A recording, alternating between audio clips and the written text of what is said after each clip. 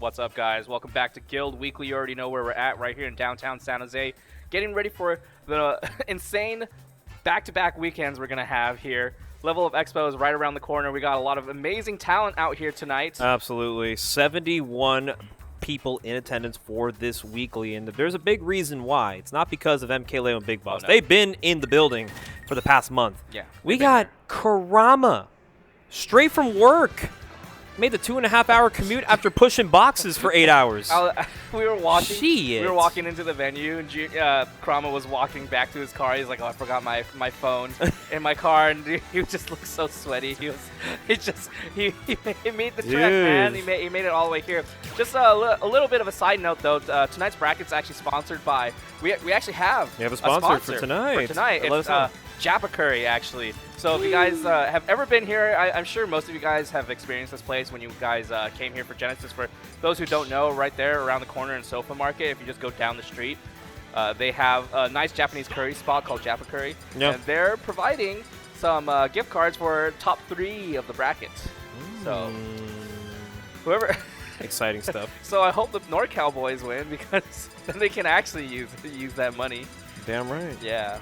You think MkLeo and Big Boss would come all the way down here just to use it? I hope so. Come back, baby. I miss you. Come back. All right, we got a fire set, though. We got Skylock versus ShinyNar. No way. I mean, I think ShinyNar is just like a fan favorite at this point, right? San Jose State's finest. San Jose native. He is a Kerbo main, and I know Snorlax has a lot to buy about Kerbo. How about this matchup, though? Oh, no. Yo. Button warmers, hand checks, or what? We can consider this a button warmer if you want. Okay, they're going to just call it on the timer here. No way. Here we go. Oh, at 55? Yeah. Yo. Pretty early. Dude, that's 5 seconds, though. Hey, man, that's 5 seconds. You're going to definitely need 6.5 minutes later. Have you seen the Gen.G gameplay, man? Just yeah. 7 minutes of being at the ledge. We're holding the crouch button at ledge, man. You got to contest it, baby. You know what? A player like Skylock, he is gonna pretty much contest whatever the hell is thrown in his direction, because he's not fearful. He's fearless. Yeah, I think it's very important too, because Pit does have buttons that can like outspace Kirby. F tilt is pretty potent, down tilt is pretty potent, and also like not to mention you can just whip out a random forward smash. Like, what are they gonna really do about it? Yeah, and one of the scariest things about fighting Kirby is that sometimes they just have like unexpected moves that hit you like a truck. Oh, for sure. Like look at the back. Look, that yep, forward smash. 13 frames, you know, no problem. I think it's actually 12 frames. 13 frames is up smash. Okay, we're gonna need a back throw here. Add a little more percentage. Skylock, of course, now down in percentage, but not down and out quite just yet. Yeah, now just playing the waiting game. Oh, inspired by Gen.G or what? That was inspiration into decimation, I should say. ShinyNar dropping his first stock, but yeah. So this matchup is a little bit weird though in that regard, because you can crouch under the dash grab. But everything else you could still get picked up by, right? So, like, you don't want to, like, crouch and then get hit by a forward smash just like that.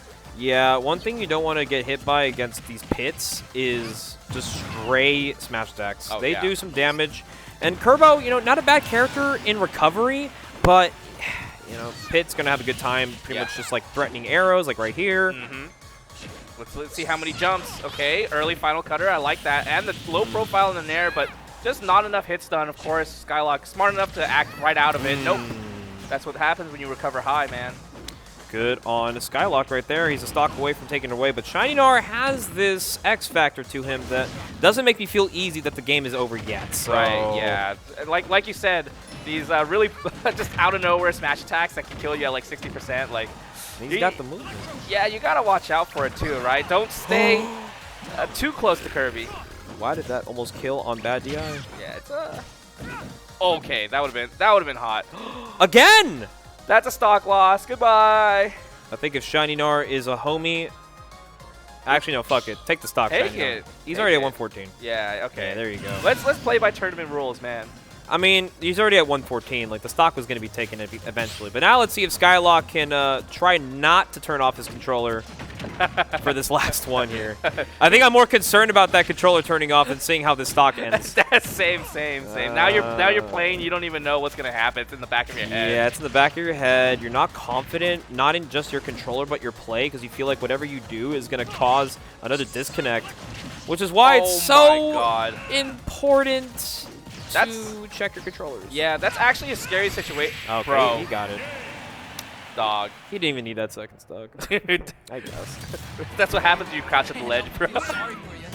I'm not gonna lie, if you hold down there also, like if you crouch cancel, you get that stagger animation a lot like later in percent, so you dead, like Hella dead. extra dead. That's Well, 2 swipes, bro. That's gonna be game 1 going to Skylock. I mean, yeah, okay. Some things that we need to remember, obviously.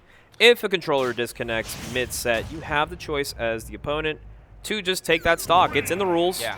It is a choice. We're not gonna. Too. It's a choice. It is a choice. I mean, obviously, people always say like, "Oh, dude, be a man, don't do it." But like, if I'm playing at a guild this big with an opportunity to fight some very top talent, yeah, I'm down for the upset regardless of how I take it. Oh, so yeah, for sure. You're gonna have to just suck it up, buddy. Yeah, yeah. I mean, it's all just part of maintenance too. There's stuff outside of the game you have to take care of too, right? So if you don't take care of your controller, stuff like that will happen. And also your health, man. Sometimes your health can also cause you not to play very well in bracket. For sure. How many tired Johns have I heard? Like, oh, dude. Okay, that is such a bad situation to be in. It's gonna be Yep, you're cooked. Slight delay. I like that. I like the slight delay. The tech also. Oh. Okay. Hey. Got him. He's Yep. being a little hasty, trying to recover high. ShinyNar ready to persist. This is such a fun matchup in the sense where they're both just gonna call out double jump every single time. Because why not? Like why not? Both these characters just want to double jump out of disadvantage most of the time, right? All right. That's gonna do it. Yeah, bad DI. Nice, great catch from Skylock. All right. Quick little stocks here from both these players. I mean, this is pretty much like the scariness of Kurbo. You see him kind of just ducking everything. He's playing it safe, throwing out these tilts, trying to get some, a little bit of some insurance damage here. But then Skylock comes in and brings home the bacon here. Hold on. Yeah, I think Skylock's actually just really like hyper-focused on being able to get the grab at low percent. I feel like that might be like a flaw. I mean, maybe in the next like stock. You really have to watch out, especially because Kirby can low profile your like dash grab. You should just kind of just go for a dash attack or something just to up the percent, make them shield, But I am kind of liking the mix-ups here from ShinyNar. He's actually not being too hasty with his like panic options. Yeah. He's actually playing defense pretty well. He's holding himself pretty respectable. Didn't catch a trip, but it's all good. Yep, still get the dash attack. Still pretty potent. Dang, just dropped the orbiters a little bit early. Jeez. I know, San Jose State's finest. Hold on, he's going to get a lot of damage. 21 off of grab. Yeah, missed the fast fall, missed the dash afterwards also. Not going to get an extension off of that. Oh, soft hits. Ooh, okay. Missing the tech. Yeah. It's a little weird. Some characters do a little bit of a bounce, so you have to like slightly delay it. It's definitely awkward to get the tech chases sometimes. I'm starting to sense that Skylock is being a little bit of a fisherman right now. He's not necessarily playing for hits. He's kind of playing for the same thing over and over again. ShinyNar is kind of catching up to it. But let's see if he can maybe mix it up on this final stock here. I mean, you don't want to take ShinyNar to game 3. Yeah. I wouldn't. Nice. Start opening with buttons this time too, right? We're not really fishing too hard for the grab, just because it can be a little difficult to catch Kirby in that aspect. Dash attack, nice. Zone break right here. Landing fair, little scary situation. The down air to grab, not a true combo, but still falls prey to it. Hastily gets off from ledge. Luckily, only takes a few hits, but ShinyNar looking pretty good in the driver's seat right now, looking to force a game number 3. Skylock, what are you going to do to answer to the Kurbo? Yeah, these dash attacks have really been catching Skylock out of place too. I feel like now it's kind of uncertain about like how close you can actually be against Kirby. All right, right here at the ledge, the Nair. Threatening the fair right here. Jeez, wait, these guys are out for blood, really trying to end each other off stage right here. Yeah, Max Rage, Dark Pit. I don't really know if he gets anything off of Max Rage at this point, but I think if Kurbo gets to 80, we might be seeing Skylock go for the Hail Marys. Oh, okay. And he's kind of fastly approaching that right now, 77. Oh, our feed too, jeez. And we lost the feed, but we didn't lose the game. Here we go. Okay, down tilt back airs. It's a game of spacing. Yeah, the back airs are pretty important, but Skylock does have to like space it mad. Mistech, he's dead. Oh, missed a strong hit. Oh, yeah, that's the safe play right there, just to get a little bit of extra damage. Nice. No way, he's dead off that. Yeah. Good DI. Great DI. Yeah, okay. if it was bad DI, for sure. No, he held the arrow, but it's fine. Kirby lives. Okay, a lot of pressure right here. What are you doing? Skylock! He's so, yeah. Bro, he threw it all away, man. He threw it. He could have just held onto the, not even held the ledge, just been by the ledge. That hurt my soul. Here's an interesting like bit too for Kirby at the ledge, right? You want to get close and threaten and be like, okay, I want to threaten you holding onto the ledge, and then dash back every single time, because there's just that chance where they're gonna drop off double jump fair. Yeah. And if they don't do that and they roll, you still catch that, right? Like if they jump, you just have to track them, and you're on FD, right? So you can track them, put that pressure. Well, good on ShinyNar for holding on actually, and just kind of taking that lead back. I think that this is a game of inches after all.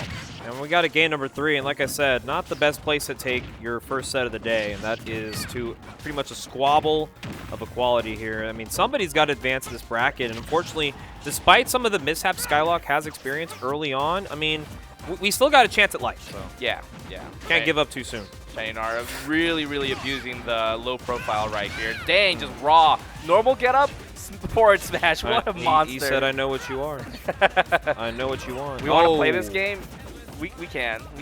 And he read the roll, but didn't get the punish he wanted. Misspaced the roll, perhaps. Yeah, the dash grab is like rough there. You don't have to do the dash grab. Yeah, hey, okay. We got spacing on the back air though. We'll take that first toggle. Oh, true combo. Oh, he's dead. Did he air dodge? We need to talk about the direction of the stick. It is important.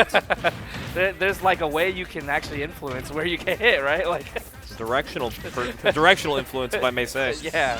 One even Smash directional influence. I don't know about that, but yeah, one may say it was the directional influence. This is scary though, because I mean, as much as good players both these guys are, I mean, it's really the momentum drive that's going to take somebody in the lead here, because this stock is very important, and I'll say firmly, whoever takes the second stock, I think just takes the step. Oh no, yeah, that's not high enough percent for that. The stagger. It is rough though. Like both of these guys want to just find a random like stray aerial just to lead into like an advantage situation. Right here, Skylock gets it.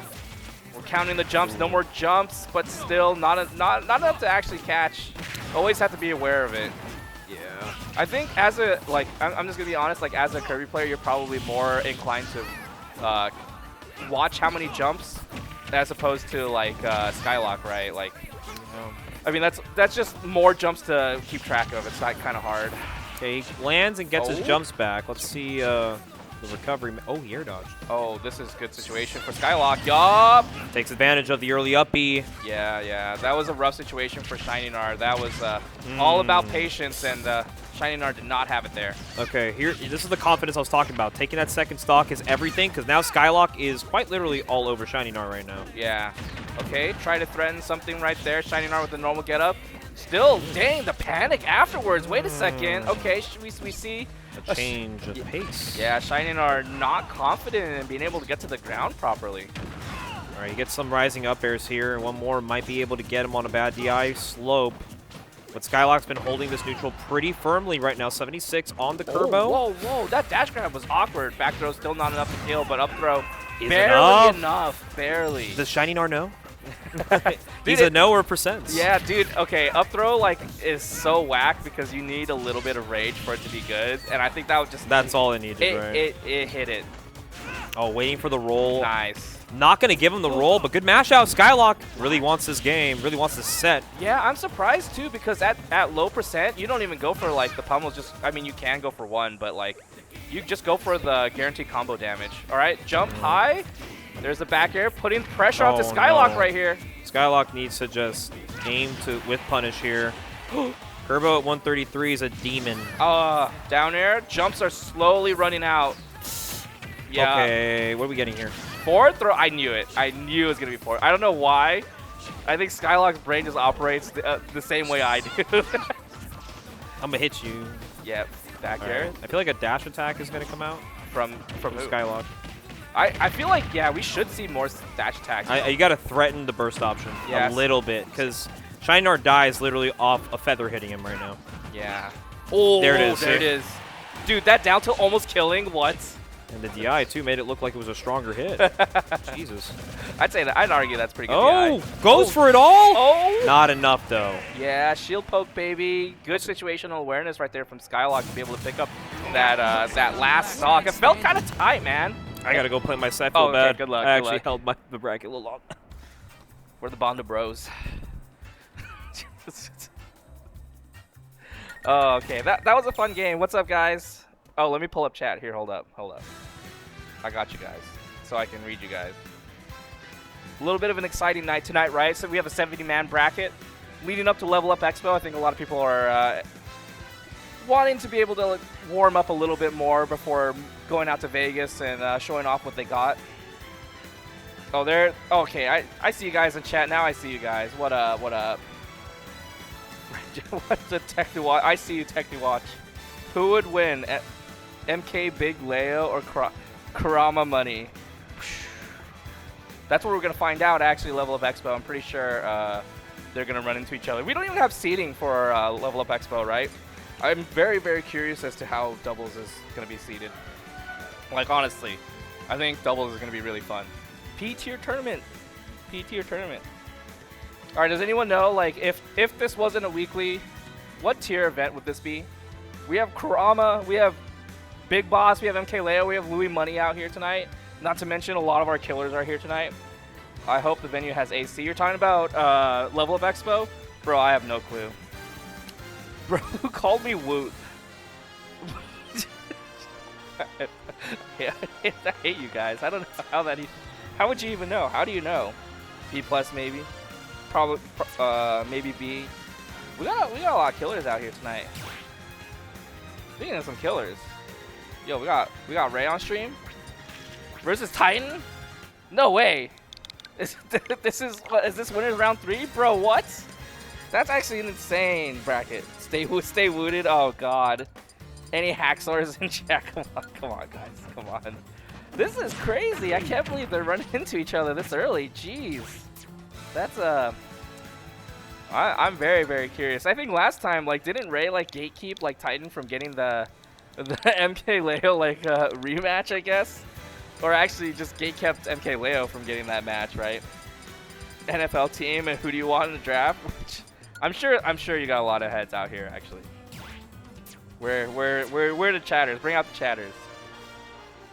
So if you guys don't know, Ray is one of our Link players actually, who's been making waves in our scene, and of course Titan, you guys already know, the MkLeo Slayer. I remember that Genesis too. We did our like NorCal group photo in NorCal, and I think Titan was in the middle. We held Titan up. So it's such a good photo. You missed on him. There's also like some other like Link players, Scion, Zed. I missed those two also. But it's interesting to see like how different all these players are. Is this button warmers? Button warmers and hand checks? You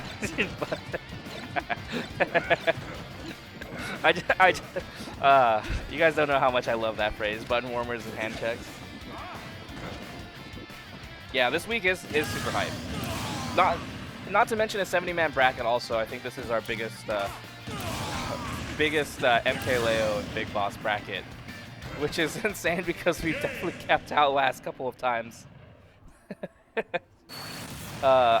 This is their like farewell tournament too, also for their stay here in NorCal. Not gonna lie though, I'm very, very grateful for them to even attend these locals. I figured that if they were on vacation, they would be in vacation mode. They had no obligation to enter these tournaments, but they are, and I guess they're coming up because of it. All right, game number 1, Ray versus Titan. I'm very curious as to how this is going to turn out this time too. I know whenever any of these players like lose, they are so motivated to like never lose ever again. That's just the blood of NorCal, man. The young blood is still boiling hot, man. I'm so glad. Okay, a little bit of a drag down, not able to find the down tilt. The nairs, really stuffing out the Hadokens, not worried too much about them. Rightfully so. I think a lot of people are way too scared of Hados. But when you've got a long lingering nair like that, you don't even care. And also just ridiculous move. Honestly, can we be real? A little bit of a Z drop. Great catch on Titan, right on the fall. Playing that waiting game right now. Oh, dude, it's so scary to be throwing out the Hadokens. Waiting for the boomerang. F-tilt not able to hit the mark. Double jump spent right here, though. The arrow does not find the mark. Damn! Bro, did he do that? That was... Bro, that was sick. Was that true input? Just to dodge the... Dude, oh, God. How did he catch that? What a freaking maniac. Yo, Titan. That was sick.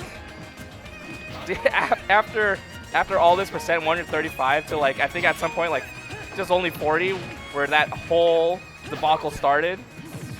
Kind of insane. Okay.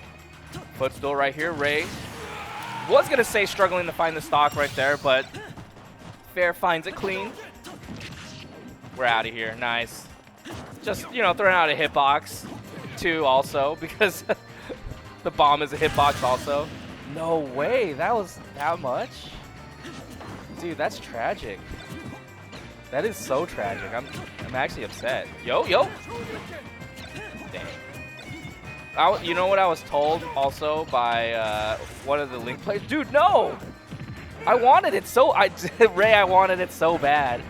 You don't know how badly I needed it. That would have been so sick. I know you... Dude, I know Ray's got those too. Okay, right at the ledge. Attempt to catch the jump, but not able to find it right here. Ray just applying a lot of pressure onto Titan with the nairs, and Titan just holding ground. Rightfully so. Okay, a little bit of shield pressure. We play that dance. Tatsu straight back in. The boomerang hits. The DI out is clean, though. Not this time, but still unpunished. We do get hit by an up air. Okay, forward throw. Oh, the slight bounce on the bomb because of the Hadoken. Don't know if Titan thought it out like that, but it was pretty smart. Hey, I don't care about your spacing game, man. I got a big sword, dude. I'm in there. Good stuff from Ray finding that stock. We just got to bring that percent back. Totally doable. Hey, dude. What a conversion. Nice. Okay, I like the slight reset too, right? You knew you were going to get the drag down bear. Too low percent to actually do anything. Was trying to see if Titan would panic a little bit. Not sure if Titan is very familiar with the nuances to how bad like bomb toss is on hit. It's pretty negative. All right, back air. Rare back airs from the Shotos. If this wasn't a local, this would be at least worth at least 710. Yeah, I'm not entirely in tune with the Lumi points. That's really. I leave it up to the professionals or the nerds and geeks. Saying that like we're all not nerds and geeks. Sometimes it's fun to look at the numbers. 710 is a lot though. That's a lot of points. Hey, okay. Oh, yo! I was expecting a pratfall or something. But he just went straight for the down smash. The sweep.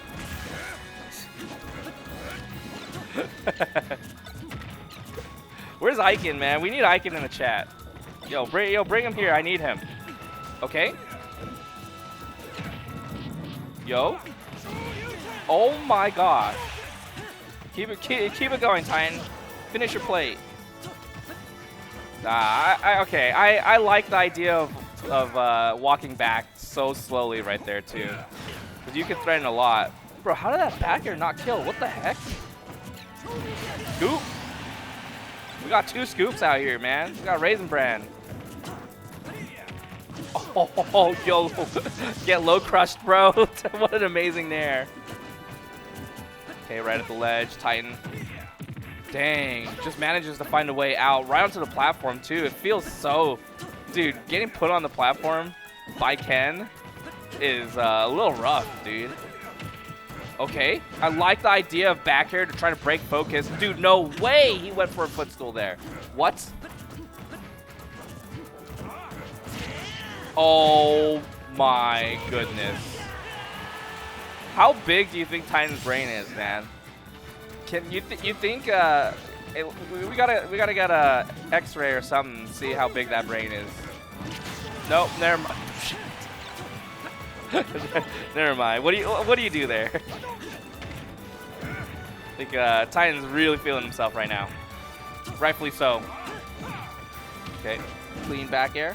Focus attack dash cancel. Another one. Hey, amazing parry. You get the down tilt straight into the Tatsu. Nothing else afterwards. Great discipline on Ray not to fall for any of the shenanigans. Sick movement on Ray's end also. We got to put that pressure in. Find a way to get that second stock, though. Dude, the parries. Hello? Like we got a platypus out here, man. There's so many of them. Ooh. Not patient enough to catch the roll. Oh my god. Dude, what the heck is Titan on, man? Titan wants to win the bracket tonight, actually. Look at the way he's playing. Okay, nice air dodge down in that situation. Very smart. Trying to steal a deal with a back air. Okay, Ray trying to find something. Catches the jump right here. Maybe it focuses. No, just a fastball. Just empty landing. Trading some smash attacks right there. A down tilt? No, boomerang the wrong way. We're good, though. Maybe a little too far away for Titan to be able to pick up anything. I like the gameplay right now from Ray. Stay away from Ray. Hey, catches the focus attack. Thank you, multi-hit forward air. We can play this. Keep awake. No, never mind. We can't. Just Town City too. I feel like Town City is definitely a smart pick, but that Shoryu is so potent, man. So strong. Good stuff from. Felt like Ray definitely had a lot of momentum right there. It is just scary, right? Because you are kind of playing around how Titan is moving too, while also moving on your own. And you have your like wave bounce, B reverse, boomerangs to kind of try to keep you up to speed, I guess, so to say, and play that like mixed game. But sometimes you just have to send like an aerial just to command some respect. Just tough luck, man. And you also like it's so scary to go for a dash grab and then have one of the Shotos just go for like spot dodge, right? So good stuff from Ray. Held it down, but Titan, of course, ultimately. Ooh. Yo, okay, we got Cav versus MkBigBoss. This will be fun. My favorite thing is watching some of our NorCal players who I know have just so much passion and fire in them play against any actually invader, actually, not just Big Boss or MkLeo, just anyone who comes from out of region, regardless of their stance on rankings or not. Well, I want to see how they perform. I also want to see them go out of region. I'm so glad that we actually have so many people going out of region. In fact, if you guys don't already know, Most Wanted 3 in Reno, not too far from us. August 2nd. I think I'm going out. I haven't told Nans yet. Hopefully he's not in the chat. Don't let him know. And where did the boomerang go? That's my birthday? Dude, no way. There's no way it's your birthday. August 2nd. My birthday's August 1st, bro. Your birthday's right after. It's our birthday weekend. Are you going to level up? Yeah, I'm gonna go to level up. I'm flying out Friday. So I actually ended up not having work on Friday, so I changed my flight from a late flight to an early flight. I paid so much extra money, but I think being there on Friday is going to be worth it. Especially because if, like, mostly I care about doubles, and doubles is all on Friday, so I want to watch at least and support our boys in person. Hey, what's up? What's up? You like the shirt? Oh, dude, this shirt's amazing. My girlfriend bought it for me. I got that. Oh, it's such a good shirt. Yo, nice. I'll see you there, man. I think, honestly, Level Up Expo, I've been telling a lot of people to go out to the event. I'm not affiliated with them whatsoever, but I think I told people it was going to be a big event, and lo and behold, it's a big event. And also, like, there's a little bit more value to it because it is also a big con. So and you're in Vegas, and hotels are generally cheaper in Vegas, except this weekend for some reason is $400 to $600 for your casino hotels, which makes no sense because they're usually under $100. But whatever, you know, it's my first year, dude. This is also my first year going. I've just seen what they've been doing, and I'm like, okay, well, I'm gonna make it out at some point. So I've planned for since last year to go to this year's Level Up Expo.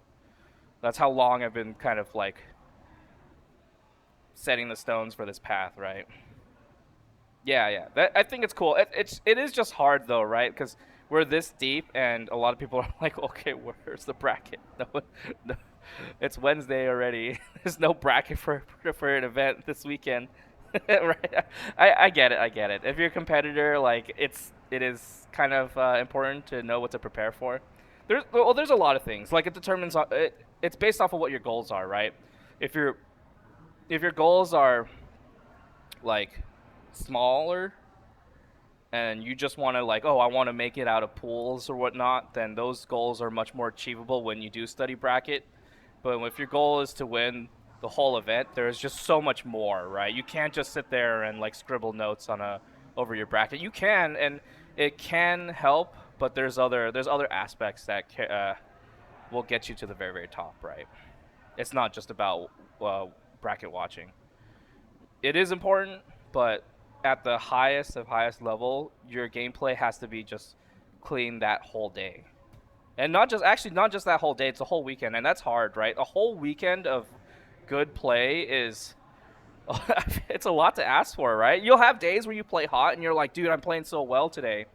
But then the next day happens and you're just not the same man you were, or same player, sorry, that you were yesterday. And then you're like, dang, I don't even know who I am anymore, right? You hit your existential crisis right there. There's Luigi and not Luigi. That I do think that is kind of important too. The way that you simplified it right there, it has some merit. Just not that like there's nuance, but simplifying it like that does help a little bit, right? Matchups where I can be belligerent and matchups where I have to be much more aware of certain stuff. You definitely want to run into more matchups where you can be belligerent. That's like just you kind of praying for that because you use less of your brain, and then moving on to later parts in the bracket, right? This is getting a little too deep. This feels like a weird coaching session. I'm just doing this all for free right now.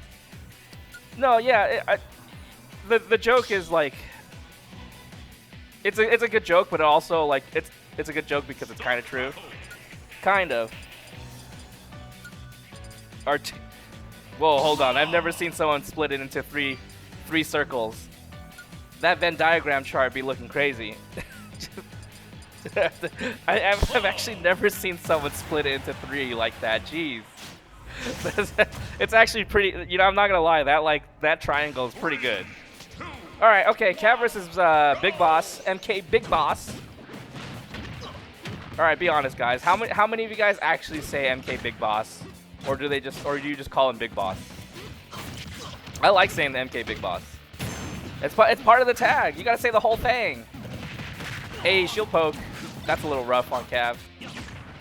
Not too. Oh no. Okay. Still holding on. Dang. Just free damage right there with the cross slash. Nice. Setting up a frame trap with the back air, leading into that nair. Nice. Fastfall air dodge right there, avoids the up air. In a terrible situation though, right in the corner. Not much you can do about that, right? You have to get hit by the down tilt, or down smash, sorry. My apologies. Okay. Hoping for Cav to run off right there, Big Boss. Reaching a little bit with the grab. Nice double jump air dodge, but still gets scouted out, Cav. Putting a little bit of pressure right here onto Big Boss. Forward throw, okay. Laser. There's a gyro too, nice. Still finds a little bit of extra damage. Okay, Big Boss not going for the back air there. Was not expecting Cav to jump. Forward toss. Okay, there's a back air. Can we find the stock right at the ledge? Another one? Still not enough. Jeez. This character just does not want to die. Dash attack. Oh my goodness, waited so long for that down air. A little bit of a stall right there too, the fair. Finding its mark. Little rough situation to be in right here. We want to spend that limit. There it is. We got a little bit of value out of that, man. That's some great value stuff, dude. Got that limit from Walmart. Hey, air dodge spent though. Oh. All right. Okay, goodbye. I think, yeah. He's alive. Oh my gosh. Wait, he's actually the greatest, as Shy Guy says. Don't invite him to your Mario Party sessions. Do not. Okay, makes it back on the stage. The cross slash, the parry afterwards. The high climb hazard was really smart. Just not high enough percent for it to actually help Cav make it back on the stage. Okay, putting a little bit of pressure right here. Big Boss. Interesting, match right here. It feels like Cav is actually able to break down Big Boss a little bit more than much of our other players here in NorCal. Okay, nice grab. Whoa. What's up, Sputnik? Let's see that pressure. Okay, up throw. All right, how's it going, chat? What up? All right, we got Big Boss on the stream here. Yup. Looks like he's pretty comfortable. MkBigBoss. Yeah.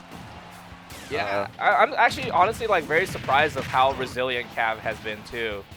Staying alive for quite some time. I thought he'd be dead a couple of other times, and also just knows exactly when to retaliate, when to swing. Feels good. Ooh, no. Yeah, but that's probably it, unfortunately. But good fight there in game 1. Looking like maybe you can make some noise in game 2 with some adaptation. We'll see. But you know, Big Boss, of course, fully locked in. Wants that money today, I'm sure. Big bracket today, really hard one too. Not to mention, if you place top 3, you get electronic gift certificate for Japakuri, which is just down the street here. That place is so good. That place is fire. Event is sponsored by Japakuri tonight, dude. Wow. Isn't that crazy? Dude, I got dinner there. Did you? Yeah, no, I literally got dinner. It was really good. Yeah. Oh, okay. You should have just got first or third. Yeah. And I could have wouldn't have had to pay for my dinner. Yeah. But I just think it's cool. Oh my God. He's actually not dead. We're chilling. Yeah, wow. Good. Okay, not really chilling though. 78% probably not chilling, yeah. But not dead, which is good. And I think does he have a jump? He does not. That is unfortunate. Really solid first stock from MkBigBoss. See what Cav can do. Try and make some noise here. Bring it back. Yeah. That's not the way you want to start. Yeah, it is. It's hard, especially against MkBigBoss, and I've said this plenty of times. MkBigBoss has really clean play, right? Yeah. So there are a lot of options that MkBigBoss does that no one can kind of argue really hard as to oh, why did you do that, right? Right. It all seems very reasonable, and the reactions are just right there. Ooh. The drop on the shield right there, Cav with the empty land, cross slash, with a little bit of limit on top, you know. Yeah, I'm really loving this ledge pressure that Cav is putting down. He's pivoting around this platform, trying to, really use Cloud's hitboxes to try and keep this Rob away, but unfortunately Big Boss finds his way in, and this is where the hurt is going to be put on. Right, yeah. Cav is mad comfortable on the platform, but it's actually kind of working against him on the second stock right here. Very smart climb hazard to kind of do a little bit of a slight delay to make it back, but double jump expend, of course, fair. Is going to clean up that stock. Cav on the last stock here. Jeez. All right. Yeah, so there was a sequence there where Cav was tacking on a lot of unanswered damage. So let's see if you can get another one of those. Maybe convert one of these extended ledge traps into a kill, because that's what you really need in this situation. Has the gyro in hand, but Big Boss sneaks his way in. Oh, boy. Yeah, that was definitely intentional and very clever on Cav's end. Cav's recovery has been impressing me this whole set, honestly. It's just Big Boss is just that clean with it. That aware too of anything that could potentially happen. Yeah, now maybe gets away with something there. Cav resets, maybe can make something happen here. You have Big Boss above you. This is where you really have to pour the hurt on Rob. Yeah, not afraid of the gyro situation right there. Really appreciate the confidence right here. Not spending double jump just yet. There it is. There's the high climb hazard with the limit. Okay. you know, we're making it back, but unfortunately, Big Boss reading that neutral getup. Wow, great recovery again. You're right. Yeah. Cav's recoveries are really impressive. Oh man. Yeah, and also Big Boss is just not anticipating any of these potential recoveries. Also, it just seems like he figured he would know exactly what to do. Okay, there's an F tilt. Gyro is in hand. All right, what can you do here, Cav? Well, how do you punish this? But, oh, man, Big Boss is just so patient. What a recovery. It's so hard, man. He can stay off stage for such a long time. He did 3 different instances of pressure and still could not find the kill. But MkBigBoss, all he has to do is toss a Beyblade onto the floor, and then you end up in his arms. I don't even think Big Boss was winning neutral that much more often than Cav was. I got to be honest, but he was just converting all the neutral ones that he got into KOs. Yeah, I mean it is hard, right? Like if you are raw playing against like Cloud, you have to either air to air, right, or just like find a way to sneak under. And Cav was kind of sitting on the platforms pretty like not all the times, but that's the instances where he like lost control of the situation. But when Cav was playing grounded, it was actually so good. Yeah, no, it was really good. But Big Boss was just finding ways in with those down tilts, with those dash attacks, those ridiculously fast close range options that Cloud just doesn't have a great way to contest. You know, dude, that forward air is just so pitiful too. It's just, let me get you. I'm gonna get you. And yet it's so fast. Like frame 7, yeah. Pretty fast. Yeah, pretty fast. I don't know, man. But good stuff to Big Boss. He is moving on in this stacked bracket. Over 70 people in this bracket. You know, I think that's the combined effect of Leo and Big Boss being in town, and the fact that Level Up Expo is coming up. People are getting their reps in. You're forgetting the true reason why people showed up. Kurama's here. Ah. You know how rare it is for Junior to actually come out to Guildhouse? Like, yes, he came from work in Sacramento straight to here. So Jeez. That's a haul. That's like what, 3 hours? Yeah, he's got work Johns. That's online right now for him. Well, mad respect for making that drive out. That's yeah. I mean, there's a couple players who made the drive out from just as far too, right? I think Trey is also out here tonight. Yeah, got Sacramento pulled up for sure. Who we have on stage now? Oh, it's Junior. Oh, all right. Okay, so we are getting... Is that renteks? I could be wrong. Am I racist? I don't know.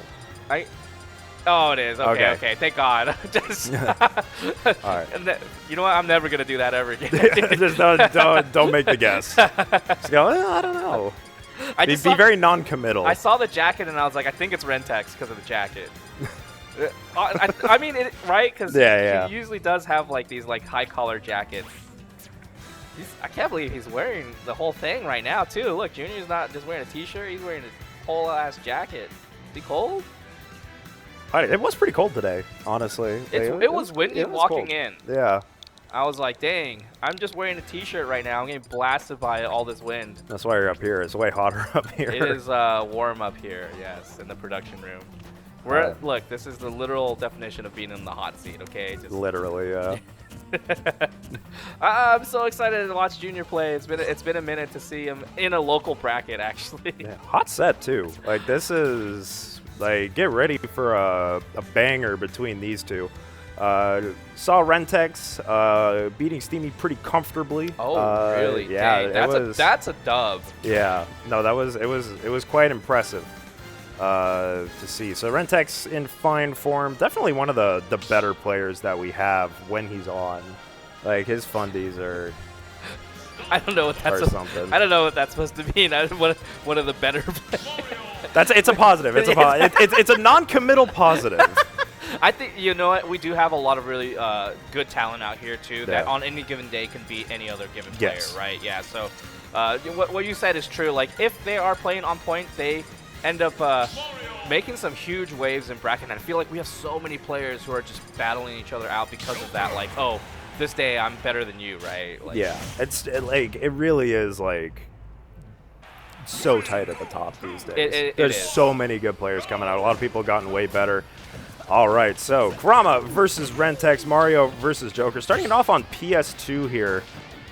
And okay, we got renteks kicking it off here, you know, try and get some damage going. I think what really sets Kurama apart from a lot of other Marios is how good his advantage state is. Like, for sure. Like one of the best advantage states like you'll see from any Mario in the world. Right. Yeah. I think Kurama's neutral is really smart too. I think. It is. Yeah. So it is like really patient. Of course, it's one of those things where like you kind of just wait for your openings. Nice. Okay. Amazing DI on renteks. We're not going to the platform, but Kurama's still finding the openings where he can. And you can already see Kurama is trying to map out these landing options from renteks. He's waiting to see what renteks selects. Oh my god. That's scary, bro. man. Just the empty land right that far away, too. That seemed like pristine distance. And speaking of pristine distance, nice drag down. There's the fair one, drag down up air and the up smash right there. Right as Arsene was running out. Okay, this is a stock, though. Yeah, you cannot get lazy on the ledge versus Mario. Has so many ways to kill you at that percent. Yeah, not many Marios even go for that down tilt. Most of them go for, like, the dash attack. But Kurama's just so good at getting, like, the raw back air from it. It's just insane. I've seen him pick up so many stocks off of down tilt right at the ledge. It's kind of crazy. It's so many ways to pressure you there. Because you can also, you know, Mario has a great ledge trump. This is very scary. Okay. Oh, just nice. Very delayed double jump right there on renteks. Yeah. It makes it so that Kurama doesn't find that extra up air. You really have to get those mix-ups, though, if you're renteks in disadvantage. Like, you have to find a way down. Very scary situation. Ooh, okay, renteks. Putting on the pressure right here. Kurama getting called out a couple of times, but there's up air, down air. Another up air. Oh, wow, okay. Killed. Yeah, recognizing that renteks was trying to do those empty lands and, you know, just going up and getting him with that up air. Now Kurama in a decent spot here. You can see how careful he's being, how patient he's being in neutral. That's what you have to do versus Joker. And now Arsene is on deck for renteks. What can you do with this here? Dude, did you see the crouch so that he doesn't get hit by down air there? Hello? That's crazy. Yo, dude, hey, NorCal's been leveling up on their crouch game. I have to say. A lot of them are using crouch really, really intelligently. Okay, right here at the ledge, renteks with Arsene, but there it goes. There it goes, but he did get some decent damage out of it. Now you can see we're back in neutral. Oh, aggressive dash attack. Kurama's ready for it, and now in the corner. This is not where you want to be versus Kurama, but renteks finds a way out. Yeah, a lot of patience actually here on renteks. I feel like the play is a lot of walking right here, but... even with all the walking, I don't know what you're getting out of it too, right? Because you just get put right here at the ledge with one misstep. Ooh, okay. Okay, finds a way back. The Nair not launching as Kurama wanted, and Arsene is on deck. Oh, there it is. Okay. Yeah. Oh, yeah, though. It's so... There's just so many things that he does, right? Yeah. You got the down tilts, you got the cave ledge trump, you got the always looming threat of up smash whenever you roll. There's just so many things to watch out for against Mario. Like, man, you can see that Kurama is trying to condition renteks to go for a panic ledge option with this patience, right? Yeah. Like, now if you're renteks, you have to get faster off the ledge, right? You can't be hanging around because Kurama's starting to punish that. And now Kurama's going to start looking for those panic ledge options, those quick off the ledge options like rolls or jumps. Try and make something out of it. You see Azrael right there? Just look at the cap like that. Is that just out of the background? Okay, sorry. I really got distracted. But I can't believe they did that to us. Okay, yeah. But I feel like renteks play has been really, really solid. It has. Right? Like, even with the walking, it did provide a little bit of pressure and is making Kurama move differently. Because Kurama really tried to like open up renteks, and he's not the usual kind of guy to force openings like that. Yeah.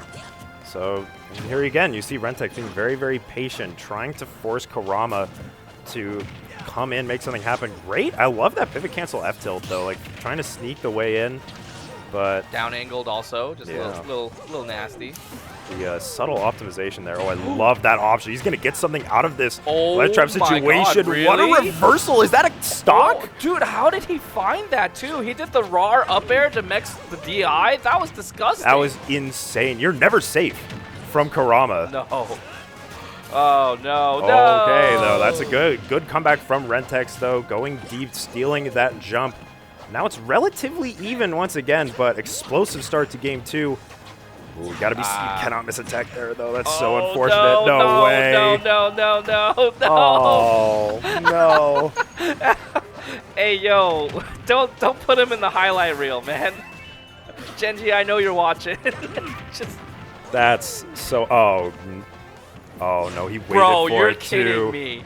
Kurama is so locked in right now. renteks just has to try and make something happen. Oh no. Okay. I don't think. Oh, okay. Yeah. I was expecting a fair there, but I just didn't know when. Right. Good on renteks for holding out that whole time. Actually, not impossible to do right here. We pick up the stock, get a little bit extra damage. It might help. Okay, that's really intelligent. Yeah. So renteks still very much in this, but you really have to. Well, there goes Arsene. Yeah. All right, run it back. We get our second Arsene right here, right? It's possible. Oh my god. It's not possible anymore. What an edge guard from Kurama. Dude. That could have gone really badly if you missed that as well. Yes. But no, just going down with confidence and sealing that stock. So really good stuff to renteks, actually. Played that really well, but Kurama's locked in. Yeah, that tracking was insane. Tracking not only in that last scenario, but also like during the combos too, right? Yeah. Like not fading way too far away in certain situations where like maybe he would have had to DI in or out, right? And following it the whole time, like that was really, really good on Kurama. Dude, like the second ladder was him not fading in because he was reading the DI in, right? So like, dude, that's crazy. It's these subtle optimizations, right? The subtle weight, the subtle drift that really takes Kurama's advantage state to the next level. Oh yeah. And you really have to turns Mario to Luigi or what? Yeah, literally. Especially on PS2. But yeah, I know. We ended up on PS2 again, dude. Just what do you ban against Mario? It's impossible. I know. There's always one stage available where he just takes you all the way up. Yeah, you just what do you Battlefield PS2, I guess? Small Battlefield, you probably won't die to ladder that early. Probably, but man, you it's still got to play the CQC though. It's hard. I get renteks wanting a little bit more like stage because he was playing that like distance pretty well. Yeah. It's just hard. Mario's got a lot of airspeed, and when you're Joker, like your anti-air is either an air-to-air, like back air, and you're not up tilting like that far away from Mario to like dissuade Mario from just doing the fade back. The fade in and out with the empty hop into back airs. And the other thing was that Kurama was like sneaking in a grounded fashion in game 2 as well. Like, you know, renteks was trying to snipe like potential back airs to get something started with those neutral airs, and Kurama was saying, "I'll just run in and F-tilt you." Or grab you, like do anything like that. That's the interesting part too for me. I'm glad that you mentioned that, Sputnik, is that like that is not recent development, but that's like something that Kurama is pretty much saying, oh, you don't want to be aggressive? Okay, then I'll play that aggression game. And see how if you're actually ready for it. And he called him out a decent amount of times. renteks was not ready for that swing. Yeah, so well, that's what a top player looks like right there. That's what top players are doing at this stage of Ultimate. You know, it's just those really subtle optimizations that make the difference. All right, we got Leo on stream now. We're really getting the top players on stream for you guys here. Because make no mistake, this is one of the most stacked guild houses we've had in quite a while. Yeah. Yo, button warmers hand checks or what? No? This looks like we're going straight into it. Yeah, I believe this is Spot. Oh, okay. Yeah. Just Solid Steve player has. Oh no, this is Ayden. My bad. Yeah. Dang, how wrong was I? Never gonna do that again or what? Okay. You just gotta wait for the title card up there. There was a game at pre-Genesis where neither Wymore nor myself knew who was who. So we were just going, oh yeah, and he hits that one. I heard Steve, and I heard Steve. And I was like, oh, okay, Spot. But I'm very, very wrong. Very, very wrong. Well, Ayden, of course, one of the better Peach players that we have here in California. Oh, man. What a read. Yeah, shout out to Ayden, actually. Putting in also a lot of work. I believe they've been competing again recently, actually, after being at MIA for quite some time. Oh, yo? Yeah, no, Ayden, definitely somebody who can take some really good wins, and you can see pretty even here so far. Great pivot grab from Leo, though. Yeah, putting a lot of pressure right here. First stock might go to Ayden. Yeah, let's see. It's so hard to actually seal that stock versus Leo, though. As far as staying alive, like, in these situations, there are very few better players at preserving their stocks than MkLeo. Nice. Actually stayed away from the platform just enough to get that air dodge out, too. MkLeo not ready for that situation. All right. Oh, no. Oh, jeez. Yeah. All right, Ayden is going to have to be careful with some of these panic rolls because you know that Leo's going to start picking up on that. Bro. Still alive, though? Yeah, how many pot shots is he going to get? Oh, right here at the ledge, back airs. We have to commit at some point. There is a forward throw. Still not enough. There's another Arsene on the way, too. Oh, that's so unfortunate. Oh, wow, but cross stage. Leo Ayden takes first blood. Did he just drop off double jump? Yeah, he did. What? That's really good coverage, actually, though. That covered a lot of options. Hang on a second. He made it back? Oh. Yo, he's still alive. And he's still living. 180 right now against MkLeo's Joker. How do you kill this champ? Yeah, I was talking about how MkLeo's good at staying alive. Can we talk about Ayden at 200% almost? Still alive. You can see bobbing and weaving, staying out of... He's still alive. Forward throw? Down throw, Oh, down throw. Yeah. That's going to kill. Yeah. Yeah, you know we're down bad when down throws are out here killing. Yeah. It was a rough situation. At least we're able to find the kill. Not too much... also to find it too, only 30% taken. Yeah. But that means Ayden's got a lot of resilience, so you have to be able to find these like setups a little bit earlier, right? Yeah, now we're already at 70 once again. Ayden's being really, really careful when he's up close versus Leo, but man, at a certain point you just have to assume that Leo is going to figure out a pattern with these spot dodges, with these rolls. You're not going to keep getting away with this, so Ayden really has to put something together here. Nice. Getting a little bit of free meter right there with the Rebels guard. MkLeo putting a lot of pressure onto Ayden right now. Nice down guns, but Ayden still makes it back onto the ledge. Up smash, not finding the mark right there, just not primed for that roll. Ayden also finds a chunky fair to make it back on the stage. And again, staying alive for a really, really long time here, but Ayden's got to put something together, you know, really make, down air at the ledge is going to do it. Ayden's defensive gameplay has been really, really impressive so far, but that's only half the battle. You really have to make Leo sweat in disadvantage. Nice. That's a good grab, though. Yeah. It's just so difficult to play that shield game against Peach, right? If you get caught shielding against Peach, they're going to be able to open you up so easily right here. Ayden finds a down air. There's a back air also right here at the ledge. There's the second Arsene, this stock. Ooh. Man, it's so... Joker just has so many ways to pressure your shield, though. Yeah, true. I mean, both of these characters, really, honestly speaking. Nice back air right here. Reversal from Ayden. Ooh. Yeah, too high percent to find anything, but still finds the fair bear. Ayden barely lives there, but I'd love to mix up, but not that time, not this unfortunately. Time. Dang. That was really good. That was good. Oh, it was really good stuff from Ayden. But again, like, you know, Ayden's defensive gameplay was really, really impressive, but like when you're playing against somebody like a top player like this, your advantage states have to be clinical.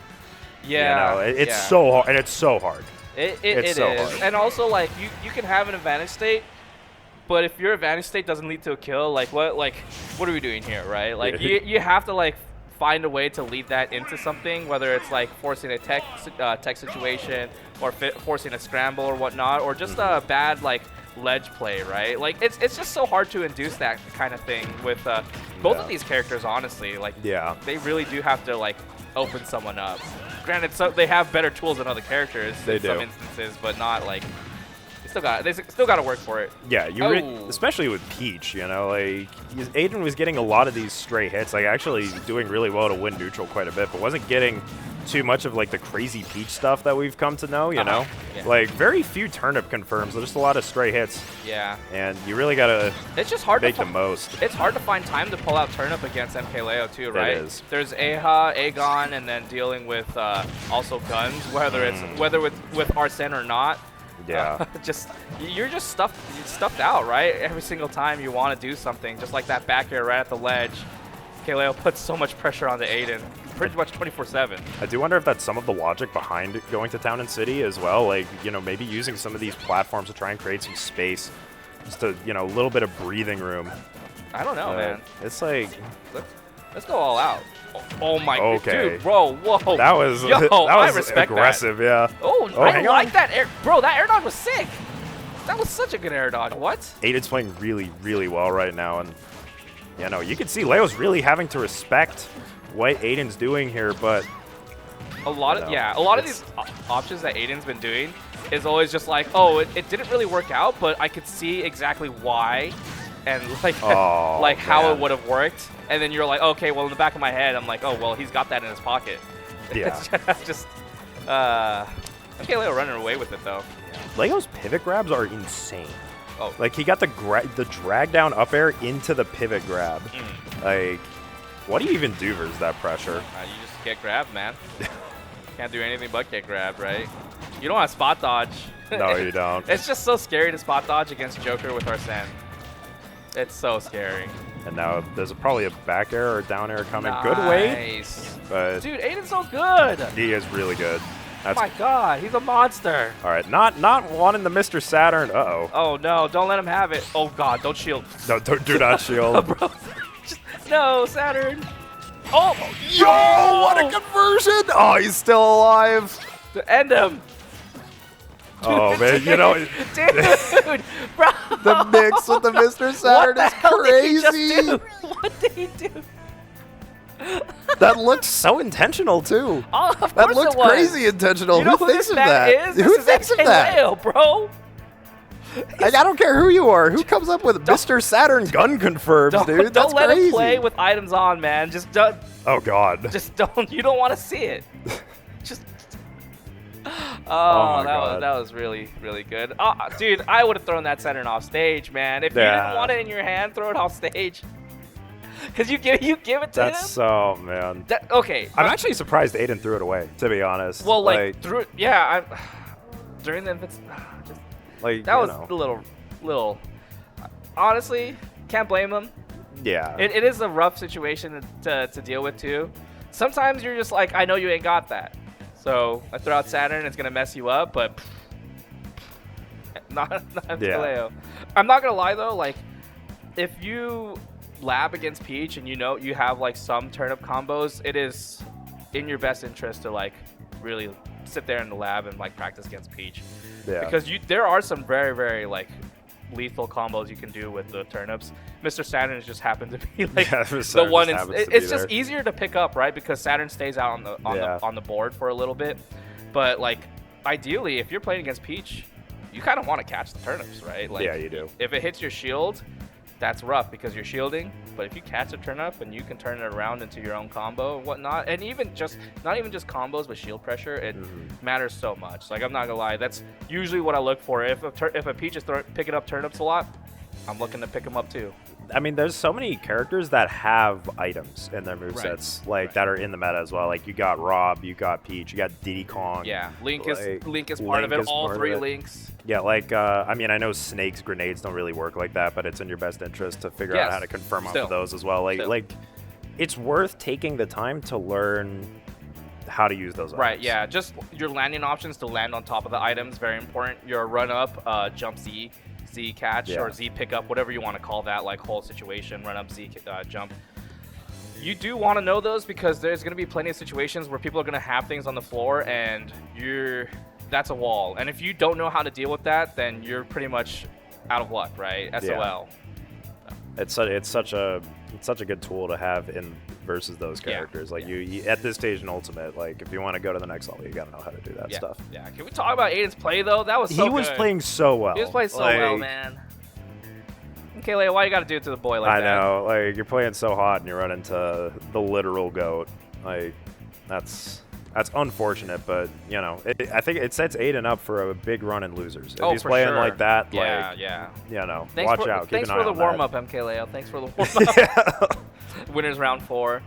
We're at the point in the bracket where a lot of these matches are going to be extremely killer too, right? Yeah. Winners round 2 was hot. Winners round 3 was even more hot, and now we're on fire. Like, winners round 4, you're going to see some potential upsets too. I don't know. Are you looking at bracket right now? I am doing the let me know. The scout here. Who's got bracket on there? Someone let me know. Let's see. You guys are looking there. Thank you guys. Thank you. Oh, Big Boss versus... Big Boss versus Widara.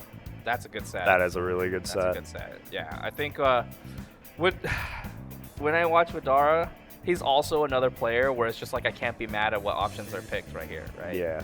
It's also another character that has items. I know. Not an especially meta relevant one, you could argue, but still, he does have. I mean, like not in hand, right? But still, like it's traps on the board, right? Like so, still useful, right? Yeah, for sure. Yeah, I'm very curious as to how that turns out too. I'm sure Widara's been fiending to be able to pick up a dub on any of the MK boys tonight. Yeah. Or even against Junior. Like, let's be real here. Like.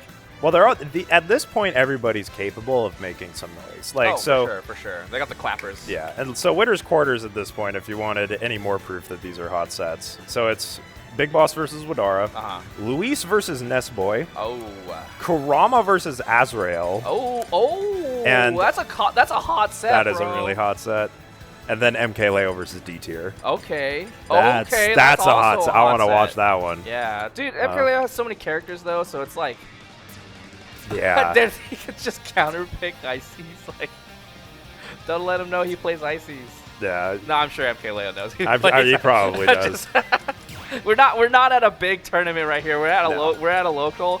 They've been here for almost a month now, so they know the pool that's around. I mean, even before that though, Dtier has been making like so much noise at some like bigger tournaments, you know, putting their name on the map. Oh, for sure. Yeah, you can't sleep on these West Coast Ices, man. No.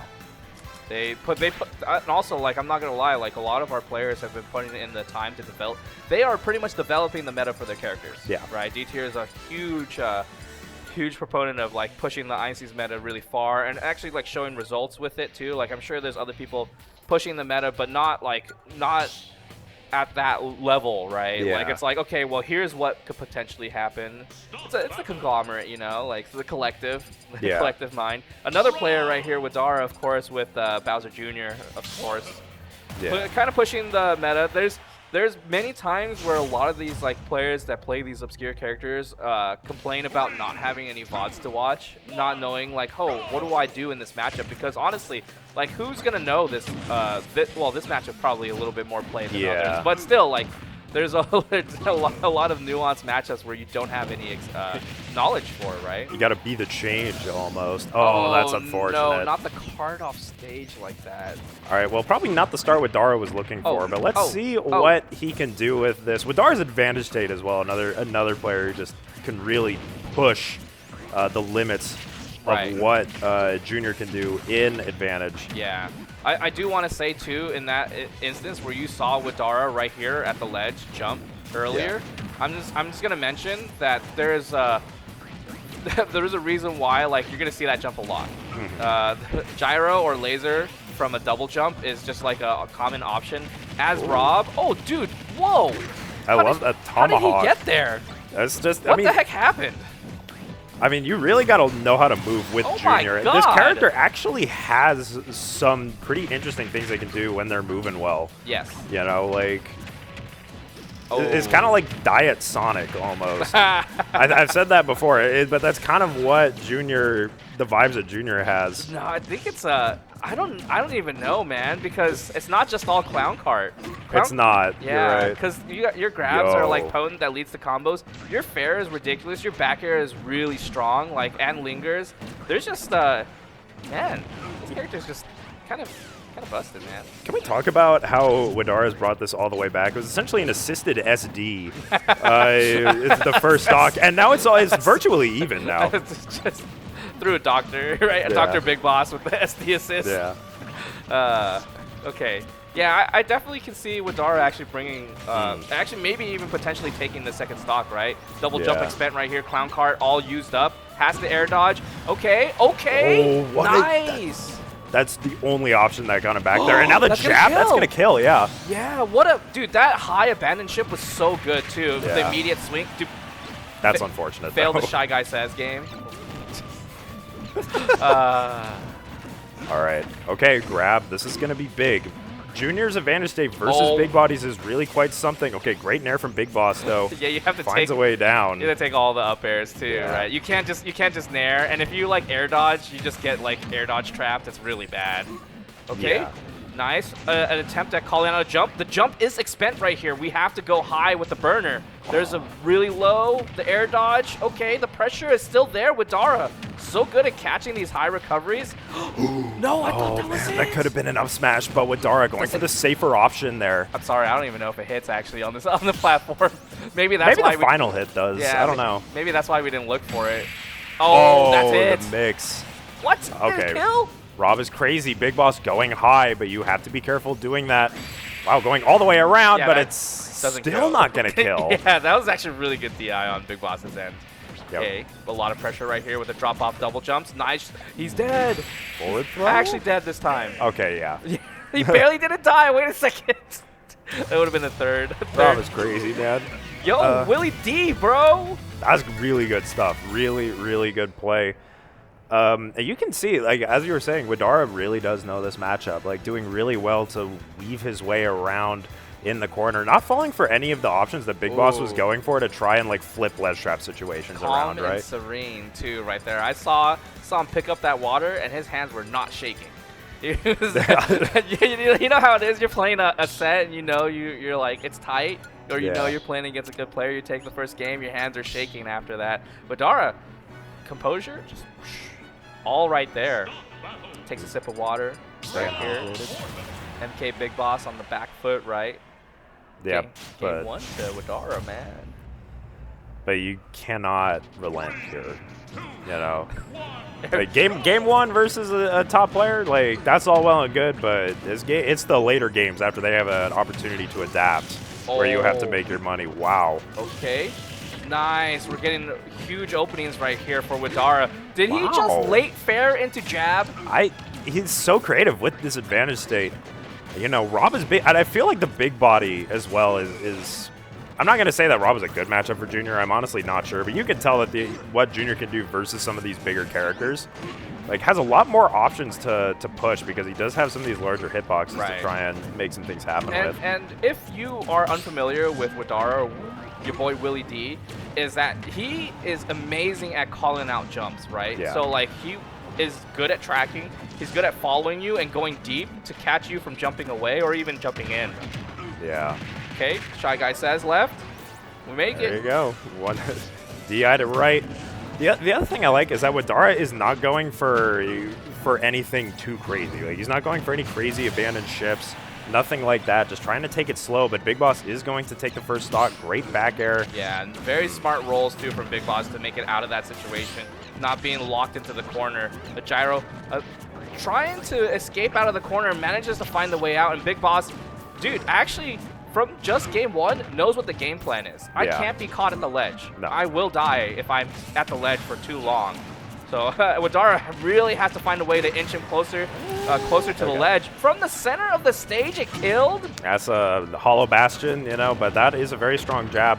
The other thing I like about how Big Boss is playing this is the way he's using his nairs. I feel like he was landing a lot more, like, really close to Widara with the nairs in game one. Game two, he's spacing them really well, like really respecting Widara's hitboxes. Dude, that cannonball was genius, by the way. You almost never see that used in that situation. Yeah, either. yeah, that was really smartly placed from Widara. Okay, still behind though. MkBigBoss maintaining control of the center stage, staying away from Widara most of the time. Okay. Dude, these jabs are really putting in a lot of mileage in this car. Yeah, just trying to tack on damage. Potentially bad spot here. Widara not falling for that gyro at the ledge, but Big Boss still putting on so much pressure. Dang, yeah, acting as a triple jump right here. A little bit of a stall. We still have double jump here, but we abandon ship a little high. Nice high swing. We get the ship back. Beautiful. Oh, he made it back from that. And our Big Boss is ready for the second abandoned ship as well. Oh, okay. Man. Okay, it'll end up happening eventually. Finds the nair, finds the kill off of it too. And I just love the roll-ins from MkBigBoss here. Just so aware of, like, what needs to happen in order for him to win the game.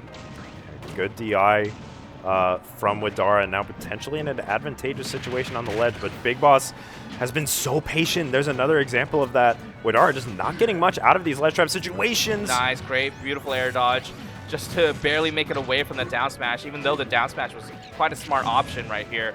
Widara has MkBigBoss right at the edge, did not attempt to try to call out a jump, but just not rightly placed to find a jab in that situation. There's the gyro, expend. Okay, let's see. And that was so smart from Widara. Waited for Big Boss to throw out that hitbox, but still in a tight spot here. Yeah, right at the ledge against Big Boss is not where anyone wants to be. And I just love how aware Big Boss is. Like, I keep saying it, but it is very, very important that he stays in the center of the stage, stays in the hut of Pizza Hut right here. Oh, I don't man. think, okay, yeah. I wasn't sure whether that was going to kill or not. So, the good stuff from Big Boss, really good adaptation on the ledge in particular. Is really figuring out how to get off the ledge in this matchup. Using a lot of drop-down aerials, just trying to bait Widara into like an aggressive coverage option, and then punishing it. So, yeah. it's a lot harder as Junior if you can't convert those ledge traps into kills, right? Like, yeah, exactly. Especially because MkBigBoss knows, like, okay, well, if I go high, I'm going to die, right? Yeah. So I'd rather play this ground mix game. And then if Widara ends up coming really close to the stage, then I can jump. I like the nuance there. I'm pretty sure if we like watch the match back again, Widara would probably during the VOD review be like, okay, why did I overextend right here, right? Because I gave him an opening to get out of my like pressure. It is also really hard too because now MkBigBoss is also saying I'm not gonna go high, I'm gonna stay low. So there's no like edge guards, right? Unless Widara opts to go really down low. That's so risky. Like, is it really worth going for that? Potentially giving up stage control and maybe even a reversal to lose your stock. Like, I could see why he's not really considering that. Maybe to like catch him off guard. Game 3, you never know, but I wouldn't be surprised if Widara just tries to slow it down, like really wait out Big Boss on the ledge, you know? It's going to be an exercise of patience. Yeah. PS2, I'm not too sure about the stage because MkBigBoss gets a little bit more room to not get like corner carried, right? Yeah. And we do find situations just like this where if MkBigBoss finds a pickup, he definitely knows how to convert still. Okay. Still, Widara really pushing forward too and finding these small hits here and there. We take these dubs here. And there you see the example of Widara waiting for Big Boss to throw out a hitbox. Again, didn't get a huge punish out of it, but again, he keeps that stage control. The damage is going to continue to climb on Big Boss, but that time, Big Boss strikes back. Yeah, not ready for the gyro situation, too. Usually, MkBigBoss is so on top of it. The double jump gyro not called out, but the jump from the ledge does get called out. Still not enough to kill. There's Mecha Koopa. Very interesting scenario right here. Dang, the third time around and still picked it up. Cannonball. Force the high. Oh, dude, that would have been so hot. Somehow gets clipped by that back air, and now bad spot for Widara. Oh, just eats through everything with that clown cart. That move is insane. He predicted the armor. He knew where it was. Oh, God. Man. Really dangerous situation. Just straight up air kills it. So now Widara has a lead to play with. And Junior has the capacity to really slow things down if he wants to. Like, really force Big Boss to approach. Or you could just get 50 just straight up of one interaction. Yeah, force the double jump with the Mecha Koopa. There's another high jump from the ledge. Widara actually, dude, just from game 2, understood where he needs to be. Yeah. I like the adaptation, the back and forth from these two players right now, but it can't be in between games. It has to be during the game. Yeah.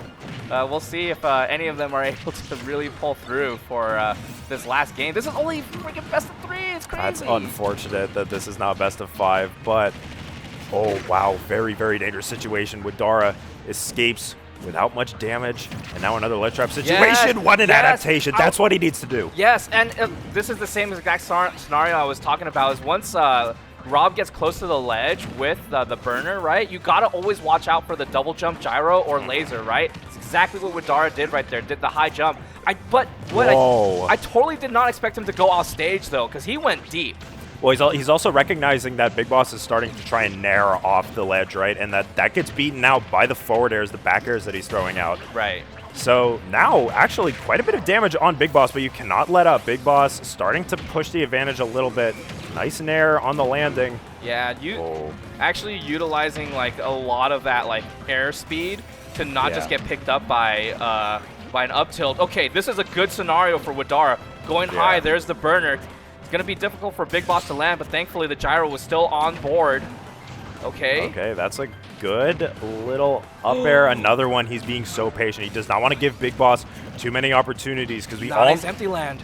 We all know what Rob can do if he takes this stock, right? So Widara is playing this super carefully. Hey. Okay. Okay, good find on Big Boss's end. Still has to find all that extra damage. Little greedy right there with the Z drop into the Nair, trying to carry Widara off stage. The roll in, the uncertainty right here. We don't know exactly what's going to happen. Widara is so hard to predict right here at the ledge.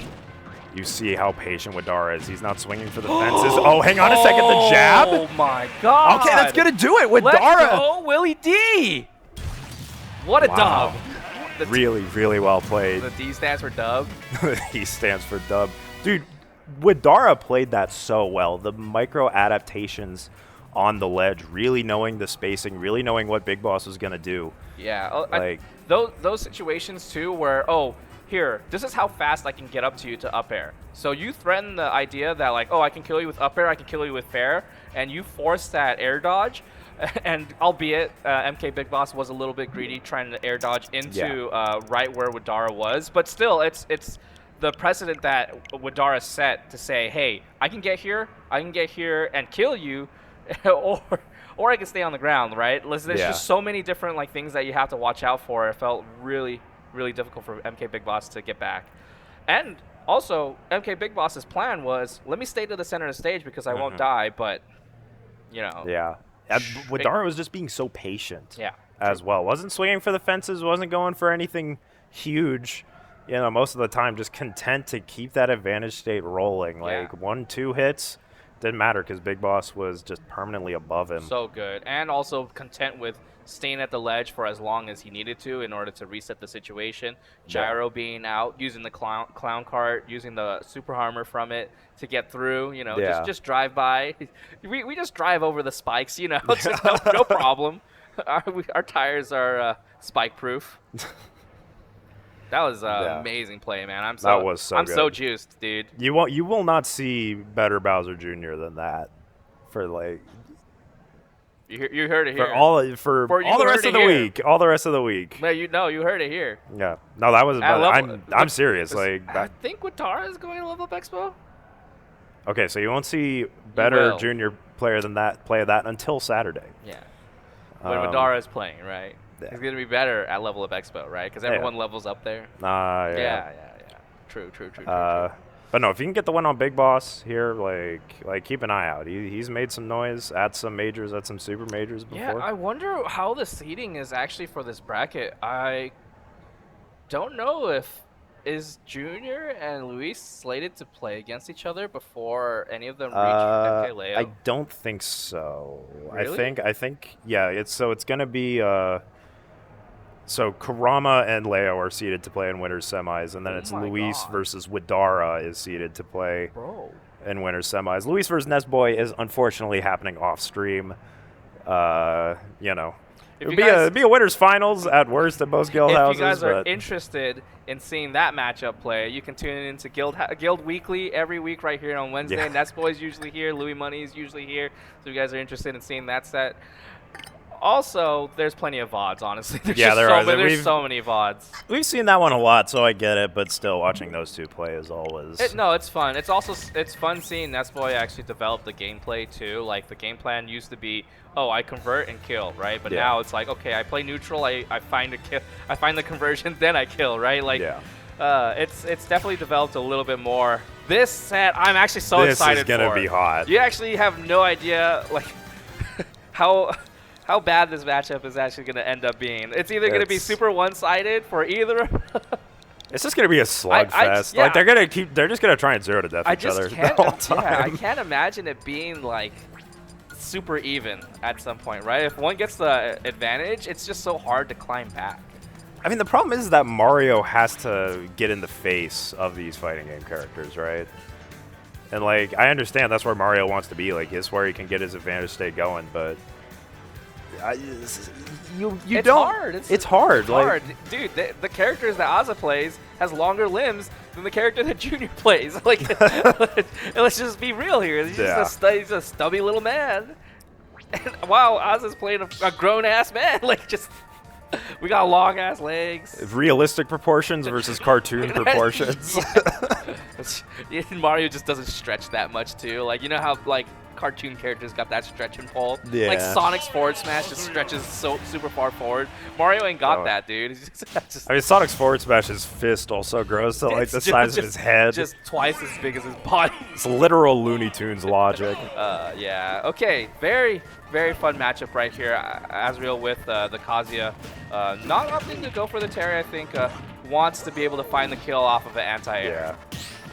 And that's the other thing, like Dtier has great tools, don't get me wrong. He does not have an invincible, like, combo starter like Electric Wind Godfist. And you beat out everything that Kurama's going to go for. Like, that back air, like, Electric Wind Godfist just won. Yeah, the only thing you really got to watch out for is, like, the F-tilts in certain situations, too, right?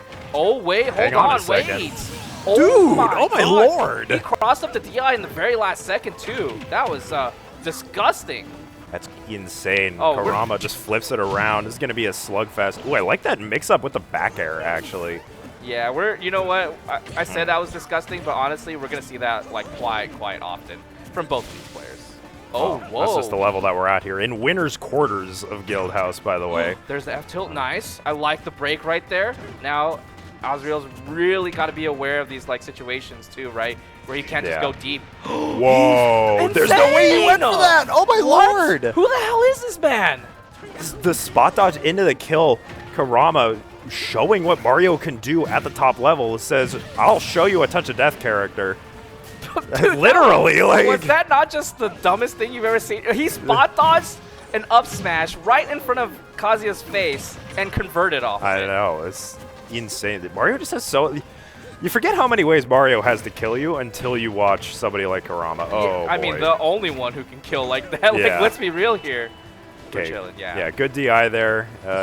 Remember, Kazuya very heavy, but this is the electric. You can't really afford to do that. Good DI from Kurama as well, avoiding that Tech J situation on the platform. That's really key versus Kazuya. I saw that crouch dash under the fireball too. That was sick. Okay. Oh, that's good. Dude, that was amazing. That was so good. It's not easy to also... Oh, no, never mind. Dude. Landing up air. Oh, wow, okay. Still alive? No rage on Mario means it's so much harder to kill with down air. Yeah, definitely one of those characters that appreciates a rage scale. And again, Kazuya, he's a super heavy. Like, he's not going to die to those kind of hits. Yeah. Oh, but my God! But that's such a good mix. That's such good mix. What do you do in that situation? Dude, what? That's like... When's the last time this guy's held a controller? Let's... He was just waiting. Dude, what the hell is that? Like, he knew that, like, Azrael had to select, like, either jump or air dodge in that situation, right? And he just waited. That was so messed up. This is best of 3? This is best of 3. Oh, my God. No way. Hey, listen, I understand we're on a time limit. Yeah, but, like, man. Oh, my God. Dude, that was... Dare I say, disgusting. That was disgusting. That was filthy, man. That's why, dude. That's why he's got the Super Soaker, right? That's why he's got Flood. He just needs to take a shower right afterwards. Just filthy play, man. He's too gross. Now, dude, that's so hard. All right, what stage are we on here? We went back to small battlefield. You know, maybe trying to mix things up a little bit. I think Azrael would like to get a little bit more off of these neutral wins. Yeah, it's kind of hard too, right? Like you have like your 0% like death potentially like combo, but then anything afterwards is just like electric into something. You get like a 2-piece, and that's pretty much like it. Or you hope to get like a rage drive, right? And people, like, as good as electric is, you can mix it up on DI a little bit, right? Like, there's reactions, like, you can react to most things, but again, like you saw Kurama, like, DIing to avoid getting stuck on the platform. Yeah. 0 to death. Clean. Perfect stock from Kurama. Yeah, just solid play. Okay, I don't know if we're going to be able to find anything here. Very smart super jump punch, avoiding that second nair to bring him down to hell. Yeah. Now the demon is back alive right here because he is hunting. Okay. Oh no! Can't quite find the up smash. That was a good extension though, but you really want to get those. Oh, dude. Oh man. I think he's alive. Oh no, he's not. Yeah, I think. Oh, I'm telling you, man. Just a little bit of rage changes the whole dynamic, man. It is super essential for Mario to have just a little bit. Okay. I have 3 bans versus Mario. Can we, like the stage list is just so biased for Mario. Yeah. I think the ladder combo character, like in general, the ladder combo characters will have a stage available to them where they can do some heinous stuff. That's it, Dude. bro. It's that quick. 3 stock. Dog. Man. Dude, Kurama made that look like a -3. Like I gotta be honest. Like I know it's not, but he was just all over it, getting everything right. It's so like difficult to play that tight the whole time, right? Yeah. There are some instances where the F tilt kind of broke the crouch dash for the electric.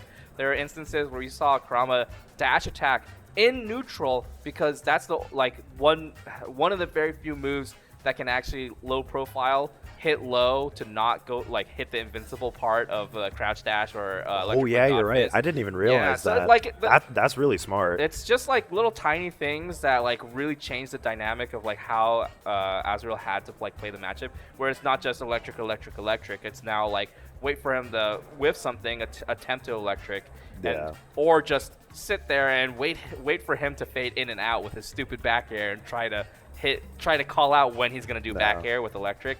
But when you do that, Mario's also in the air, so you kind of have to adjust for your slight distance. There's a lot of very small things, and Kurama's hyper optimization for Mario definitely showed off right there. Yeah, I mean, well, talking about the back air, Kurama, early in game 1, tried a back air and lost to the electric, and he didn't do it again in neutral for the rest of the match. He was like, I'm not doing that. All right, you got it. Yeah. Oh, you got it. you had it. Okay, spot dodge, up air. That was insane. Dude, this is clip farming, honestly. It's just not, actually. It's just not fair, man. Don't let him back on stream, dude. Just Well, speaking of on stream, Dtier versus MkLeo. Okay. This is going to be very interesting. We got a lot of very, very fun sets before Level Up Expo, actually, this weekend. Yeah. If you're a NorCal fan, I'm sorry, guys. You guys are probably MkLeo fans. But for us, this is going to be a treat. We saw Willie D end up being an MkBigBoss. Maybe we can see a little bit of an upset for Dtier. Yeah. Well, they're perfectly capable of doing this. Yes. There's anybody who can make this upset? We've seen Dtier do some crazy things with Ice Climbers.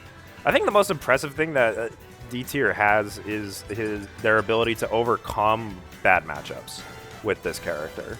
We have so many characters in NorCal that, on paper, dominate Ice Climbers. There's 5 Belmonts tonight. Yeah, there's all the Belmonts, it's just a bunch of weird zoners that can separate the Ices really easily. And it's not even just the zoners that can separate, Ices. If you play a character I mean, dare I say it, Byleth, it might be a little weird, dude. What do you do when that nair happens and you can't really exactly always parry it?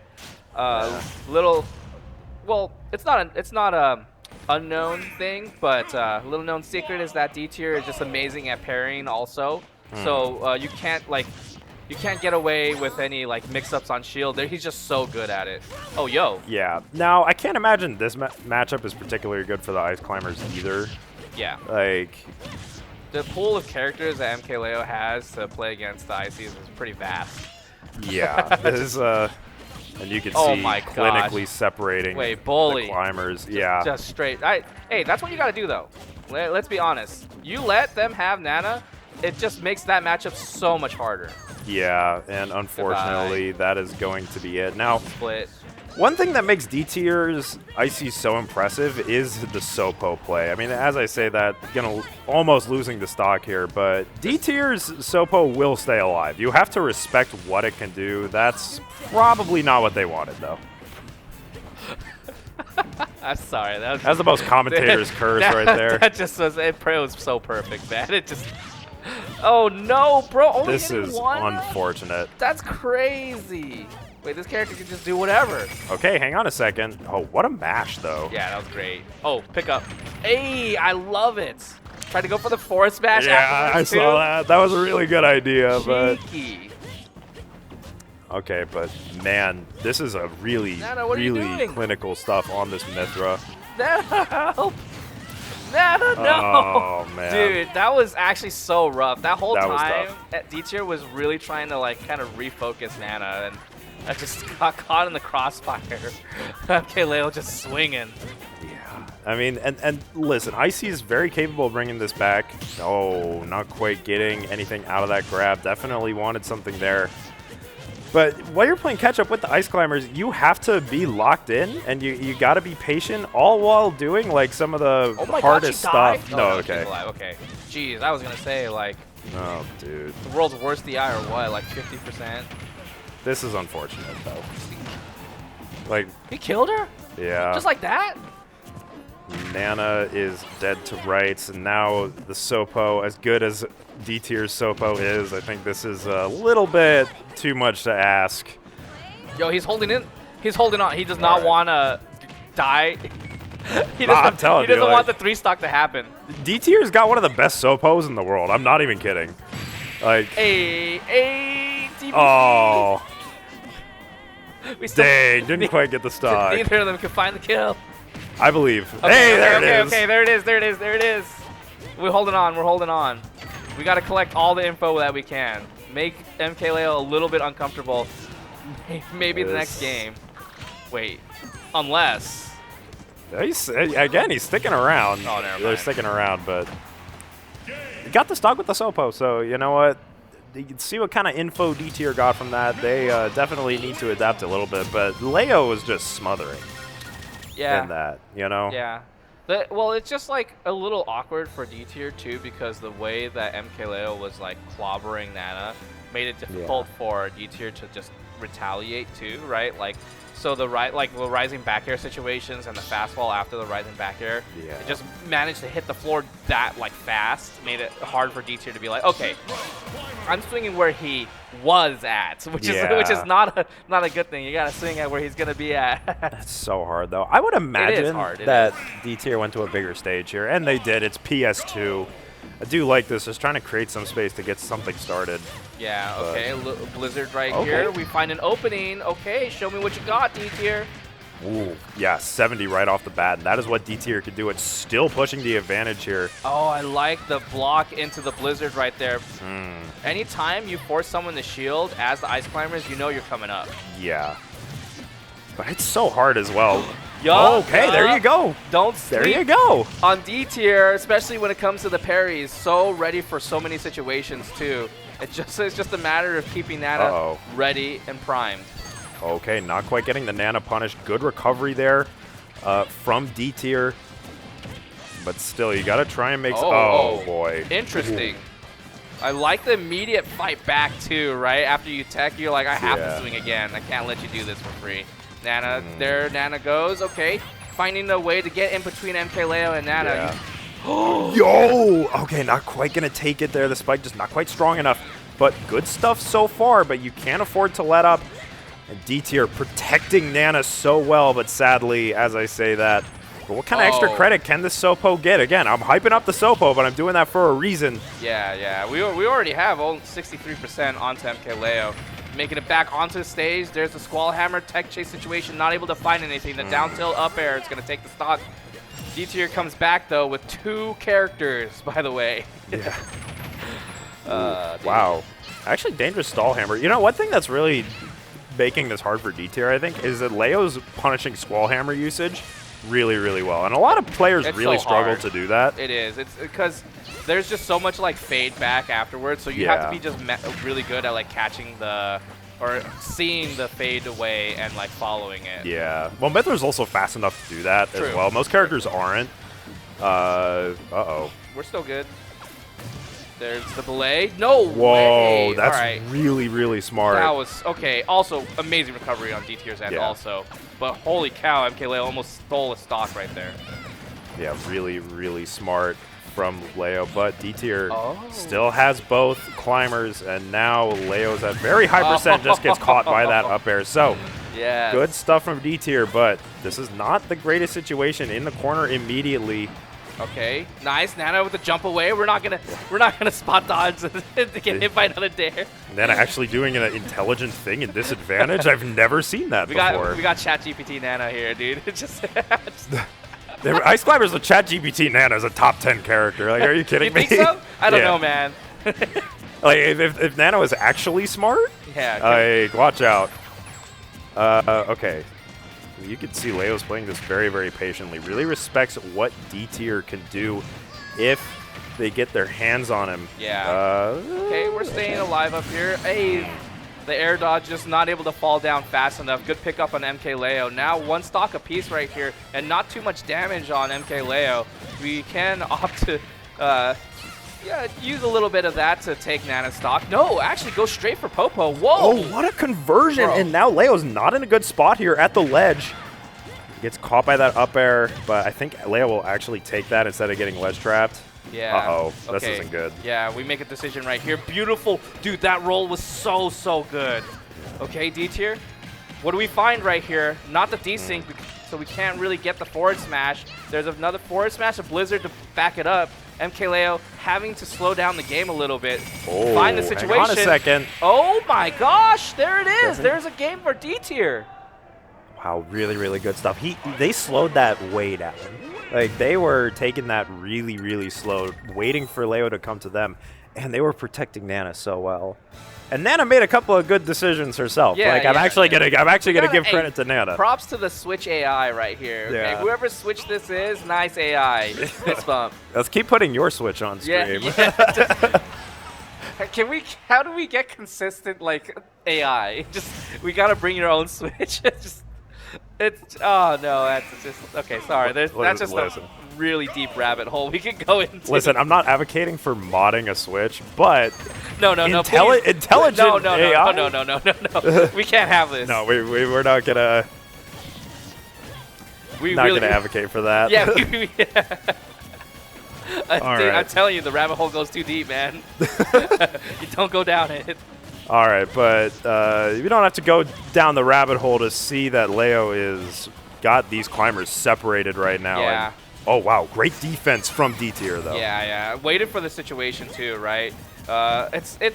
It's rough because MkLeo is also just excellent at doubles, too, so he's really good at splitting the focus if he needs to. It's all really just up to Nana AI to be irregular, right? Just the weird movement will catch people off guard, dude. Oh, great option off the ledge from Dtier, and now the damage is beginning to climb on Leo, but that's a good blazing end. Climbers are still close to each other, so should be able to get a recovery here. Wow, oh, wow, what a two-frame. Yeah, Belay is garbage, man. It really is. Yeah, dude, Popo just gets actually screwed so hard if you know exactly how to play against Belay. Yeah, now you see Mythra doing great to separate them. Leo not quite getting the two-frame that time, though. Yeah, and good on Dtier also, just like not really trying to overstep also right away. Really wanted to wait and see what the situation was. We get the up tilt, not able to find the back air, though, just not in the right position. We definitely need the stock so bad right here. Yeah, we really do. And, oh, actually really like that use of the blazing end, eating through. Oh, it's so hard. Yeah, that's... It's just so much like not real pressure that exists, but you have to respect. And because you respect that, that means you give up your AI, right? Like, yeah, that's unfortunate. And Leo's not going to miss that. No, okay. Deep breath right here for Dtier to be able to find this stock. We do, thankfully. Yeah, okay. we needed a little bit victory dance because we're not getting 3 stock tonight. Not again. Nah, but, you know, let's see what Dtier can do to try and... pull this back. You can definitely get a classic stock here. Nice. Oh, whoa, hang on a second. Oh, I like the idea, but Leo just too fast on that roll. Oh, yeah, no lag on this champ. You know, no problem. All right, okay. Yeah, the Aegis pick was definitely so smart on MkLeo's end too, right?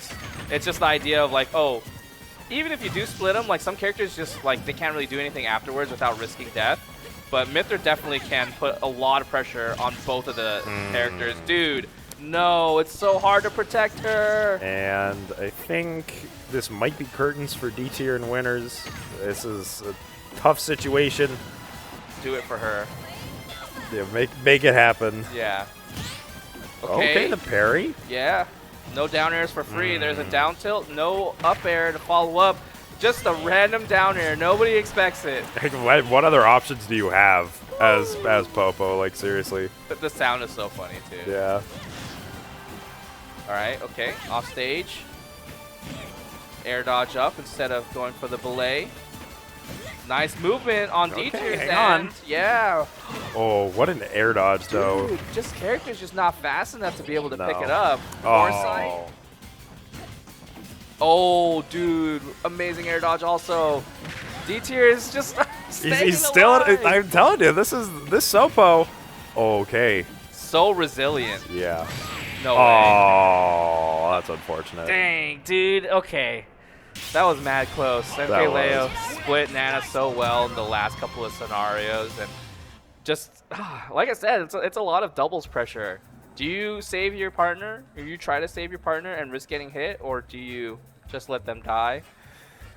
Yeah. And honestly, if you die, that's your stock. But if Nana dies, you're still alive, right? I mean, hard decisions, man. To an extent, right? Yeah. You're still Sopo. Like, it's hard, man. But in that matchup is hard for sure. That's half a life right there, right? Yeah, I mean, dang. Okay, we have some hot sets coming up here. Winners semis is now set. We have MkLeo versus Kurama, and then Lui Money versus Widara. Yeah, the Guildhouse Classic versus whole new look. Yeah, yeah. Can't wait to watch Kurama play, man. I know. Wow. I mean, the Kurama versus Leo. Like, we all know the story, right? That's there's some history there. Wait, Kurama is Prodigy? Yeah. If you didn't know. Meanwhile, in bracket, further down, we have some pretty good runs that made it to top 16. Shout out to Kalen or Callan. Yeah, Callan. Okay, Callan. Yeah, no, made it to top 16. Oh hell yeah! Go Callan. Tetrahedron versus Salt Lord is loser gets 13th there. Whoa, that's a set. That is a set. Are they done? I can see they're them not playing done. right now. Yeah. They're playing. Yeah, that's a wild one right there. You also see Nestboy 12 versus Skeletal. That's for 9th. Steamy beat Azrael to let's go, cash Steamy. into top 8. They will play the winner of Dtier versus Koda. All right. I don't know if I want to stay on the whole night like this. Maybe I'll give you guys a little bit of a break from hearing my voice. Let's see if I can find someone to send up here. I do need. Hey, look. Commentators need breaks too, right? Have you been up here the whole time? Yeah. Since oh, I got give the man's a break. Give the man's a break. I'm gonna get off for a little bit. Enjoy Sputnik for now. I'll try to send someone else up.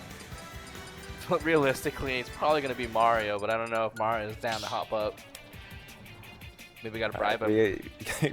bribe him to come up. All right.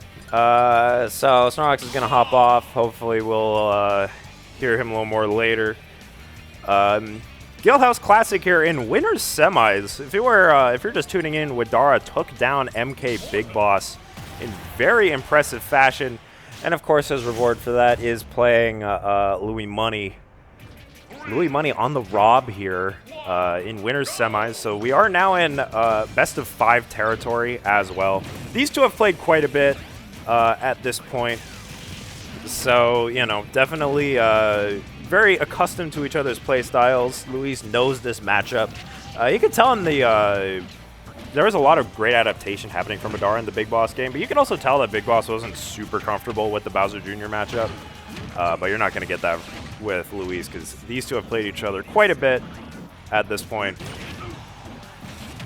You can see it. If you haven't seen the, if you don't watch too many Guildhouses, and you haven't seen the Lui Money Rob too often, the Lui Money Rob is very, very legit. This is a real character. So let's see what it can do here. Oh, looking for those drag downs, and just the multiple up tilts as well, just trying to tack on damage. Luis will actually get stuff off of the first hit only of up tilt. It's quite impressive. The Lui Money Rob, we've seen it grow throughout the years. It used to just be very, very fundies based because Luis has those fundies, those really, really great fundies. But Over time, he's really started to take advantage of some of the Rob BS that he has available to him. So Widara, of course, knows this matchup, just took down MkBigBoss, so we'll see how this goes. Oh, great weight as well for that empty land. The jab is going to do it from center stage. Very, very powerful, especially with Rage. Gonna strike right back, though. Luis evens the scores, so now we're back at 2 stocks apiece here in game 1. And you can see Widara. Widara's win versus Big Boss was really down to just being so patient in ledge trap situations. So let's see if we can see a little bit more of that. Luis hunts for that kill, finds the arm rotor. What a wait. That wasn't quite a true combo.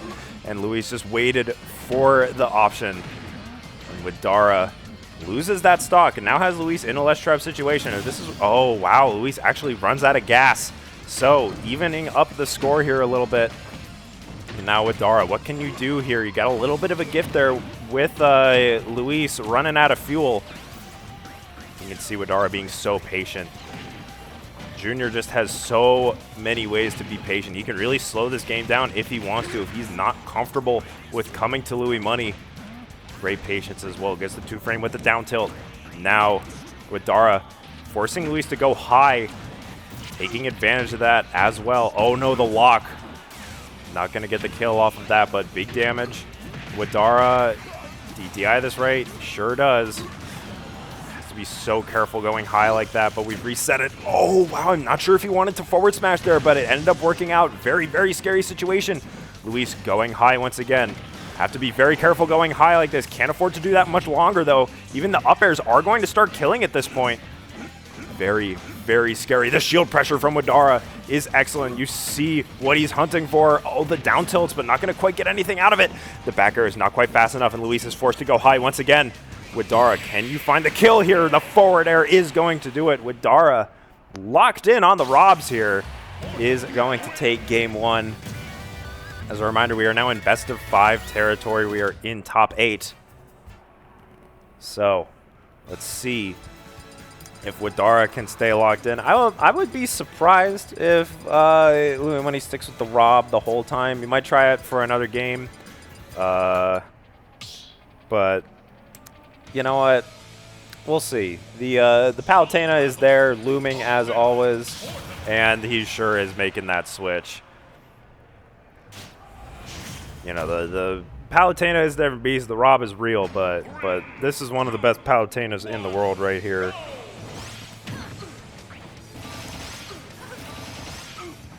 And as, yeah, you can just see Luis is taking Widara up the ladder.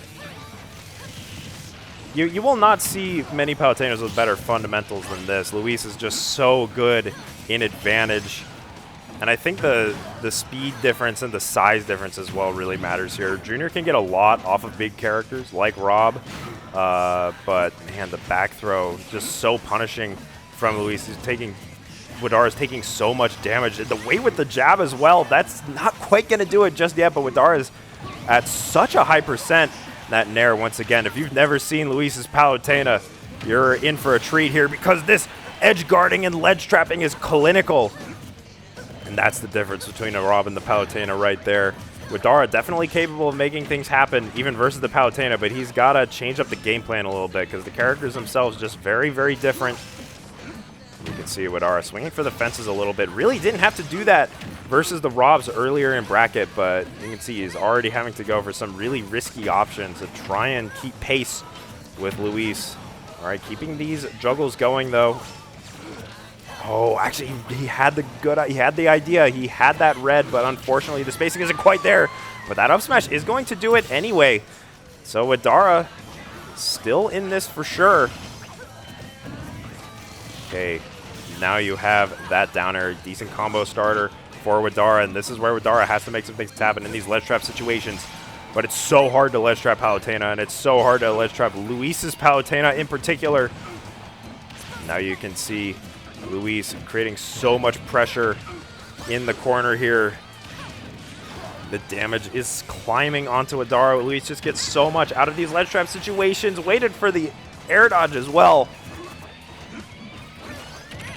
And man, that conversion, the Nair into the up tilt is going to do it. Luis just gets so much off of every single neutral win when he's playing Palutena. You have to be so diligent if you're Widara, and now more damage is coming his way. Oh, and the reflect on the Mecha Koopa, so smart. Widara does get a neutral win here, but that's going to be big damage, so, you know, still holding his own here, but you really have to make something happen. Great pressure, but Luis just weasels his way out of it. And that damage is climbing onto Luis once again, but that parry, I like the waiting for that defensive option, maybe trying to catch a roll, but unfortunately Luis not having any of it, and waiting for the air dodge. Luis so good on those edge guards. And Widara gonna have to rethink the game plan here.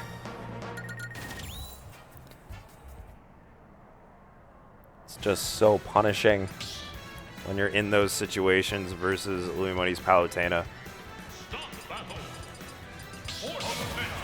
You will not see too many Palutenas better at edge guarding than this, and it is really impressive what Luis can do when he has somebody in the corner like that. So we're on Battlefield here. You know, a little bit of a change up, trying to get a little more space with Dara. You know, Junior can also get some really interesting stuff off of platforms, but of course, those do benefit Luis's movement as well. So, you know what, let's see. And you see Luis knows how to punish these carts as well, right? Like, Widara was getting a lot of mileage out of the Koopa carts versus Big Boss and in Game 1, and it's just not a factor here versus the Palutena. It's a good up air to try and alleviate some pressure. And anytime you can get out of that corner versus Luis is a victory, but then you have to punish, and the movement from Luis, the teleport cancel, really good stuff. Going high there is Widara, so still escaping with his life, but now you have to try and make something happen. Luis not going to miss that tech. And the explosive flame just straight up is going to do it. So now, what does Widara do? How do you try and stem the bleeding here a little bit? It's just so hard when you're in disadvantage like this versus Luis. We got Mars Bars checking in on the mic here. You know, Widara definitely looking pretty solid here, but Luis is just on point with this Palutena here. Yeah, I'm liking the play that I'm seeing out of Widara today. I mean, obviously the upset on Big Boss is huge, but I mean, we've seen the level up progress for this young Morton mate. And the way he's developed his game plan over the last year has actually just been so exponential. But of course, the challenge is not the big bosses, not the Leos. It's your own region's strongest player, and that's Lui Money. Yeah, and the other thing is that Lui Money knows the junior matchup, right? Like, I don't know how experienced Leo and Big Boss and our out-of-region folk are with the Bowser Jr. matchup, because, you know, not a conventional character, right? Junior has some pretty crazy stuff he can do. The topsy-turvy character kind of gets away with things like Whoa, that. okay. A little drive-by action from Widara, finally taking a stock off of Luis. But the other thing is that Junior, it's not a good trade. Unfortunately. But Junior's advantage state versus big bodies is also really good. Like, you have a lot of ways you can pin them in the corner, really get a lot out of those ledge traps. And Palutena just kind of doesn't take that away entirely. You can still ledge trap Palutena, but she just has so many more ways off the ledge. Oh, yeah. You know? It's hard. Okay, coming down with a down air. Not going to quite get too much off this. The rolling is causing a little bit of a caution for Widara. Yeah. Luis right now just looking to send this into a game 4 with a good lead. Of course, I've seen some crazy comebacks out of Bowser Jr. This character, as weird as it can be, it has its ladders, it has its combo routes. It's just a matter of, can you find the stock now or later? As long as you don't get hit like right now. Great SDI from Luis there as well, and that is going to do it. You know, Junior has a lot of stuff, but there's only so many resources, so many mix-ups that you can do in those situations at disadvantage. It's just real hard playing versus Luis's Palutena, because he's very patient. He waits out all of those options. then keeps that juggle going and going and going, and it's so frustrating, and he kind of shepherds you over to the ledge, and that's where he goes for the kill. I mean, I've said it before on mic, you will not see better Palutena play anywhere else. Yeah, anywhere else. Here we go. Game number 4, running it back here onto small battlefield. Of course, Will doing everything in his power right now to at least maybe get something going here. You know, he's already feeling pretty much on cloud 9 right now. I mean, it'd be a lot if he can send his formidable top player to game 5. Right now, it's looking like a difficult task. Junior has a lot of ways to get back to ledge. Unfortunately, Luis covers the majority of them. I mean, Luis, oh, Jesus. Just reacting Great to coverage. Get him. I mean, the thing is that Widara was getting a lot out of the clown cards in versus Big Boss in the previous games. He's getting, like, nothing out of it versus Luis. Like, Luis is ready for it whenever it's coming out in disadvantage or just in neutral. Yeah. Like, it's almost a non-option, really. Okay, late hit of that fair. Gonna at least tip off some damage here, but now you're in a situation where Luis can just kind of up air you for free a couple times. Okay. Well, you know, damage starting to climb onto Luis a little bit. And you can see, like, Widara is really having to try and go out deep, try and swing for the fences here a little bit. Forward throw. Oh, yeah, that is going to do it. Okay. Just enough. Good on Widara to secure that stock. Only 81 to his name right now. Could easily even things up here with a nice Willie D combo. You already know. Sometimes the clown card can get it started. Ooh. Wow, okay. Okay, 15. Yeah, I'm liking this from Widara, being really, really patient. Luis actually getting caught swinging a little bit here. And Widara is ready for the punish, but nothing huge out of it yet. Yeah, the startup on clown card, just not enough to react to Luis's landing lag. Now you're in a position where, okay, well, I got to play horizontal here with Palu, or else she will kind of kill me off the top, off the call-out. Oh, Waits for the spot dodge and panic. Not enough to kill, though. Luckily, Morton is a big boy. But that back air, oh, still not enough. It's still living, but I don't know if you get it. No, that's it. All right, we've had enough. The rinse and repeats.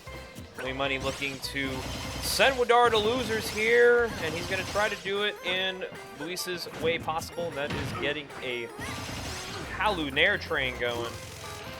Man, he just has so many ways to rack up this damage. Widara not quite finding that. Widara's actually like really trying hard to cover these teleports back to stage, which is the right idea, but Luis taking it one step further and mixing up the timing and locations of them just a little bit, making it really hard for Widara, because Junior isn't like that fast, right? Like you kind of have to commit to a spot when you're doing something like that. It's hard. Okay, looking to just kind of catch him rolling a little bit here. Dash dancing. Okay, Widara, a little bit of some light here. Yeah, let's see. Okay, hang on a second. Oh, the Willie D combo is here. 48. That's a good amount of percent here. Maybe not enough to maybe guarantee anything spicy, but you're air dodging the ledge against Palutena. Oh, okay. I actually really like that. Using that to sneak over, and now big damage onto Luis. Down throw. Oh. Nice. Came down to forward air. Unfortunate. Clown card not going to die yet. Because down air is a strong move. It doesn't necessarily kill you off the top on a spike. Oh, you see he's ready for that. Oh, no. Dang, this is so close, but Widara is starting to bring this back. Widara really wants this game 5. Oh, no. That was so scary. Oh, wow. The reaction from Luis is not in time. We might see a get-up attack here. Oh, it's so scary. Man. Yeah, Morton threatening with Palu. Wow. Setting off the stage. 174, you're in the air. You have to recover low, and you have to play this game. No, it's over. Back throw, yeah, that's sad. Unfortunate. It was really tight at the end there. It was really tight. Center stage, but back throw for Palu. That's going to do it, man. That's Luis going to winners finals, and, you know, obviously, I'm sure Luis is probably tired of fighting Big Boss every week at Guild, so I think a change of pace with Widara kind of giving him a competitive set. Hey, we'll take that. So good on Will. I mean, he's still got losers quarters to go through, and now the next set we got on winners semis. I mean, we talked about these two playing each other potentially tonight, and well, You guys are getting it. MkLeo will be taking on Kurama. Now, we know how the story goes. Obviously, since Kurama was able to kind of hit the floor running against Leo at Frostbite, I mean, they've had a fair share of sets where I think Kurama has at least taken one more after that, but Leo has kind of gotten his understanding of how Junior kind of functions with Mario. Right, right. And, you know, it is that adaptation, but I do have to say Kurama tonight, if you've been watching the stream, he's been on fire. Like, he's been doing all the Mario stuff. Yeah, and he's at a high level. He's been doing it with a lot of passion, too. He kind of had a little bit of a pop-off on Azrael earlier in quarters. So, obviously, every set to Kurama is still just as important as they were once before. And I know a lot of people in NorCal do treasure having him come all the way down here from the Sacramento area. Yeah. Just to kind of give us a show. And obviously, the drive is not for nothing. You know, he's going to get another MkLeo set, which, let me just pop up this head-to-head lifetime between these two. The Smashers app scouting report. Shout out to the Smashers app. So we've seen Kurama do it once, but lifetime he's done it 3 times. And as a matter of fact, the last time these two faced each other was at Let's Make Moves Miami in 2023. It's been a while. They've both grown as players since then, so... Yeah, and I know that Leo understands that too. He knows that these are 2 completely different players. I mean, Kurama, of course, popped off in the scene and has seen shades of him potentially peaking as a top 20 player, maybe top 15 in the world. But of course, you know, life can kind of come at you fast, right? I mean, Junior is just like everybody, every other teenager going through those growing pains. You know, you got school to finish, you got a job to work through. I mean, he's a hard-working man. You know, he loves Smash, he wants to keep going with it, but you know, once you grow older, you realize that picking up the controller might be the hardest thing to do on a daily basis. Yeah, and we would know that. Yes, actually. we do. We do know that. That's why we're up here and we're not down there. So. But Leo, of course, I mean, there's not really an introduction we need to give this guy. He's been on stream a couple times tonight, and he's been giving people some good sets. Dtier, of course, almost taking one off the Aegis. That would have been kind of a banger upset, but unfortunately didn't go that way. But let's see if Kurama can take the set lead lifetime on Leo. How about that? That would be quite something. Not a lot of people can say, yeah, lifetime, I've won more against MkLeo than he's beaten me, and there has been millions of players. Matter of fact, Leo has fought thousands of sets, and there's very little people in this world who can say they're up on Leo. So Kurama could do it tonight, and he's going to do it against the Aegis. You see he's waiting for the air dodges there as well. Kurama's been so good at locking down these defensive options all throughout. Yeah, down really fast here. So really good, strong openings from both players here. 49, Kurama off the side of the stage. Unfortunately, not going to find a quick stock yet. We're on Battlefield for Game 1, which unironically is a good stage for both sides of the equation. Yeah. But of course, we all know Mario on Battlefield can be a ruffian. We were talking about this on mic a little bit earlier, but in this rule set with only 2 bans, like Mario has a stage where he can ladder you at all times available to him. So Mario will thrive off the rule set that we have tonight, but I mean, it is also pretty easy to get about Mario's habits. I mean, right here you see Kurama just swinging for the fences, not necessarily getting anything for it. He's going to get punished for rising up there. Well, so Leo does have a lead to play with now, and then the Aegis are so fast you can really make something out of a lead like this, and that is insane. Like I never get used to Foresight pulling like crazy stuff like that. You know, like it just doesn't look like it should work. But it does, and I really like this use of the forward airs as well, trying to intercept anything Kurama's trying to do to get something started in neutral. And there is the run-up up smash. Kurama finding that spot dodge whiff. He will take the first stock here, but you know, we've also talked about Mario's strengths on platforms. We got to talk about Mythra's strengths in neutral. The character can kind of hit you pretty much from any position angle on a stage, and you kind of have to respect when she hits you because it racks up percent, and then Leo pulls out the Pyra. You already know what time it is. Easy money there for Leo. Has a large lead to play with, but you cannot get comfortable versus Kurama. We know what he can do on Battlefield here. Is this down air a start of something? Leo has to be so careful when he ends up on a platform like that. All right, here it comes. It starts here.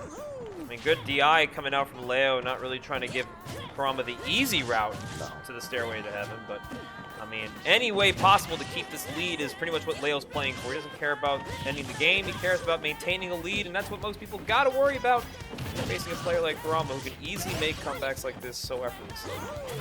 Yeah, but still, bad spot for Kurama here. Finds a way out, but Leo's spacing is so good. You see he's really respecting these back airs in neutral. Oh, hang on a second. Can Kurama make something out of this? He sure can. He can, and he finds it on the Mario's Classic, getting the up B, coining himself to a final stock situation. And despite the percent difference, I mean, this is pretty doable on Kurama's end. Oh, hold on. Finds that back air we were talking about. Pyra, of course. Yo, the footstool! What a conversion! And even Leo's popping off a little bit, too. He finally hit the execution test on the footstool combo. And Kurama goes down game 1. Okay. Just remember, this is Leo's first game off Kurama in 2 years. So I'm sure that felt good. Like, no Johns, guys. I'm being serious. The last time Leo beat Kurama in a set was Crown in June of 2023, which was a 3-1. And it was a Leo Violet at the time. So. Oh, yeah. He's showing off a lot of different characters versus Kurama, a lot of different looks over the years. He's going to look to make it happen here. Game number 2, we're running it back. It's never the stage. It's got to be my execution, so here we go. I mean, I don't think there's really a better stage for Kurama to go to either. Like, you might as well If we're starting here, we could just play the whole set here, honestly. Yeah. Like, we're going to get ours, you're going to get yours, and honestly, that's just how the story unfolds itself in this matchup. I mean, I guess you could try a smaller stage to, like, try and take away some of the movement advantage that Mythra has, but, like, at the same time, like, we just know what Mario can do on these platforms, so probably not worth it. I just love how patient Leo plays in neutral as well. Like, he's really, really clinical. Oh, a lock, though? That is good damage there. Double jab lock, keeping the Mythra off the stage, and you got hit by the classic 2 AM Elite Smash move. You know, you get hit by the Photon Edge, and then you get bared off of the Pyra, and that is just how the cookie crumbled for Kurama on that first time. So now Leo going to have to try and press the advantage a little bit, and as you see, 30% already. He's just, the coverage is so good. Kurama's in a really bad spot here in disadvantage. Even with the help from the Battlefield platforms, it's so hard to land versus Mythra, especially one as clinical as Leo. Especially one who finds these punishes on empty lands like Leo does as well. I think that's the most impressive thing. Like, even like with the safer like empty land options, Leo's finding these pivot grabs, finding these punishes. Oh, and not quite gonna take it, but big damage on Kurama.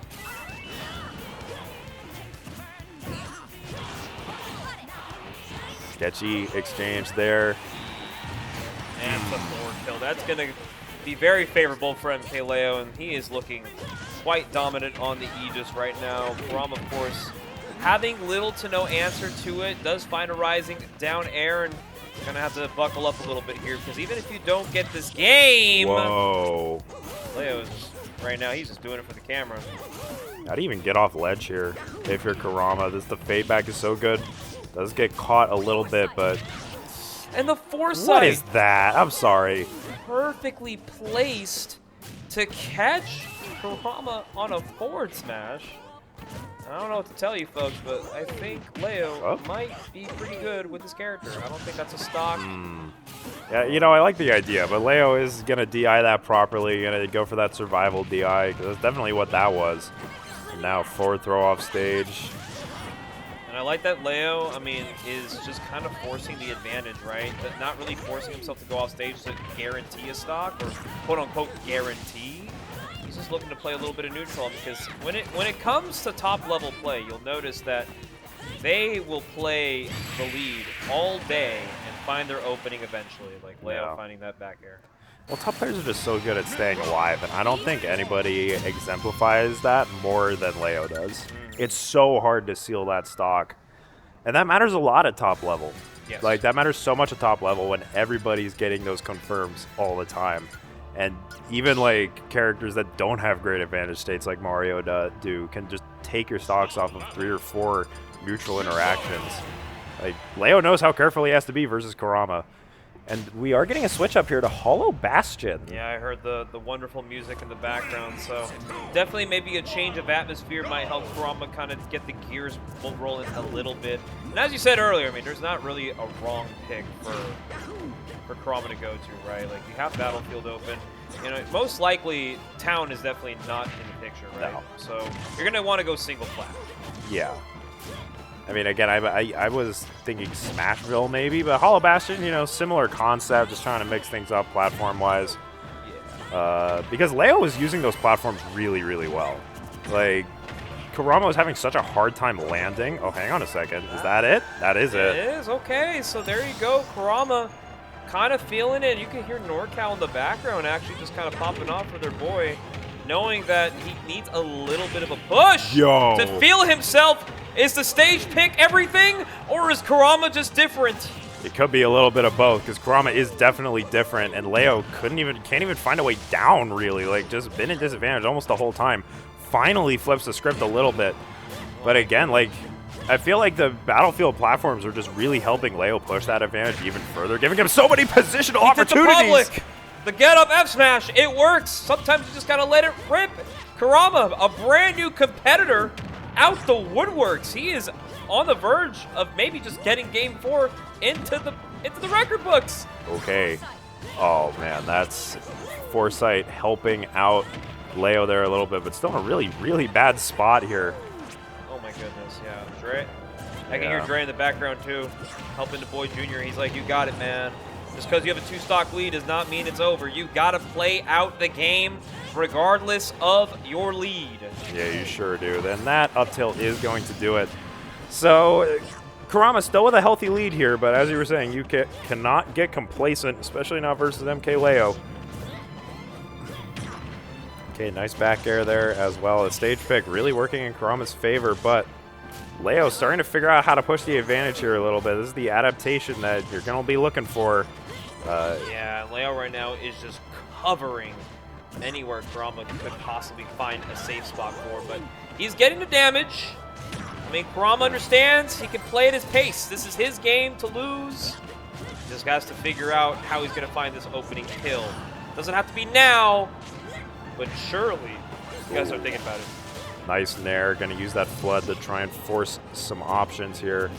I love that option coverage from Kurama, but the correct choice from Leo to roll in there. Great parry. Doesn't get the dash. I think he wanted a dash up smash there. Doesn't quite get it. They're both looking for something to break this open. Hey. There's the pivot up smash he was looking for, and Kurama gets himself on the board. It's not over yet, boys. Well, Game 4 is coming up. I'm curious to see where Leo takes this. I feel like the stage pick really, really benefited Kurama. Like, Leo was benefiting a lot from having those platforms available to just try and cover Kurama's disadvantage over and over again. So I wouldn't be surprised if they thought about running it back, but, I mean, there are a few options that Leo could probably run back to. Maybe PS2? Oh, we're on small. Okay, we're on to biplat now. We're switching up the pace here, so this is where Leo wants to take Kurama, and let's see if Kurama could cash in a Game 5. Crazy enough, I don't think any of the sets that Leo and Kurama have ever played in their life have ever gone to a Game 5. It's always been decided via 4 or 3, and looks like as much as Leo wants to make Game 4 be the end of it all, I mean, we all know the legend of Game 4 Leo is still alive, but, I mean, it's the Big 25, man. Everybody's gotten very good at this game, and neutral has been more than enough solved in many perspectives, but can Kurama figure out what Game 4 Leo wants? I love that cape to stall up in the air from Kurama. Now he's going to get something started. Can't quite find the kill. Good DI from Leo. Just find the punish. I mean, it's You see Mythra out there. The only thing that's threatening with Mythra off stage is literally the side B. Because if you think you're a little ahead of the game, you might be, and you might get hit by it. It's a chump check. You get it. Oh, okay. Just the nair on the platform is going to take it. So Leo takes that lead, and now what can he do with it? Can he continue to push these advantage states, really make something happen? He is off stage now. Can Kurama even the score here? Oh, wow. Great call out. Air dodge. Beautifully played by Kurama. He's going to get the stock there. Okay, but bounding through is Leo, taking Kurama coast to coast. Uh-oh. Oh, that is not a good position. Luckily, finds ledge. Oh, great coverage. Knew the roll was coming. And now Pyra is on deck, and this is pretty scary for Kurama in this situation, but is surviving for the moment, but that is an opportunistic foresight. And you see Kurama cannot follow up as he normally would at these low percents because of the risk of foresight. He has to be so careful. He's got to wait to those mid percents to actually really get something started, or just do it on Pyra, which we might get here. What an extension from Kurama. Very good damage. And right now, Kurama playing it safe. Unfortunately, does get caught by the foresight. And a forward tilt to clean it up. MkLeo needs to take this last stock off of Junior to punch his ticket into winners finals here. And Kurama, if anybody can do it, it's this young prodigy, once known to the world. The man who could sell the world to you, but Leo is looking to maybe sell the set off in his favor. He's got to get on the ground. Oh, hang on a second. That's going to do it. Okay. Hold on. So, as we saw earlier, Kurama has to tack on a little bit of damage before he can really start going for the crazy stuff because of foresight. Might be getting close to out of that range here. They're being so careful, though. Kurama just needs one opening potentially, but you know that Leo is going to claw and fight to make sure he doesn't get that. Oh, boy. Here we go. This is huge. Junior, if you believe, doesn't quite get the DI check. And now Leo's back in the advantage. Oh, wow, that was so scary for Leo, but escapes a little bit lucky there. Now Kurama still has a percent advantage, but great switch to Mythra from Leo. And now the advantage state is in Leo's favor once again. Can Kurama make something happen? But on the ledge, this is very, very scary versus Pyra. He actually just landed on the stage, and Leo wasn't ready for that. Oh, big whiffs. Dash attack gets him off the stage. This is huge. Is that it? That's Got it! Kurama! When there's a man to make the call, Kurama is there to pick up the phone. We got a game 5. Wow. Could it end any other way in this game 5 situation? Kurama, great adaptation, taking it so slow, so patiently. Now Leo's going to have to rethink the game plan here a little bit because Kurama's doing a much better job of getting out of that disadvantage state. Because that's where Leo was just doing so well in games 1 and 2. Like, Kurama was losing neutral once, and Leo was just keeping him up there in the blender over and over again. I think Leo's got to dig really deep here if he wants to figure out how to go about Kurama. The clutch factor from the kid brings us to their first ever game 5 set. And it's crazy to believe that this is the set that determines the set record lifetime. And I don't think Kurama really cares all that much about that. He cares about proving that he still got it, at least for the doubters back home. Well, forward throw there. I like that option coverage from Leo. So now we have Kurama in a bit of a hole here, and that is not where you want to be if you're Kurama. Leo picks up that confirm easily. And Kurama in a quick hole here. What can he do to try and fight back? That was beautiful stuff there from MkLeo. Now is a full stock lead, and right now I don't want to think that Kurama's kind of like eased back on the gas right now because it looks like he's starting to allow himself to be getting hit by a lot of these stray aerials. He needs something to get going.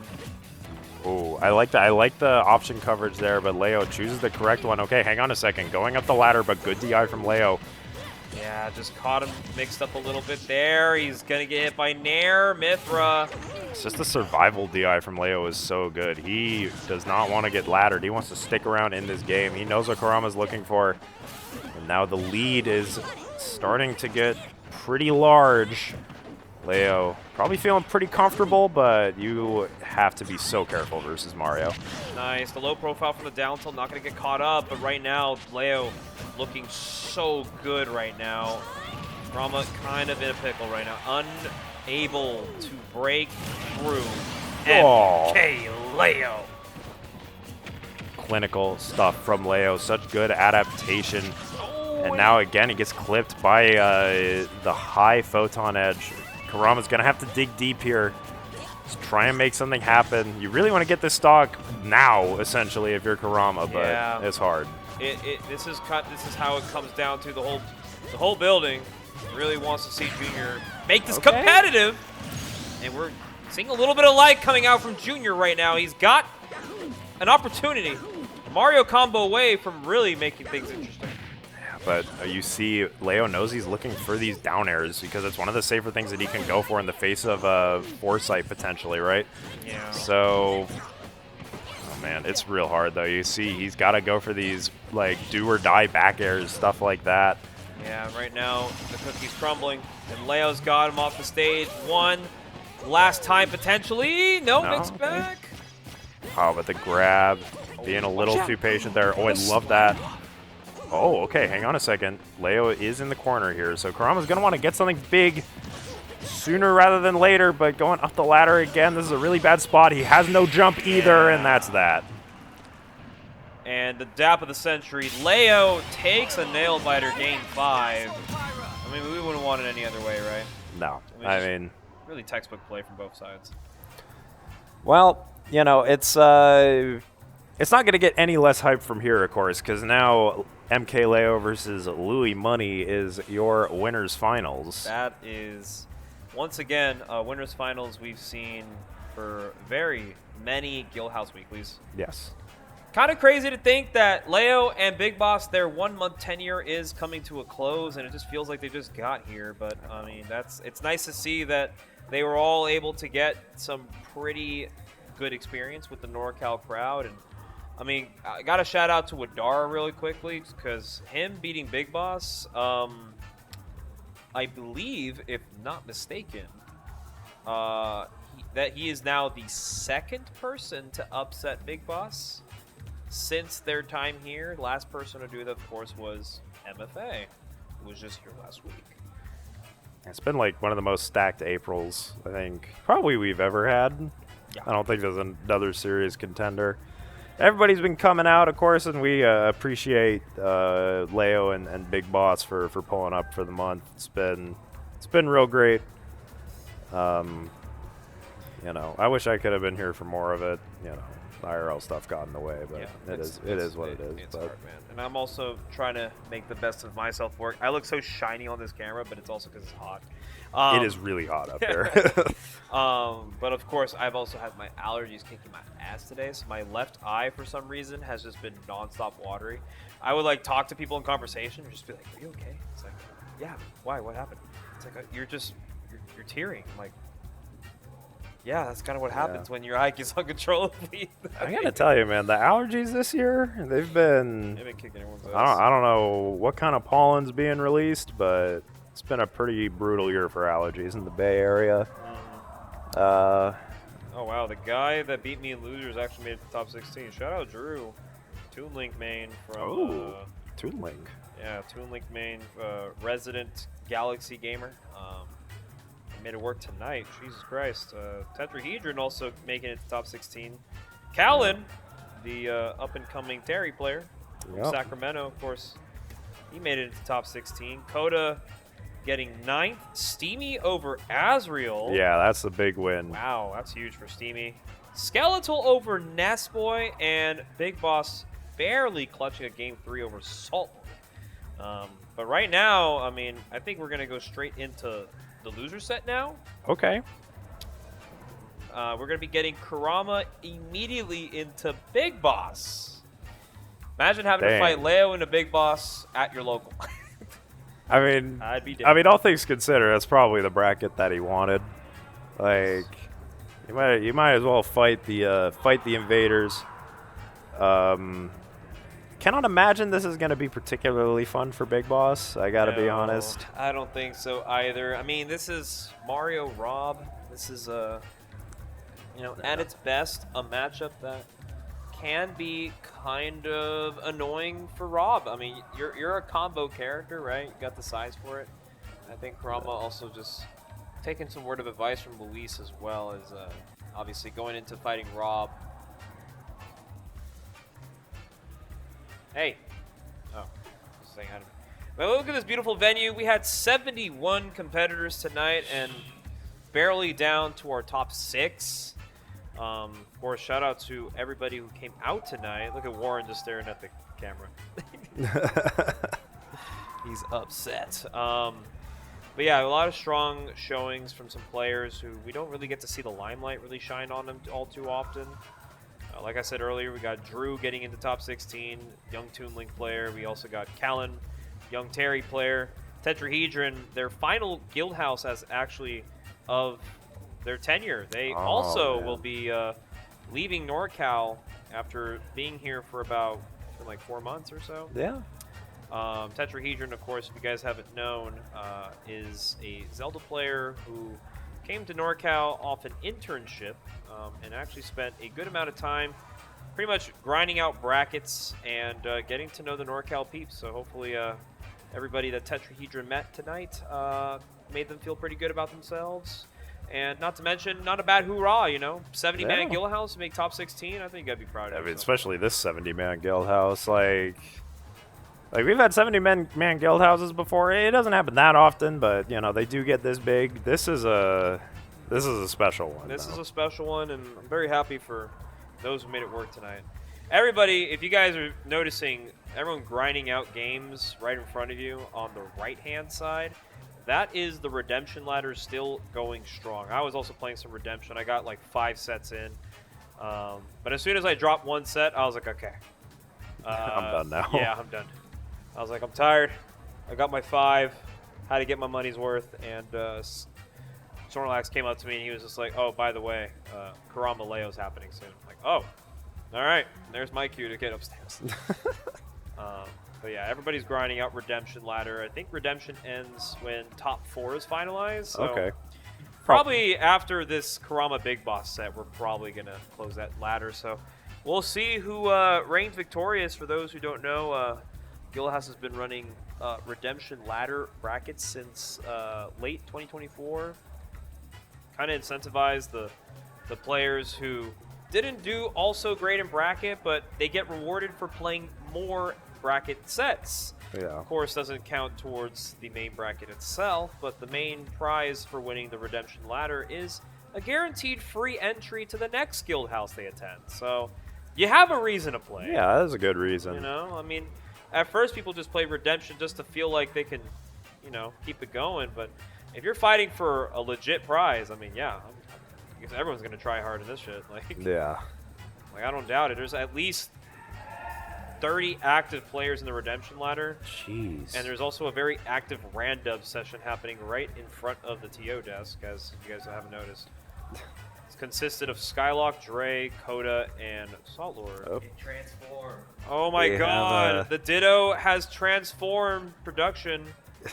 I don't know what happened, but as I had Ditto in my hands, I kind of looked away for a minute, and now he's here. Hey. Say hello. Got the Quagsire. Quagsire is happy to be here, but of course, we're all just waiting for, I guess, Big Boss and Kurama to kind of get their water breaks and settle down. I think Big Boss is the one that's probably chilling right now. A lot of upsets in this bracket too. Yeah.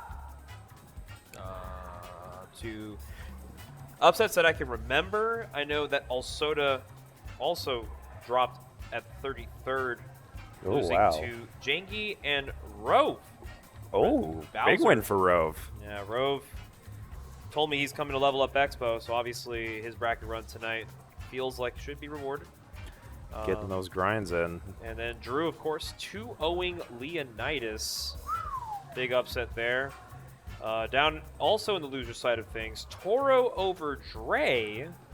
That's a big win. The Bowser's coming out. Not to mention Tetrahedron making top 16 in not the easiest way possible, having to take down Sandfall and Ayden back to back. I mean, if y'all were watching stream earlier, Ayden was playing really hot. Ran into Leo on stream, which is, you know, kind of is what it is, but it was really impressive. So, you know, he was playing hot and good stuff to Tetrahedron to making that run as well. Like, oh, yeah. Like, NorCal's leveling up, you know. We got strong. So many players who can make noise in any given bracket these days. We got Kurama waiting on deck. He's just big chilling right now on the stream.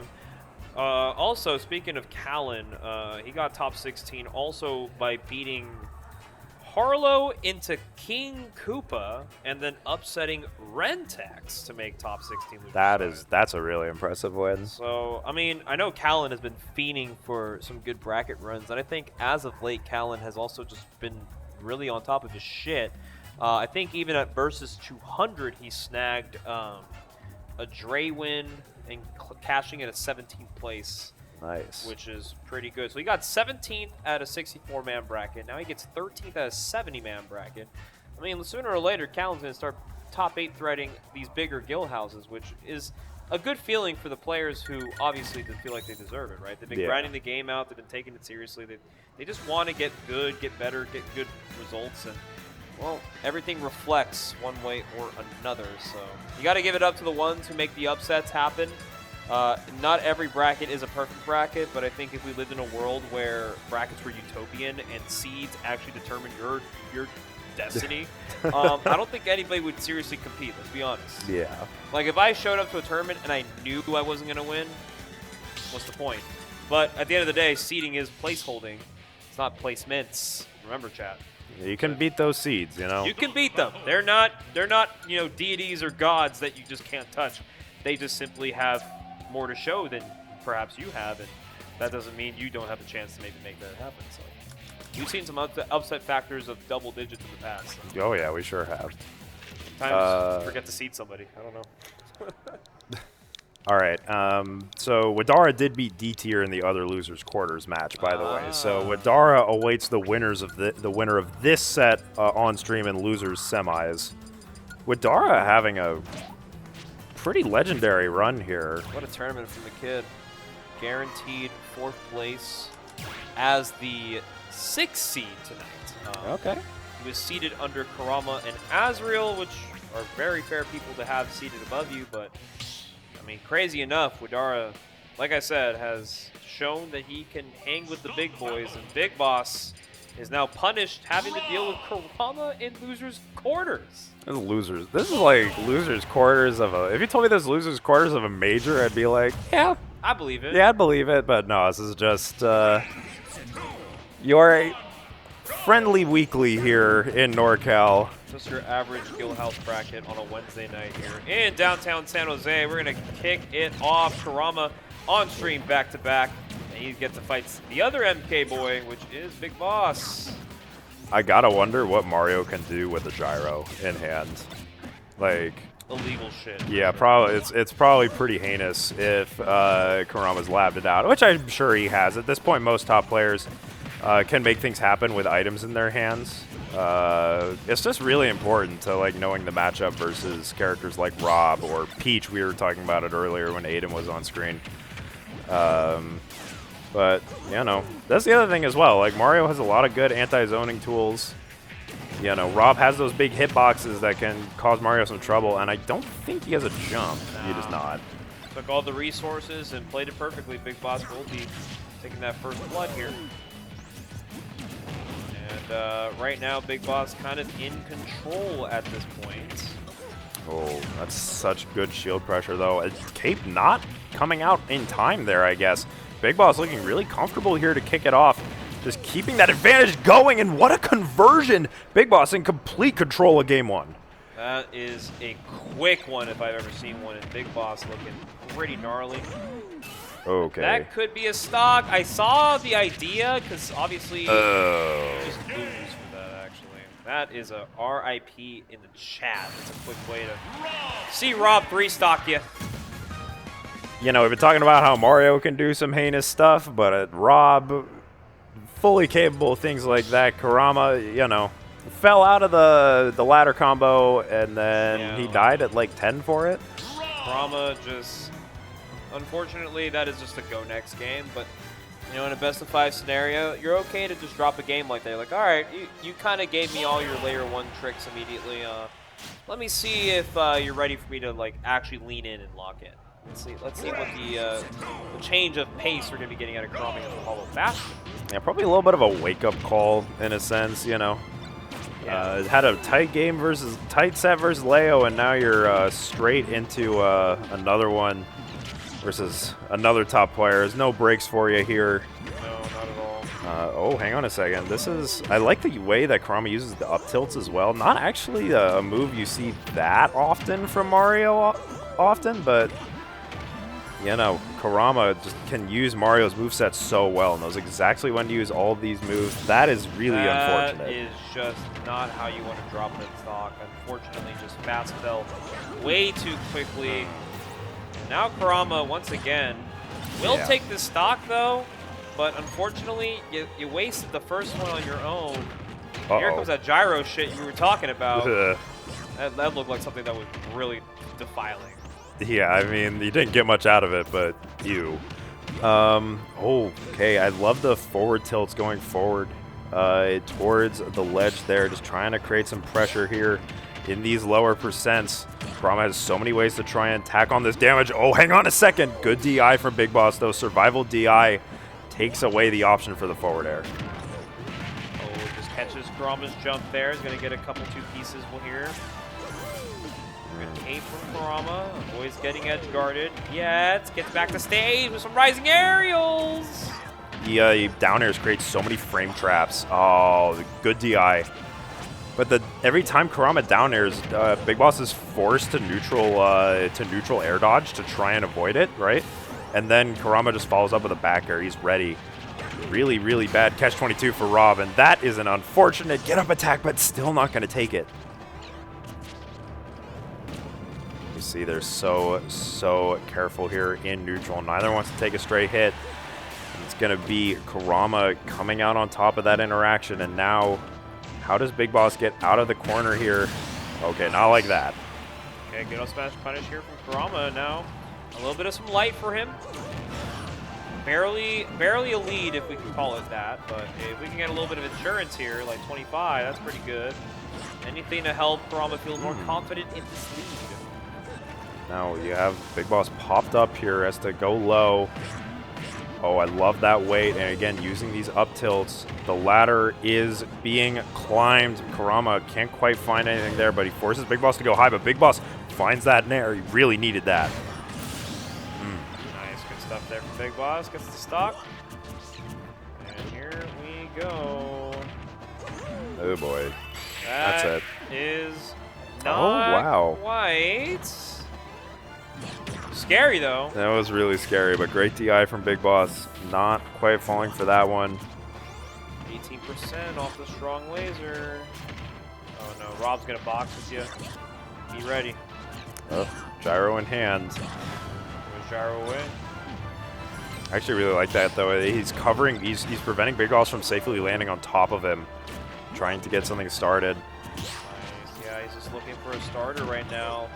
Low percent, but Rob with rage. This is not a predicament you want to be at. Oh, that was really scary. Air dodging right into the face of the afterburner. Gotta see it. Now Mario has to try and land a stray hit. Uh-oh. Is that it? Good DI, maybe? Yes, good DI. Very, very scary situation for Kurama.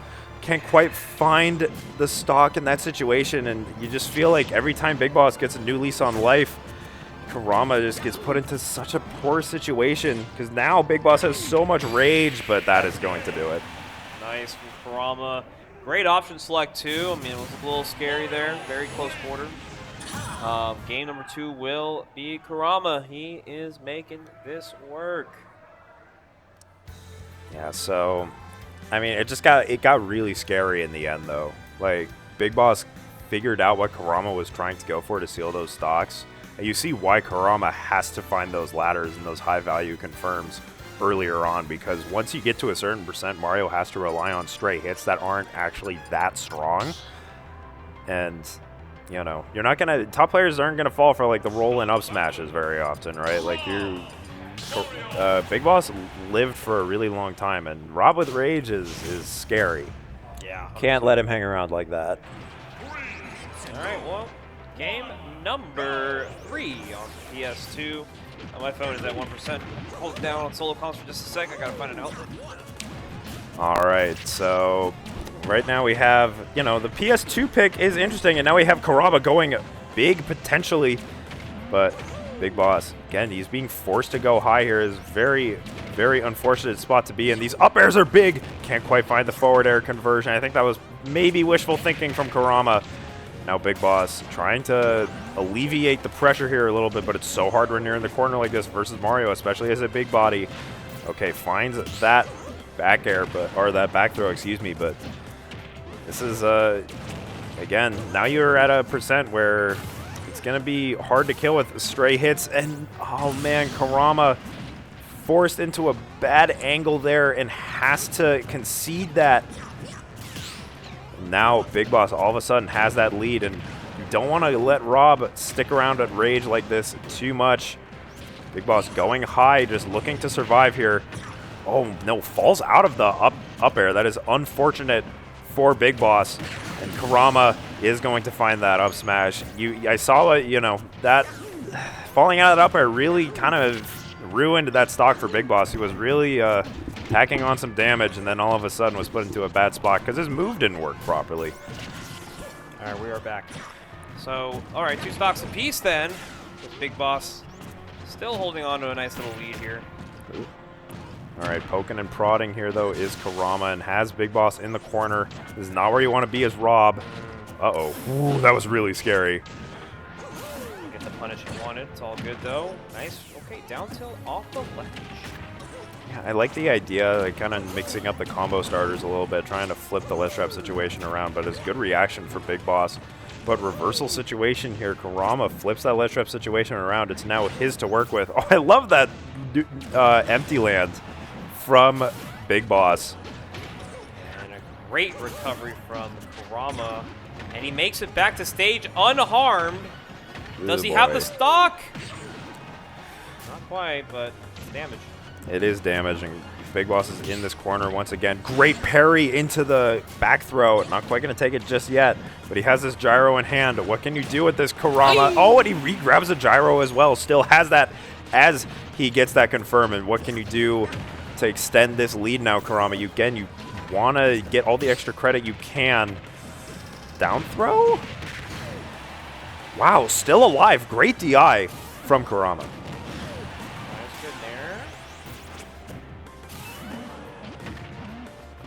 And I love the wait there for the get-up attack. You know, maybe you go for an aggressive up there, but Kurama didn't want to get caught in a disadvantageous trade, so he's taking it slow. Still taking it slow, but how do you get off the ledge here? Oh, great reversal with that F-tilt. And now the damage is potentially climbing on to Big Boss here. Going up the ladder with Rage, is that enough? Not quite. You're going to be punished for it, but that's good mileage for Kurama right now. 85%. We can get anything. Just don't let him have anything. Good. Yeah, center stage. Reclaim your position. Doesn't have to be soon. You just got to play it slow. Kurama waiting, but the roll-in aggressive stuff from Big Boss. He is going to get a little bit of a punish there, but nothing huge. Uh-oh. That is so much damage. Gyro throws into gyro throws, but you might be seeing a little bit of the bleeding. Stop! Goes for it all! Oh, that back air. Wow. Not cleaning it up, but I think one stray hit from Kurama at the ledge here could do it. Yeah, but you got to find that stray hit up. There you go. He finds that up smash. Perfectly placed shield from Kurama.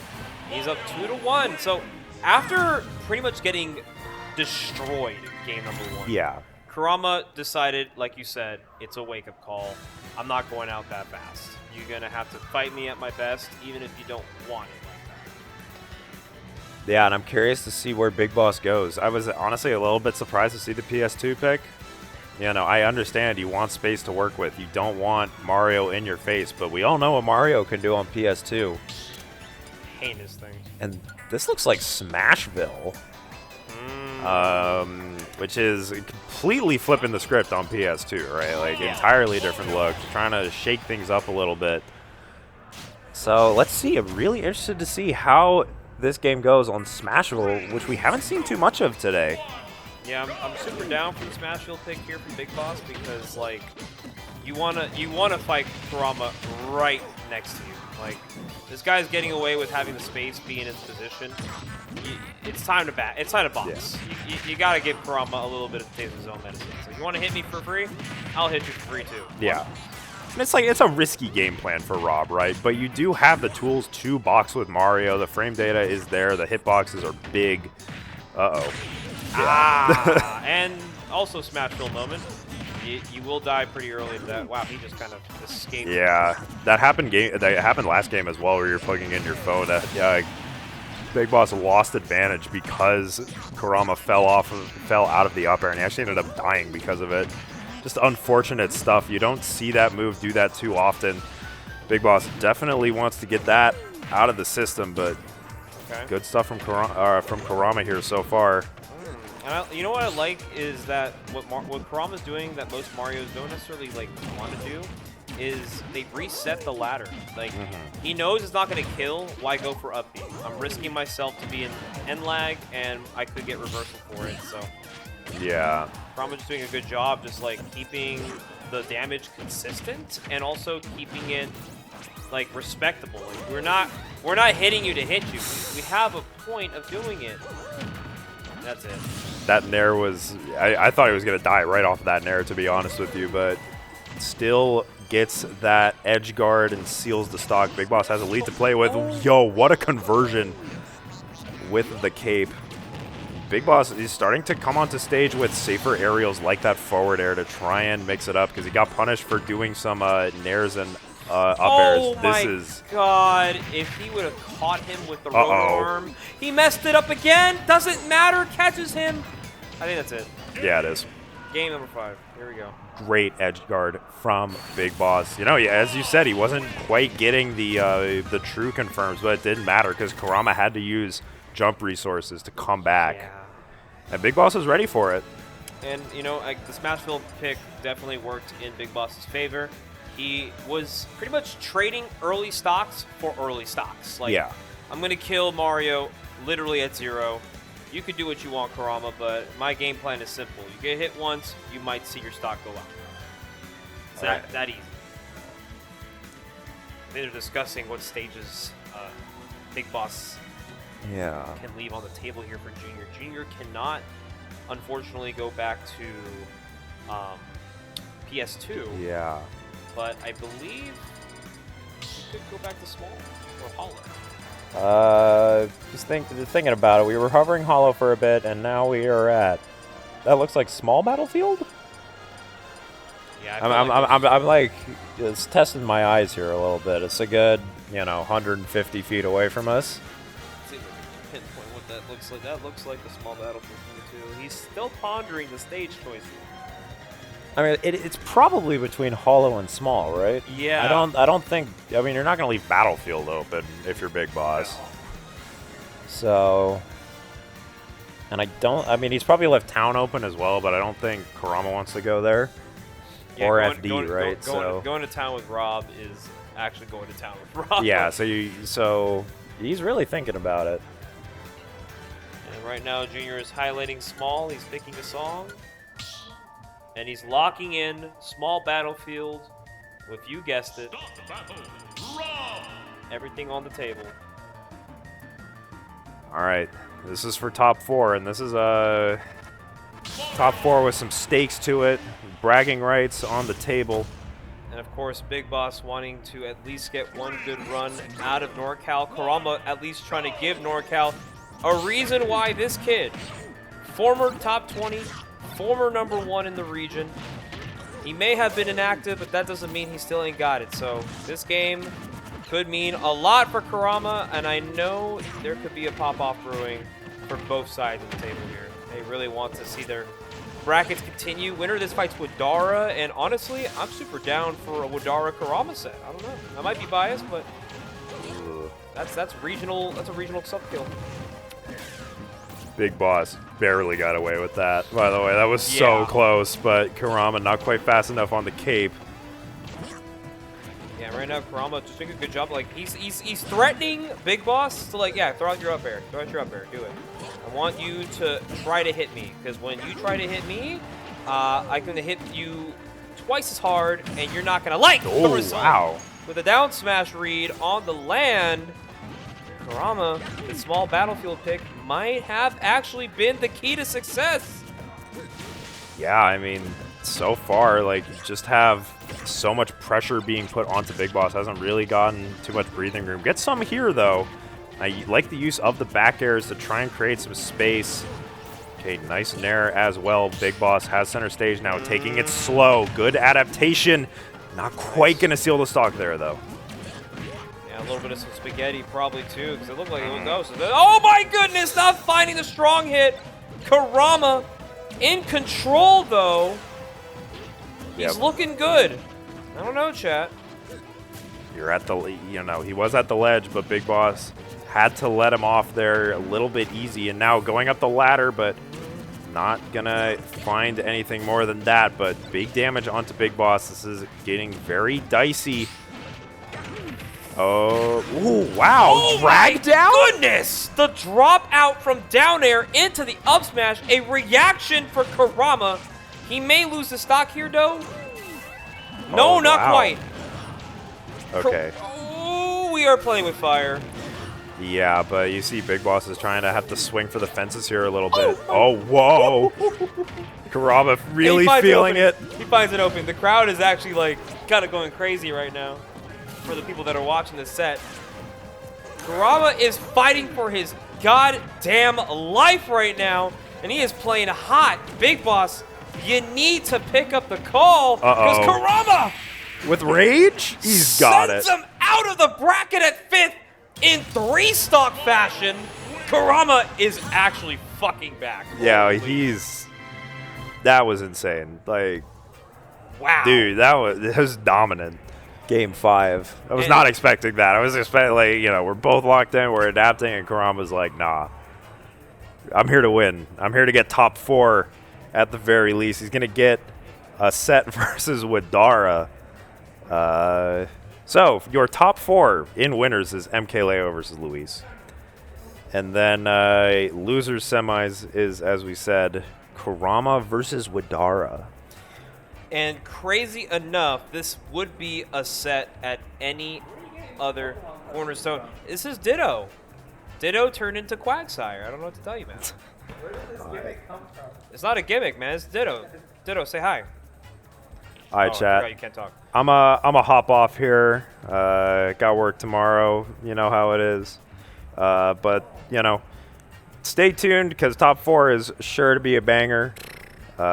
It's gonna be wild. Thank you for listening. Thank you for tuning in, and we'll see you later. Where can we find you social media wise? You can. My Twitter is down there. Please follow me. I'd appreciate it. And of course, thank you to Snorlax, thank you to Mars Bars for commentating with me. And we're going to give it back to Snorlax, I think, for top 4. Yeah. Yes, sir. All right. And I'll see you later, chat. Hell no. Thank you, Sputnik. Thank you guys, obviously, for tuning in for Guildhouse. Sputnik, thank you for holding it down, as always. Sputnik, obviously, one of the best voices we can have in NorCal. I know, he's got a nice radio voice, dude. I've been telling him, I'm very happy that we took the opportunity to have open commentary at our smaller locals, because if it wasn't for that, I don't think I would have ever recognized Sputnik had the voice for pretty much any sort of broadcasting situation. Oh, yeah. He has it. I mean, it's genuinely soothing. Oh, yeah.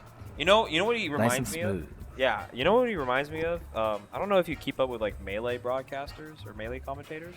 A little bit. But Sputnik gives me a mix of like Studebaker, Big Stewed, and then throw in like maybe a Toph. Mix Toph and Studebaker together. You get the deep voice. I don't know. I don't the know. analytics. I don't know if I get that. You don't get that? Am I the only one that sees a vision? Quagsire. I mean, Ditto. Maybe. It's Ditto. It's Ditto, not Quagsire. Ditto. Tell me. Am I right? I didn't know we were supposed to bring the Pokemon plushies. I didn't realize it too. Warren got pissed at me because I didn't bring. He got the damn mad at pup. you? Oh my Not god. actually. He got mad at me too. He put hands on me. I was kidding. Cut that. Cut that. Production, pretend that didn't exist. I did not say anything. He's nodding his head. Yeah, okay. Howie's like, We yeah, got don't you, worry, we we got got you. you. We can We cut got those 2 you. seconds. Oh, on the ice or what? On the wrist? Dude, I mean, you already know, for those who were there at that Guildhouse, this was a watch gifted by the group of EBS, the East Bay Smashers, man. They put together a beautiful gift for me. I think it was supposed to be, it was a birthday gift. Dude, This you're is- tearing up and everything too? Dang. It's so No. emotional. Hey, I'm upset, man. I didn't get my email to buy the Switch 2 yet. What's happening? I hella forgot to pre-order. You know what? That's what I forgot to do today. Oh, you got to pre-order from somewhere else, not Nintendo. Yeah. Oh, I'm dumb. Well, I I'm mean, waiting on Nintendo. Nintendo could send you the email, but the pre-orders for Switch 2 went live already. Like, I'm not doing it in the What middle of time the is it? broadcast. oh yeah, we are way past that time. I hella forgot that was a thing. 10:44. Do I go to Guildhouse or do I pre-order the Switch 2 at Best Eh, Buy? I'll figure it out when the time comes. Yeah, I mean, there's not a big rush to get it. I'm sure when the time comes, I will have it. I will. But it would be nice if I had it as early as I could. Just get it as early as possible. I'm sure there's gonna be like some sort of. I'm following like scalper sites Whoa, yo. because a lot Sneakers. of them. I mean, mostly for sneakers, but like obviously for my case, if I want to switch to, my ass is gonna need to like look into the notifications on my Twitter. It's like, oh, restock, go, restock. Oh, the pre-order, yeah, restock yeah. the pre-order. Some CAG, cheap ass gamer or what? Hell yeah. Yep. Well, may not get a Switch 2 as early as release day, but we can at least sugar-free in the background. Yeah, I was just talking to him. I wonder if he knows who MkLeo is. He was like, "Oh, it's cool that they're here. I wonder if Aspargo would come out too." It's just Sugar Free's great, dude. He's funny. I actually love that from Sugar Free. It's like, yeah, dude, I wonder if he's gonna bring out his hermanos, you know? Okay, I'm sorry. am I wrong though? Like, I don't care, man. I've been. Listen, Jason. I've had a long night. Okay. Bring out the meatball soup, man. I was having a great time tonight until I got timed down losers. Anyways, here we go. Oh, Winners okay. finals. Yep. Okay, cool. We have the Byleth also from MKLeo tonight too. Yeah. Yeah. First time he's pulling it out, I think, today, because it's been mostly Aegis. Yes, that's true. Yeah. Is it Aegis bracket tonight? There's Violet though. Ooh. Dude, that's so scary to do too. Just the chance of them just grabbing you out of the air is so terrifying. Oh. Yep, you're dead. Yep. Nice catch.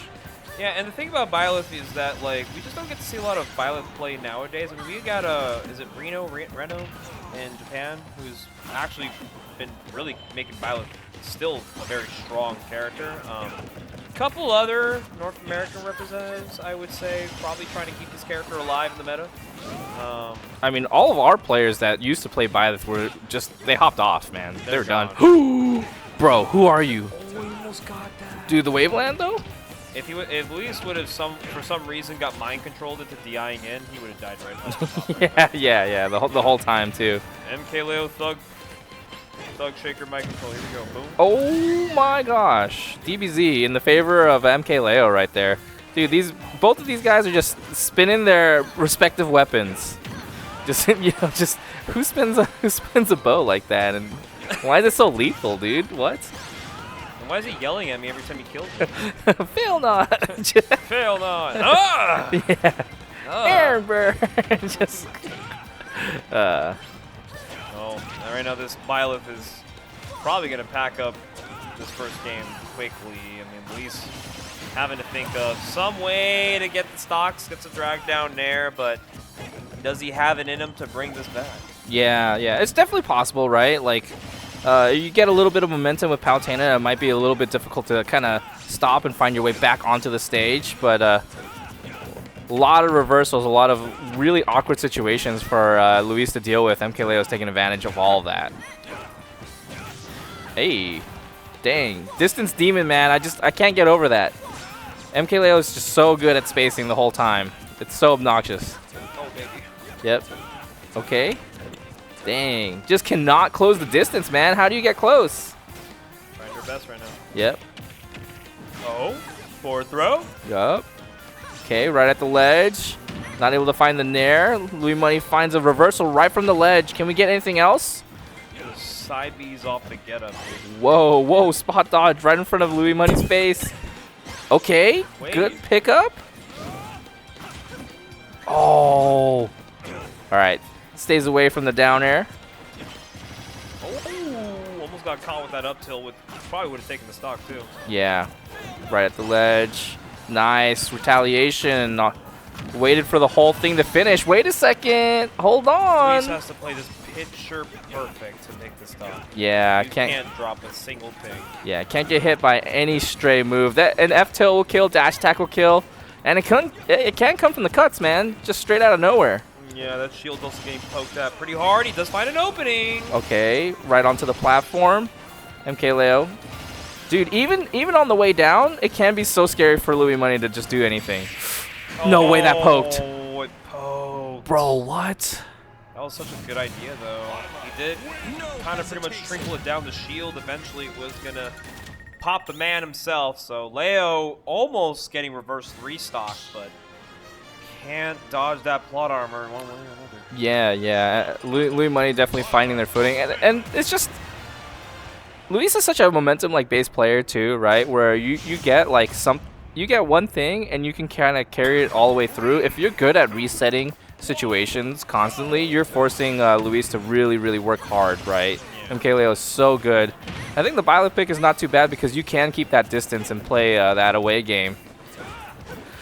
It's actually just insane to watch Leo over this past month that he's been in NorCal. You know, I've always I think a lot of people can pretty much say this the same way, right? You've watched Leo since literally as early as maybe Smash 4, maybe earlier. But I mean, the kid has just always been a sight to watch, and Ultimate, of course, is where he kind of just claimed his GOAT status. Oh yeah. And then you wonder how does he keep up with the developments, meta, and how does he keep switching characters? And of course, those who are that was a beautiful ledge from. Yeah. And of course, all the beautiful people back home, they just want to see Leo play one character only. But Leo's just been able to just do it in kind of a F-it moment. Because who just decides to play 5-6 different characters at majors and still take down? Oh yeah, man. Can't tame this horse, man. Let it run free. We gotta let it do what it want to do, man. Yeah, this is beautiful stuff that we've been witnessing. I think NorCal got a pretty good treat out of watching the Leo gameplay. But it's kind of crazy that, I know he's a good player. It's kind of hard to upset a good player like Leo. Yeah. This is also Lui Money, a person who is almost untouched at these weeklies against his own region. Yeah. But we've seen some light out of Luis in the past. I mean, he did take one set off Leo back at versus 200. So it's not totally doomer, right? Yeah, yeah. And right now we're in a pretty even situation too. Once someone picks up something, puts him right at the ledge, that's where we're going to see a stock pretty much fly right here. Now MkLeo right at the ledge, not able to find anything, tries to pick up a full hop nair. Oh man, tries to call out a jump, a delayed jump from Luis saves him from doom. That was a great parry. Yeah. Up throw. Love the idea too. It can be difficult for Byleth to swing, come down and swing, right? And, you know, I have seen Luis grind against Byleth a while back. I think you were watching Luis's grind session on his stream. He's just I don't care if it's the Byleth, the Joker, the Aegis, he can play whatever character you want, man. I just want to be ready to give Leo my best. Which is why Luis has been kind of a sober go for today, too. Oh, really? Yeah. I mean, I know Leo hasn't said no to a drink today, but, I mean, does he have to? Come on, he's on vacation, man. He's on vacation. He can have whatever he wants, okay? And, you know, at first, you know, we're all friends, but Luis, at the end of the day, he's like, listen, man, if I don't get my chance at Vegas, my chance is now. Yeah, exactly. Right here, and gets another chance right at the ledge. MkLeo just sneaks right past Luis. It's so hard for Luis to pin down MkLeo, too. These dash attacks definitely not still not lethal. Dang. My goodness, okay, fair. This is a good position for Luis if he can try and find his stock. Oh, man. Dude, these jump from ledges every time. The timing is just slightly different, and Luis is not ready for it. Just like that. Dang, I like the dash. I like the dash to the ledge, actually, after the nair. That was pretty smart. Okay. A lot of free damage right here from Luis. Yeah, hoping for an early double jump, maybe an air dodge. Okay, was able to get a little bit of extra. Oh my gosh. That is nuts. That down tilt was actually just so well placed. Oh! Yeah, that was mad close, too. Almost hit the tether. Oh my god, he's looking to call out every tether route. No way, didn't get the dash. The stand grab, no. Oh my goodness. Okay, very, very delayed back air. I'm surprised we didn't see a parry on MkLeo's end, but still makes it out on top. Nice dash attack on Luis's end. They're definitely fighting so hard to get them at least pushed to the corner. Forward throw. Scary situation for Luis right now. Yep. Okay, nice. Dang. Even had the safety of the platform to help land earlier. Okay, beautiful down air.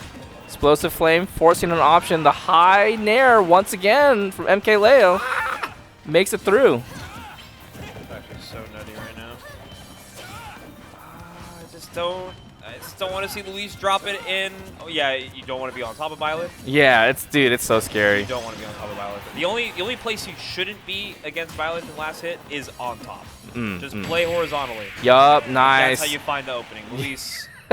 He said, "Thank God, bro." He gave it to Luis so many times too. Jump from ledge, nair, like just I don't know. That was the 4th time he did it. Just did not respect Luis at all. Just said, "I'm gonna do it over and over again, man." Okay, good on Luis. We got one on the board. Is MkLeo staying Violet though? You think we stay in Violet this whole set? I give it one more game. One more? One more game. One more go? I don't think the Violet is fully getting played. Never seen the Lucina? We're seeing Marth though. I don't think we're seeing Marth. I think Leo, I don't think Leo wants to play Marth against Luis specifically because he's pretty good against Lucina. Yeah, everyone loves Marth, man. I don't love good. Yeah. I love Ashen though. So these games have been nail biters as they should be. And of course, Luis playing at his full potential, really giving Leo some things to think about. Look at this. Yeah. Nice. Really catching the trumps right here. The down tilt, not able to follow up afterwards too. Very rare miss usually from Luis. Dang. Okay, I like it. Luis is also just ready for some scramble situations too. Just very ready to jump, press a button, do something. Oh, yep. Get the late hit of that nair. I mean, the thing about Violet's nair is that even if you shield all the way through, there's a good chance you're gonna get that because that move kind of just hits very long. Yeah. Like you're gonna get poked. Whether you like it or not. One of my favorite things, actually learning from Vermilion too, in the time that he was playing Byleth, one nair on shield, you can shield poke or break shield afterwards with down smash. So there's just so much threat shielding against Byleth. Ooh, I like that. Holy cow, he's staying alive too because of it. Alright, gotta get up one way or another. Does get with a fair. Nice. Into a fair. He's testing MkLeo. Yeah, ran all the way across the stage too to be able to find that. What the? He's a sniper. Why did he go for that? That shit would have been nuts. That would have been the hottest stock of all time, man. Come on. That would have been bud up. Yeah, tonight, nice. Okay, great spacing. Had the time to reposition too. Find the tipper on that forward air. Now, 2 stocks apiece here. Relatively even. Yeah, I mean, both characters are really good nairs, so they can get some. Ooh, oh my! You can what? You can do that. Sick. I'm glad the Byleth games from Luis. What paid the off. heck? He learned something about this character. Yeah, I'm gonna get to the ground no matter what. You can counter the fucking tether. I just don't. Why? Man. Wait, Byleth actually sucks.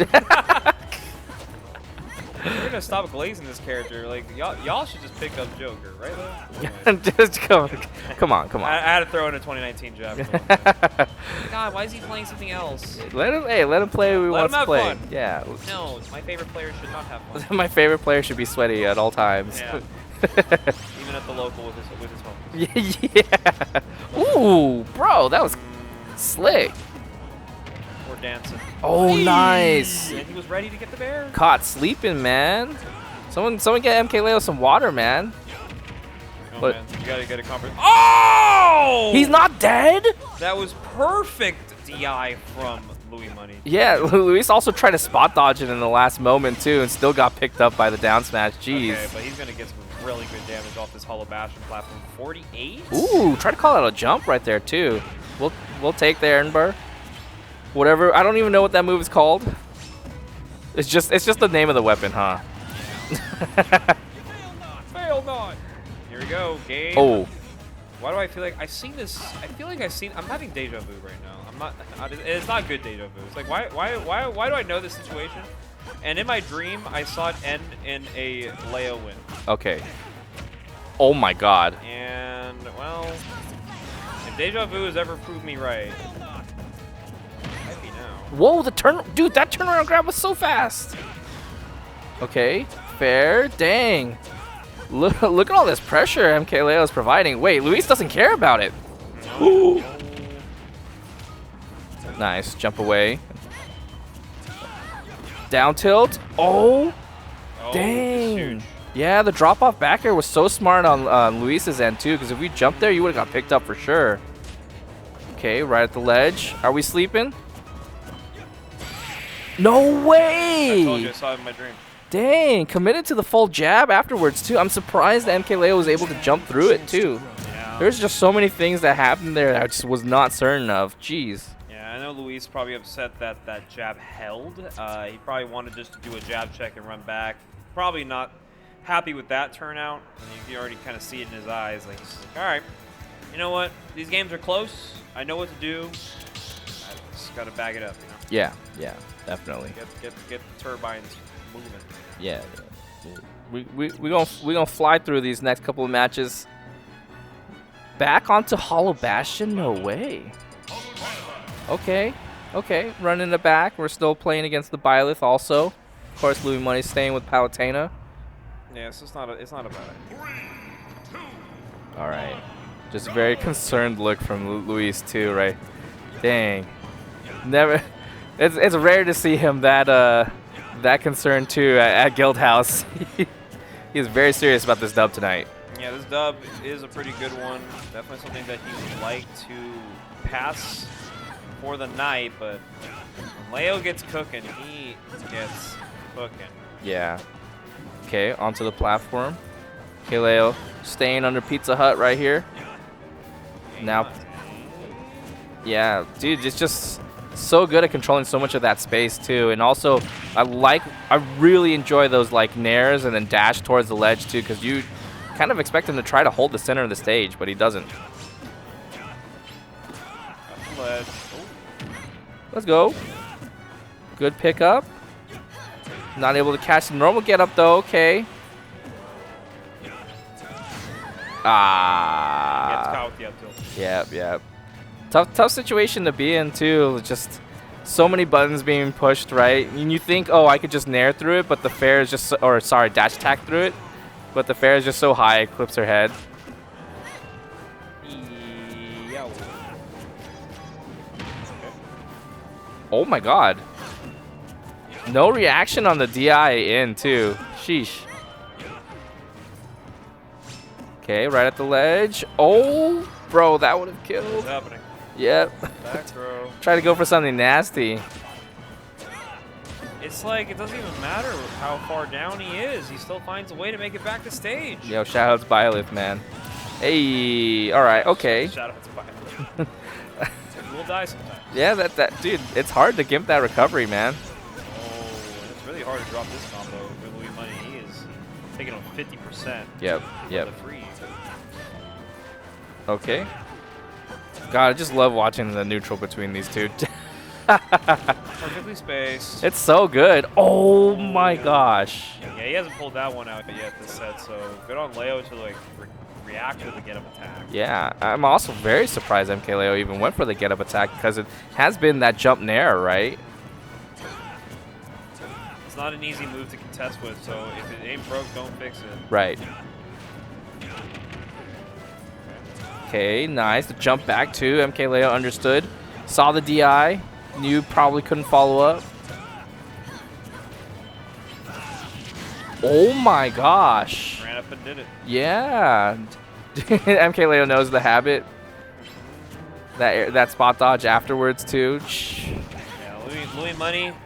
We want to see our boy thrive against Leo tonight, but this set, it might just be one to put down in the books right now. It's looking really tough right now. Yeah, not out of the cards yet though, right? We might be able to pick up this stock. Have to really buckle down though. Can't get hit by small stuff like that, right? Just so much extra credit, so much extra value for MkLeo right here. Whoa, no punish? Oh. No way. Yeah, good stuff from MkLeo. Really just ready for so many scenarios too. Just threw out so many buttons. Knew Luis was a little afraid to hold forward, right? Yeah, unfortunately for Luis, it is a go next. But congrats to MkLeo, of course. He will be in Grand Finals, and as always, has not missed a Grand Finals in the last 4 guilds. And he will keep that streak alive.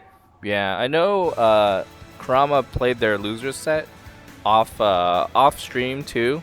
We're kind of trying to roll this through. I think immediately afterwards, Luis probably has to play against Junior. Yep, I see Kurama walking up to the stage right now. There they are. Normally, did Kurama and Widara already play? Yeah, they played off stream. Oh. Yeah, they called it. It's 11:05 right now. They're trying to speed it up. I get it. Yeah. All right, well. What was that set, by the way, with Kurama Widara? I don't know. I just walked up here after that one set. I haven't taken a look at a bracket because it was playing in the same time that Grand Finals was playing, or sorry, Winners Finals was playing. It got the first thing I was gonna say was that they're playing off stream, but then I didn't get to say that because of Sputnik's wonderful handoff, amazing handoff. No ices. No ices. Amazing handoffs, no ices. Guys, it's late. Yeah, and I'm very, very happy to see these two play against each other again. We actually, despite the two living in NorCal, they actually don't have that many crossover events. Kurama have just been busy with other stuff. I heard he came here straight from work. He did. He actually just said, I had to move 100+ boxes for 8 hours, and now here I am. Oh, nice. What, the GOAT? Spending that much time moving boxes, and now you're just, you're moving stocks, man. Right here for 3rd place. And they guaranteed, what is it, the electronic gift card for Jappa Curry. At least these guys could say they got. He's dead. Oh my God. He ended him. That was the first stock. Yeah, wow. That's how this whole set's gonna be, huh? If you don't think Luis is upset, that first stock probably tells a story. He's probably gonna treat Kurama like it is round 1 right now. He is like, you know what? I hate you. You're not my friend right now. Not my doubles partner. You're not my doubles partner that we won 2 super majors at. Yeah. Okay. Oh. Nice. Catch on the landing right here, Louis. Dude, bro. Okay, chill. Oh my God. He wants to ether my boy Junior. Dude, just out for blood. A blue-collared man just trying his best.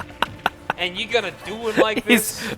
He came straight from work, and now you're putting him through this? I know how Pearsall feels. Dude. Every damn week, he's like, I gotta go to Guild and fight these goddamn zoners. As Donkey Kong. Yeah, as Donkey Kong. Yeah. Hey, look, both of these players they do put in a lot of work right here. Kurama looking to find that first stock, up smash, not able to find anything. Dang, Luis is just really off stage, just so comfortable too. Going crazy. There's the jab.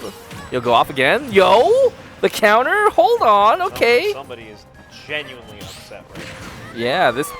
All right, okay. We are pressing these buttons angrily. Just... And I don't throw out adverbs like that too often, right, guys? Yeah, you got to open up the controller. The button pads are just destroyed. Just breathing fire. The flames of disaster. Come on, hold on. Here we go. Yep, right in the corner. Dang, the game these two have to play to, just showing their backs to each other. A lot of jumping. Okay, a little bit of light here for Junior. Oh wait, nice, dude. That combo DI was so good on Luis's end. Dang. Okay, it's so, dude. It is not easy to follow Luis tonight. Yeah, this is shit, dude. Yeah. Tries to pick up a down tilt, still not able to find anything. The up tilt though, putting Lui money right in the air. The counter, hello. All right, great parry. We're gonna get the back throw here. Can we pick up the second stock right at the ledge? Yeah, yeah. Bro, that didn't kill? Yeah. How did the downer not kill? Hey. Got the down tilt here. We brought it back to a last stock situation, but Luis, if he knows one thing about Luis, he can definitely finish his food. I did not expect that back air to come out too. Rising fair, immediate back air right afterwards. When did he have time to turn around, man? That was insane. Crazy game number 1 for Lui money right here against Kurama, especially with that opening. Well, yo, answer back. You know, since we're on the topic, chat's been talking about how these two will be at Level Up Expo as doubles partners. Who else in chat's going to Level Up Expo? Me and Snorlax, of course, will be in the vicinity. So if you guys want to say hi to us, we'll be there. We'll hang out. We'll hang out. Maybe you might actually remember who I am. If not, it's okay. Sometimes I talk to somebody that I just straight up know, and they'll just be like, "Oh, can you run by what your name is again?" And I'm like, "Oh, and that's me putting a 12 gauge right there." No. Hey, look, at least we can talk over it. The tacos El Gordo. That's gonna be the highlight for sure. Oh yeah. Okay. On to Battlefield. I'm actually surprised we ended up on this stage, but honestly, what do you ban against like Mario? Yeah. I mean, we were talking about with Sputnik. The stage list that we have run for tonight, I believe, is still the Oregon rule set. I don't think so. I think it always comes back to. I think it's the Genesis rule set. Okay.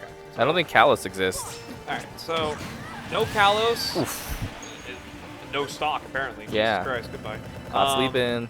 There's a lot of stages that Mario would prefer to go to, and there's stages that Mario's just down to go to if available. Battlefield is just one of those stages where, yeah, we know Mario's good on platforms, but this is a stage that, some players are willing to just kind of trade off because if they get what they want, it doesn't feel that bad. Right, yeah. I think Luis is also just confident in the combo DI, not to get picked up ridiculously from the center platform. But sometimes, sometimes it don't matter. Kurama's just got it like that. Yeah. Ooh. Not going to quite get much off these rising aerials. Not too shabby do. Yeah, but Lui money's still struggling to find this first stock right here. Kurama holding on. And also, at the same time, applying a lot of pressure right here for Lui money to answer. Okay.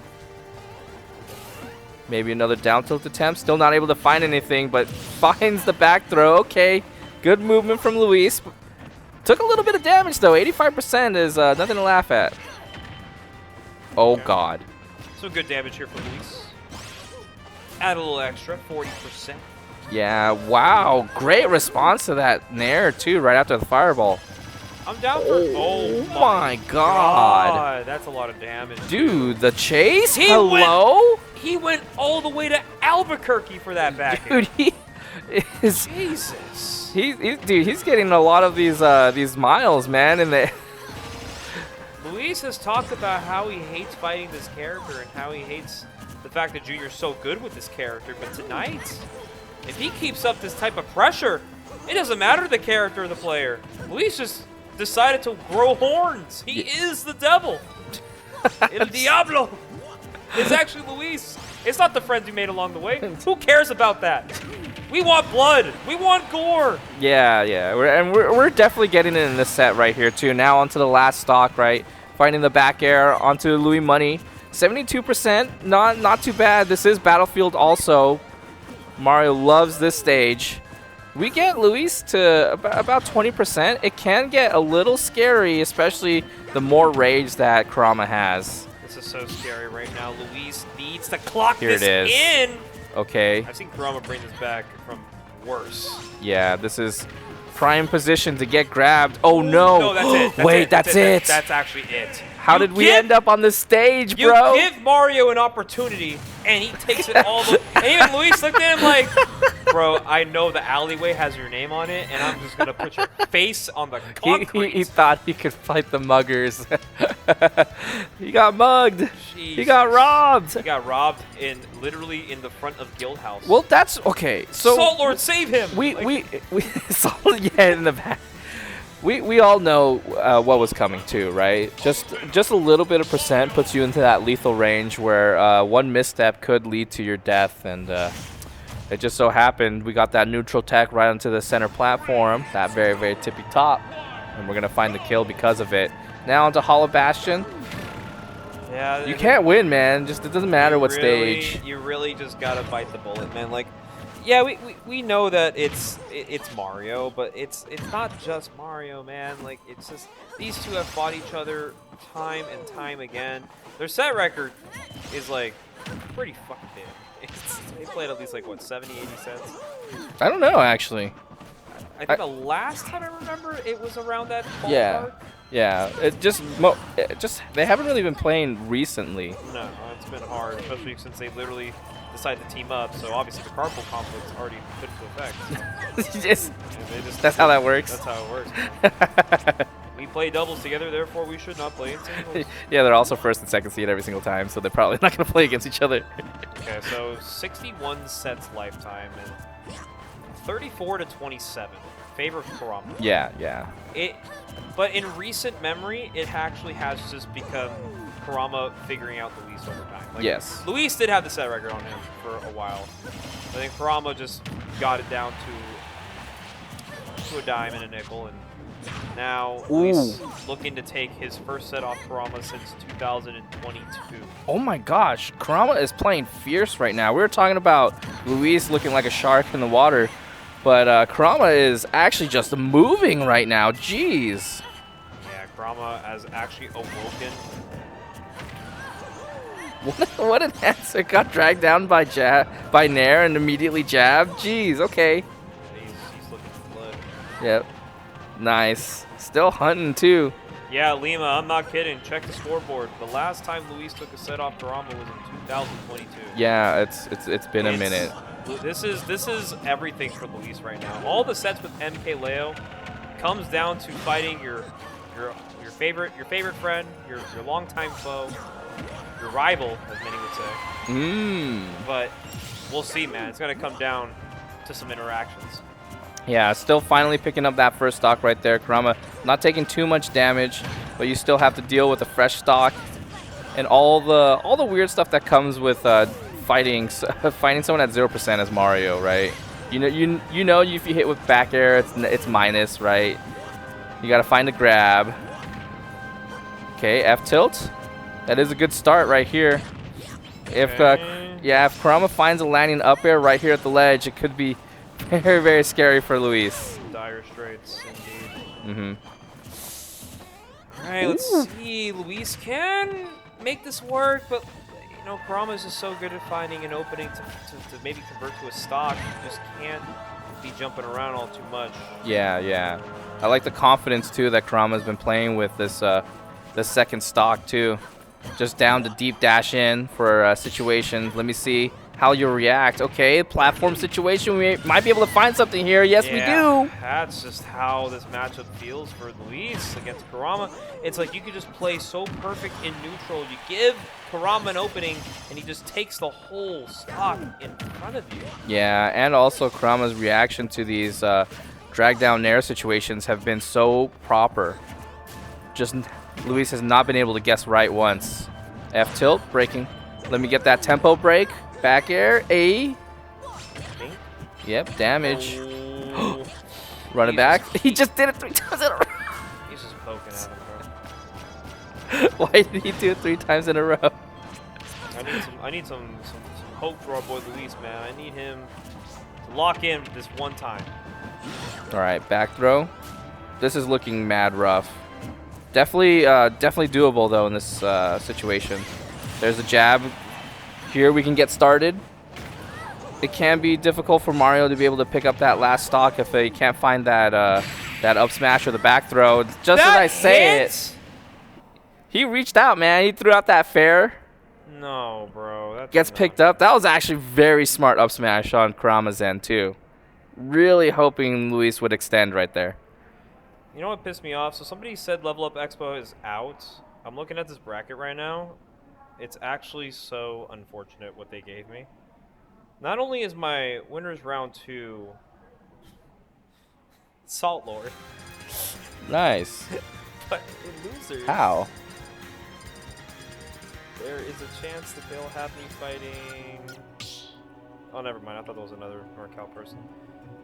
Wow, this shit looks Not done. It's probably not done. I hope it's not done. Yeah. They gave me solo round 2. I know Public is smiling if this is actually the true. Public's like, I'm down. I'm down to fight. When did Big they League even Man. release it? Just now? I mean, they at least made it public. I can't say it's secret for sure. Yeah, okay. But like my round 1, his tag is burger. I'm scared of that. Yo, that's a hype tag. And the profile picture is just a burger. I'm not even- Wait, he's dead. Oh. Wait, no, he's not dead. Fine. He's alive. Yeah, why the fuck? Dude, this is actually such a... That's a Oh, threat. God. Oh. He's dead, actually. Bro, Kurama is moving right now. All right. Oh, dude, yes. That's such a... You don't really get too much after those scenarios, but knowing that you come up on that trade is just a big plus for Mario. Yeah. Oh, another... Dude, that's such a good chase, actually. Wait, run it back. Okay, there's some light here for Luis right now. Yeah, the fire's not out yet. The lamp is still burning strong. Okay. Good, amazing DI out on Kurama's end. So, dude, it's so scary. Whenever Kurama runs straight at you, it's terrifying. Dude, how the hell does he get full drift up airs like that out of parries? What? It's different. True. Good block dodge catch right there with the back air crossover. No, yeah, you're not going to get those get-ups for free. Yeah, was scouting it though. Just didn't press the button to pick it up. Dude, how did that down tilt reach? Oh my goodness. Now has to be a little wary about up smash. Probably not lethal yet. Like the air dodge right there just to maintain the distance. Oh my goodness, he's all over him. That's good. All right, we'll take it. Explosive flame, baby. Now neutral being played. Oh, Yeah. beautiful deep dash too. So none of these are hitting. Yeah, I'm curious why we did forward throw too instead of down throw. Probably wanted to see if the mix-up was probably in place. Yeah. Good tech. Ooh, okay. Junior with a little bit of a stall right there too. Oh, we are trying to kill him. Yep. that's Kurama's MO the whole night tonight. Yeah, I mean, this is so tough for Luis. I mean, he knows that Kurama, for a while, has been a very difficult opponent to take down. I mean, we've seen Luis take down a lot of great players over the course of the years, but when it comes to this freaking kid on the Mario, makes this matchup look -5. Ah, dude. Just could not find the timing to get up too. Kurama. A lot of timing mix-ups in that situation. But there's still some hope though for Luis. Yeah. Oh, you're gonna take 12. Yeah, not too much damage right here, but the lead situation has been so bad for Lui Money. Even on the flip side, it feels like every time Lui Money gets Kurama at the ledge, it just doesn't feel like a winning situation. There's a down throw. Nice combo DI. We're staying away from the platform. Oh. Oh no. Oh my goodness. That was disgusting. What stage do you go to against Mario, dude? What stage do you go? And that's just how the cookie crumbles. Luis falling out of the bracket at 3rd place. I mean, I'm sorry, Quagsire, you kind of got squished a little bit. Flat sire. Flat sire.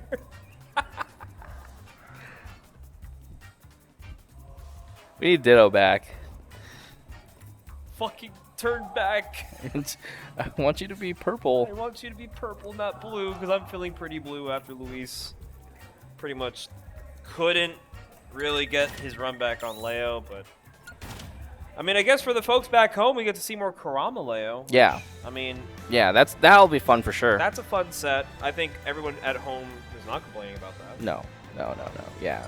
Just for a little bit of context too, I know you guys probably expect this also. Luis has been itching to play against MkLeo pretty much any time the bracket has happened where they both enter. Wanted to at least seal a tournament dub completely over MkLeo during their stay here, but unfortunately tonight is not the night, but maybe we can have a tournament dub for Kurama.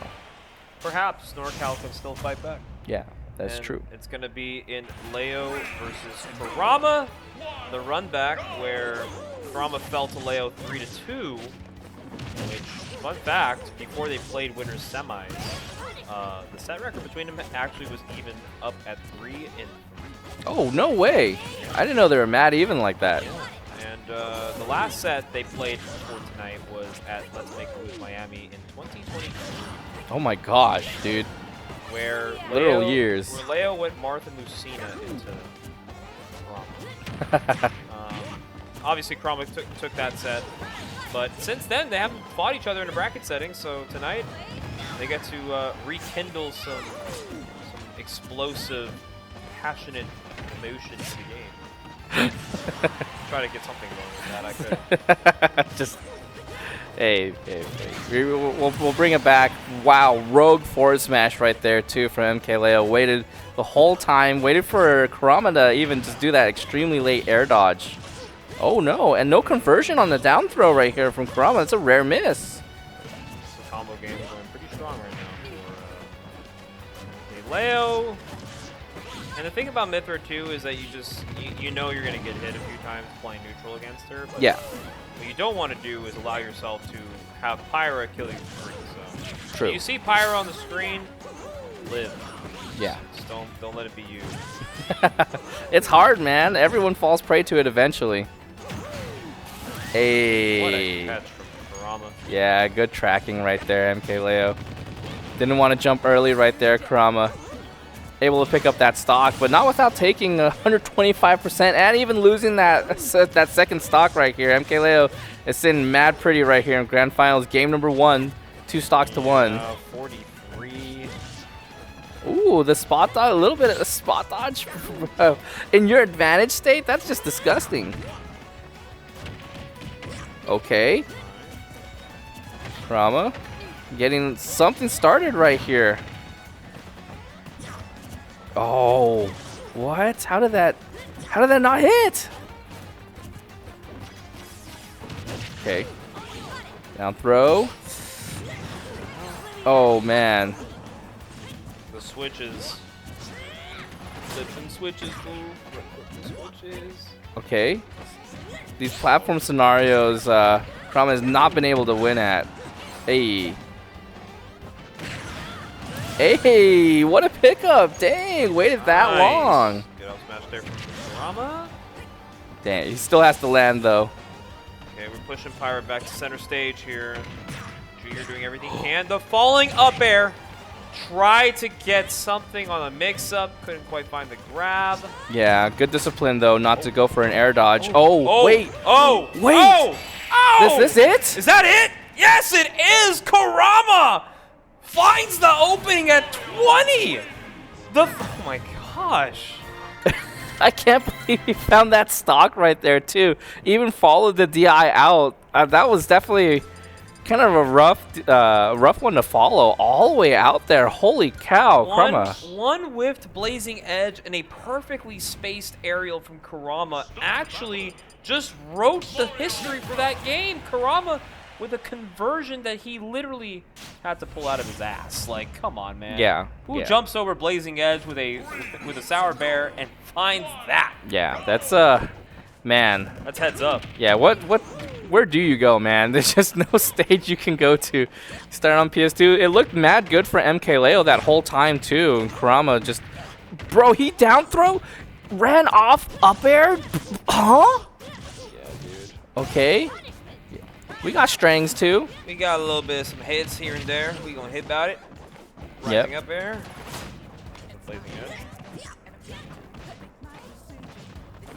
Oh man. MkLeo is so good at finding the way back to the center of the stage, man. All right, tough situation, man. If you're Kurama right now, you need to make back the stage. Yeah. Dang. Dang. You. Dude, cheeky, man.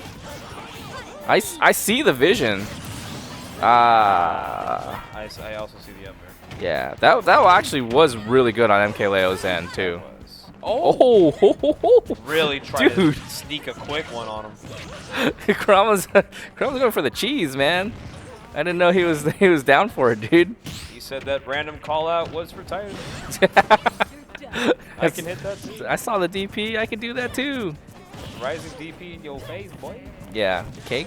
Trying to land against Mithra. Still finds a rogue up air, but can't find the stock. MkLeo still keeping the advantage for quite some time. Hey, okay. Dash attack on shield. Of course, we're gonna get an up smash. Aish. Oh. Ooh, scary stuff. Yeah. What a dude. That was awkward. Oh man, these landing up airs have been so good for Kurama. I'm actually honestly surprised we haven't seen MkLeo try to go for a footstool like Dtier actually as Pyra. Oh yeah. Oh. No roll in. We get a promise for Volt though. Yeah, we're still alive right here. Okay, hold on. Mithra down smash is a get up call out. Yeah, you don't actually expect to also die from Mithra too, right at the ledge at that percent. So just a really good option that, you know, most Aegis players have been learning to kind of do more in ledge trapping scenarios. So good on Leo to go 2 for 2 on that, because now he has a chance to bring the set back evened up. Ooh, okay. A little bit of a pickup right here. We might be able to find the stock. There's the down smash, of course. Nice. Okay, if he would have thrown that back air any moment later, it would have been a hard reversal for Leo. So we got a last stock situation. I know it's late, boys, 11:30 p.m. Pacific time, but if Kurama does take this set, we will be playing a set too. That's true. That is true. Definitely possible right here on PS2, game number 2 of the first set in Grand Finals. It's a hard bracket tonight, boys. Eish. Crazy enough, man. Hey. Ooh, big damage. Big pickup. Oh, this is so scary. Not gonna die yet. Oh, could not find it. There's not enough on that flood to really snap the deal there. Oh, scary. Don't die to Pyra up air right now. No double jump right here. Okay, the fade away this time. The forward throw. No. Leo has spent way too much time with Saltwood recently. What? These are some down airs. Hey, you gotta just throw it out there, man. It's a good move. Yeah, do it again. Watch. Oh, forward air this time. Okay. MkLeo, use down air. No. Yeah, nice. I like the. I mean, shoot, we got mixed up too, right? We thought it was gonna be a down air, went for the empty land grab, and now as Mithra, there are a couple more things that are more lethal than you think. Up smash could potentially kill. Of course, down smash at the ledge. Doesn't get the Oh Trump. my Wait, but that God. could do it. That was the idea the whole time. Ooh, doesn't get the stop. Oh, he misses the backer, but not gonna matter. The dash attack pickup from Kurama. Dang, so quick with it too. Kurama came to play, man. He moved 500 million boxes in 8 hours. He drove 3 hours to come here. Moving boxes, moving hearts. Yeah, moving stocks too. Moving stocks in his favor. Kurama, one game away from resetting the bracket on MK. MkLeo. I think just him moving boxes is just so funny. This guy moves boxes. He's moving for a boxes. living. And we also mentioned he is still a kid. I know you. He's a kid. Can he drink? Oh wait. No, he's No, hella young. no, he's like 20 now, right? Can he drink? I don't even know. No, he's like 19. Dude, 18, 19. what is he even going to level of Exo for, man? We're going to Vegas to play Smash? 95% of the Smash player base would not agree with that. You guys talk about randos. I'm talking about that blackjack table coming your way. Heyo. Yeah. Come see me, guys. Trust me. I'm guaranteed a +100 on your blinds. Oh, yo.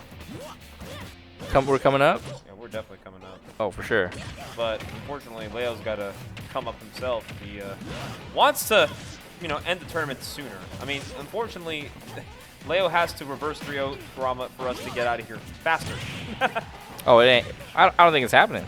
And Kurama's playing so well right He now. is all over him. Oh my goodness. Stop the down air, too. It's actually just so unafraid. Got the back air. Okay. Okay, we did not die to Photon Edge. Good Yeah. on you.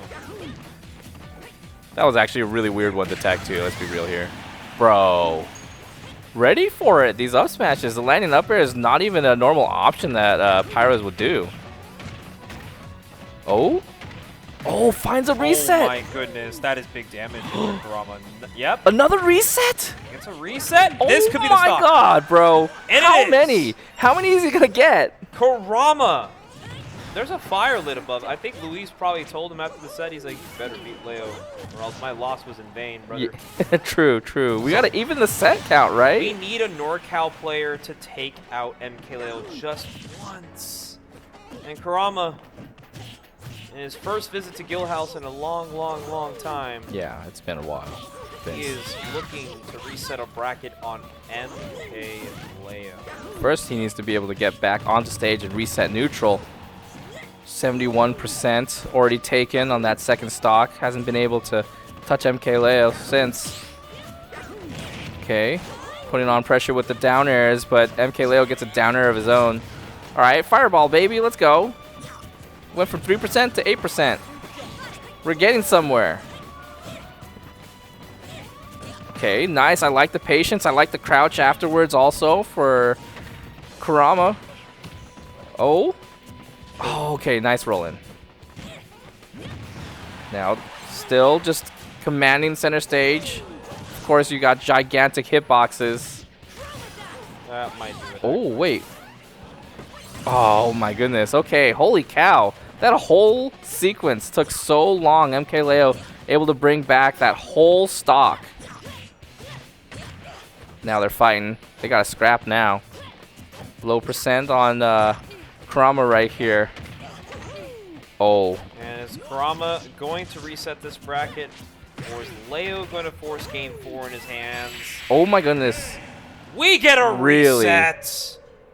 3-0 too for Kurama. Can we get another 3-0 on one way or another? What time is it? 11:36. We got time. We're holding on, man. Is this copy pasta? This is the first time I've ever seen this. As the character has ruined my goat extensively. Oh no, no, no. Oh, and you've called upon them. There it goes. Hey, I didn't summon it. Whoever posted that thing first. They're the one, man. Yeah, we do apologize to chat, of course. Well, you started it. How did this happen? Anytime someone writes a paragraph, it's just immediate copy pasta. Don't be writing paragraphs in chat. Joker's out. Look what you've done. The Joker has come to play. Yeah. So this is going to be the ultimatum. I mean, like I said, Kurama and MkLeo, 3-3 lifetime. Now after, this is their third set of the night, and the set record between them is still evened up. Now this time at 4-4. Isn't that crazy? I think that's great, man. I think that's beautiful. Yeah, it truly is. Up throw, nice. Dude, hello? That was sick. Great pivot up there, right there. Yeah. Okay, amazing down tilt to make it back onto the center of the stage. MkLeo, known at least in this set to be able to control the center of the stage. It always feels like Kurama's just been chasing this monster down. What the? That is one way to throw a stock away. Yeah, but hey, Not we're quite faltering yet. so dead. Still So living. dead. Wait, MkLeo, why? He What- went for gun. Was that not fair? Like, he air dodged. Yeah, we do apologize to the chat for the audio issues. Oh. Yeah, apparently. That's our- desynced. Yeah. We are seeing the future for them, actually. Oh, nice, Yeah. nice. So we're popping off for something that's still in the making for them. Let's just make it really bad and just pop up for like nothing. I'm gonna just start popping off when they're making characters. Oh! An Apex Joker! Oh my God! Oh, hey, Oh, he got the stock! No, just hello. just so bad. Me when I raised bait Twitch chat. It worked. Yeah, this is looking mad rough though. Kurama hasn't been able to get his footing at all. And MkLeo has decided to gentleman into Rivals 2! MkLeo will probably be down. I don't think Kurama would be down to play No. Rivals 2. Easily. And MkLeo has the golden scar. just unfair. It's not balanced at all. This shit, bro. Oh, wait. Oh, that's so. No, he missed the other upper. Yeah, that was good combo DI on MkLeo's end. Kurama could not track. Oh, okay. I like the flood. It's so good. Parry on the first hit of fair and then nair it out of it. That is wild. Arsene's almost out too. Oh, dude. Arsene is about to be gone soon. What an early up B That was so good. from Kurama. Yep. Dang, just getting thrown around. Not too bad right now though. You will die to like back here at the ledge, but all the other stuff you're probably not dying to. Dang, okay. Nice, good back throw coming out here from Kurama. Oh There's no, a nair. there's another Arsene. No way. No way. Roll There's from another ledge. one? There's 2 Arsenes? Why do you get 2 Arsenes a stock? That's not fair. Oh, this is not fair either. Yep. In the air. Oh, he is. 20 extra damage right here. This is when Arsene becomes the absolute demonic thing that people practically seeing. That is watching their stock. Oh from my gosh, 0 bro. To gone. Like that. I'm gonna quote Max Ketchum right here. Mexican marksman, bro.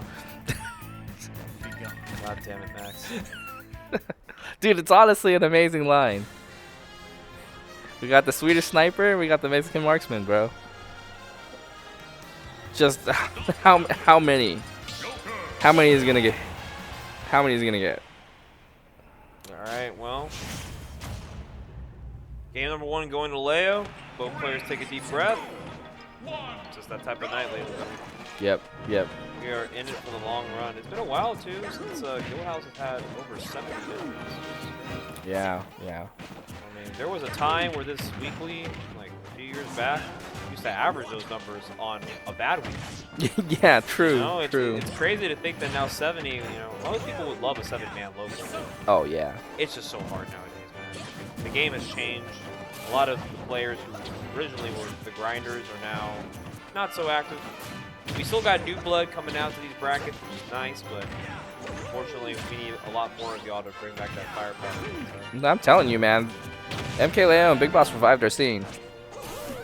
And they can revive yours as well. Yeah. Invite them to your region. Let them stay for a month. Maybe 2. I don't know if they want to say that one. Yeah. Yeah, man, totally. My small town. My humble town of Santa Rosa. Please, Leo. Well, to be honest, we just have a lot of locals too. So, hey. We can also say Leo and Big Boss are now qualified for our regions. We are. Have they hit enough events? They hit exactly 6 out of 10. Oh my gosh. Wait, they're ranked. Oh my god. they're actually number 1 and number 2. It's just No, we gotta do what SoCal did. We gotta make Leo 1.1. Make Big Boss 0.1. make 0.1, 0.2, and then throw me in there for 0.3. Just everyone gets a point. You get a point, I get a point. My recruiter gets bullet points Ooh. for my resume. Okay. Please make it back.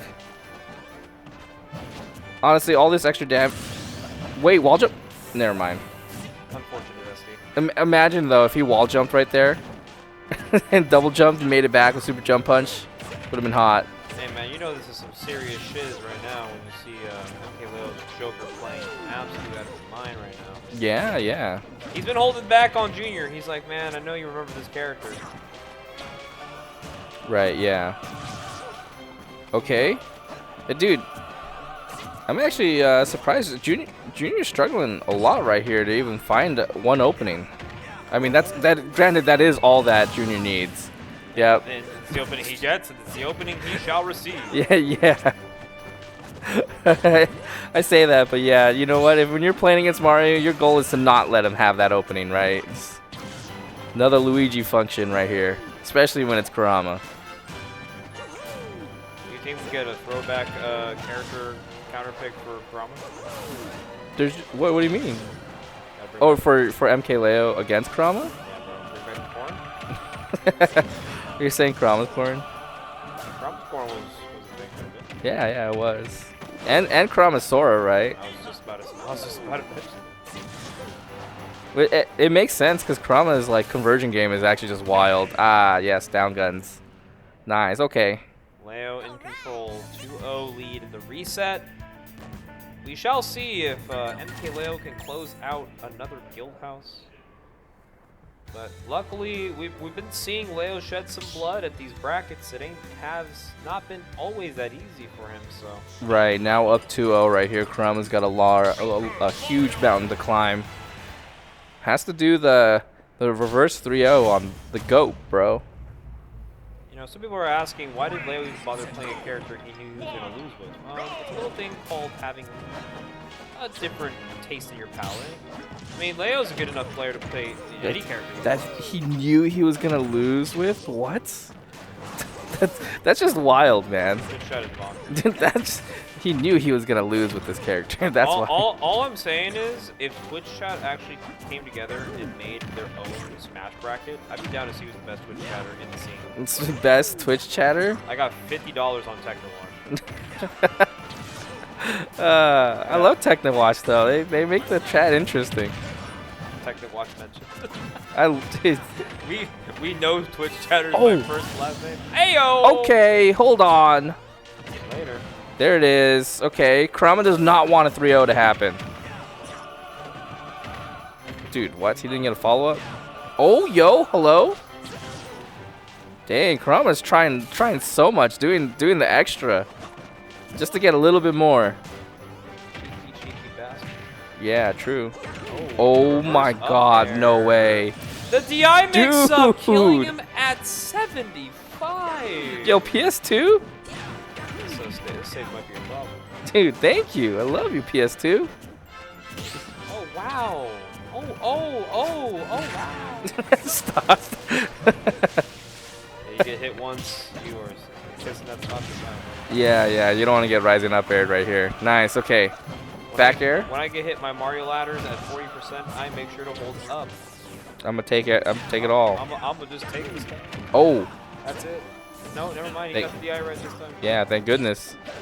Holding on, man, for dear life. Drag down up airs. Kurama might be able to take this game. I see it. I think he can. I see it. Caught the DI in too. Yeah, dang. That's GG go next. Yeah, we're going to the next game. We're not going back. We're never going to PS2. And nor are we ever going to Battlefield, right? It's like the temptation of putting your finger on a hot stove. You know it's gonna burn you, but you're like, but what if I tried? What if I tried? I know I can get this marshmallow toasted perfectly. Ah, my finger! All right, we're never doing that again. Just your marshmallow gets burnt all the way. You're like, dang. All right, let's try it again.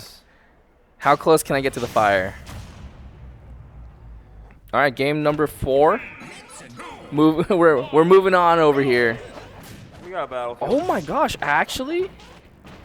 I guess this is not a bad stage for Joker. I mean, you are giving Mario more platforms to work with. I mean, I saw what Kurama did to Luis. Just Stole his stock, man. Thank you, center platform. And he found, Speaking of it. Yeah, that is good. Oh my Good God. riddance. I mean, we are taking Mario to battle. Do we have to? No. Mom said we have to play on Battlefield. Just. Oh my gosh. Oh, I like the high. Dude, the high super jump punch was good. Oh, no double jump. So he tried to probably eat through a bullet, but unfortunately, that's an SD on Kurama. And 2 stocks apiece. First stocks from both sides went by a little too fast for my liking. Yeah, MkLeo actually did quite a number on that first stock. It felt like he had to do so much more work than Kurama. Kurama just ended up like, hey, we have platforms. Guess what's gonna happen? I need somebody to like say something like, why is MkLeo going to Battlefield? You should choose a stage that isn't legal and force the TOs to make it legal. It's just. It's like, yeah, dude, that's how Hey, it works. I need MkLeo shooters, bro. Just. Dude, MkLeo shooters are snipers, bro. They got the red dot on me. The moment I walk out this venue, I might be seeing red. All right, okay.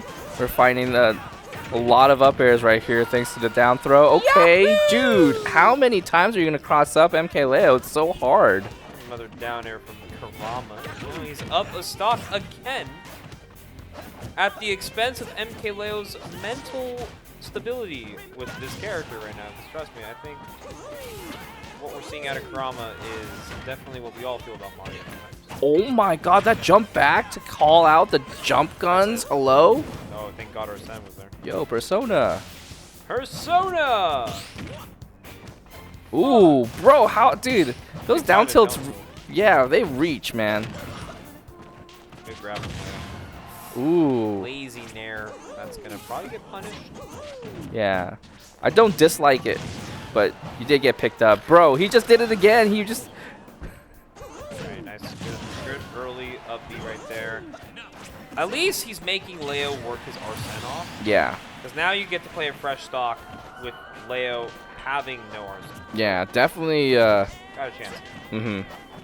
It feels like every time MkLeo stands his ground, just able to retaliate on that stock. He just can't get picked up by an up air now, because it could be lethal. Oh. Oh my gosh, he went just straight for the damage. Did not care about reset. Okay, nice. Good on Kurama to wait out that Rebels guard. Not giving Leo a free Arsene, but a few more hits can bring out a side of Leo that could make a comeback. We've seen Game 4 Leo happen time and time again. Game 4 Leo needs to come out right now if he wants to be able to close out the Guildhouse weekly. Yeah, yeah. A little bit more percent. We might see a little extra shade of blue. 104 right here. Kurama's picking the battles really carefully because he does not want that Arsene to show up. But here it might be. Wait. Oh no! And the panic roll from MkLeo didn't get punished with another up. Not gonna matter. Bro, You got game really? Okay. And they're making it pretty quick, too. Game number 5 now. No way we go to PS2. No way we go to Battlefield. Where are we going to end up? This is MkLeo's pick. Do we just go back to Battlefield? Yo, hear me out. Hear me out. What if we went back to the stage you just went on? Reverse MDSO. You were allowed to go back to the last stage. Would that just not be not MDSR? That would actually just be a stupid rule. We don't need Dave to be included in that. That's just stupid.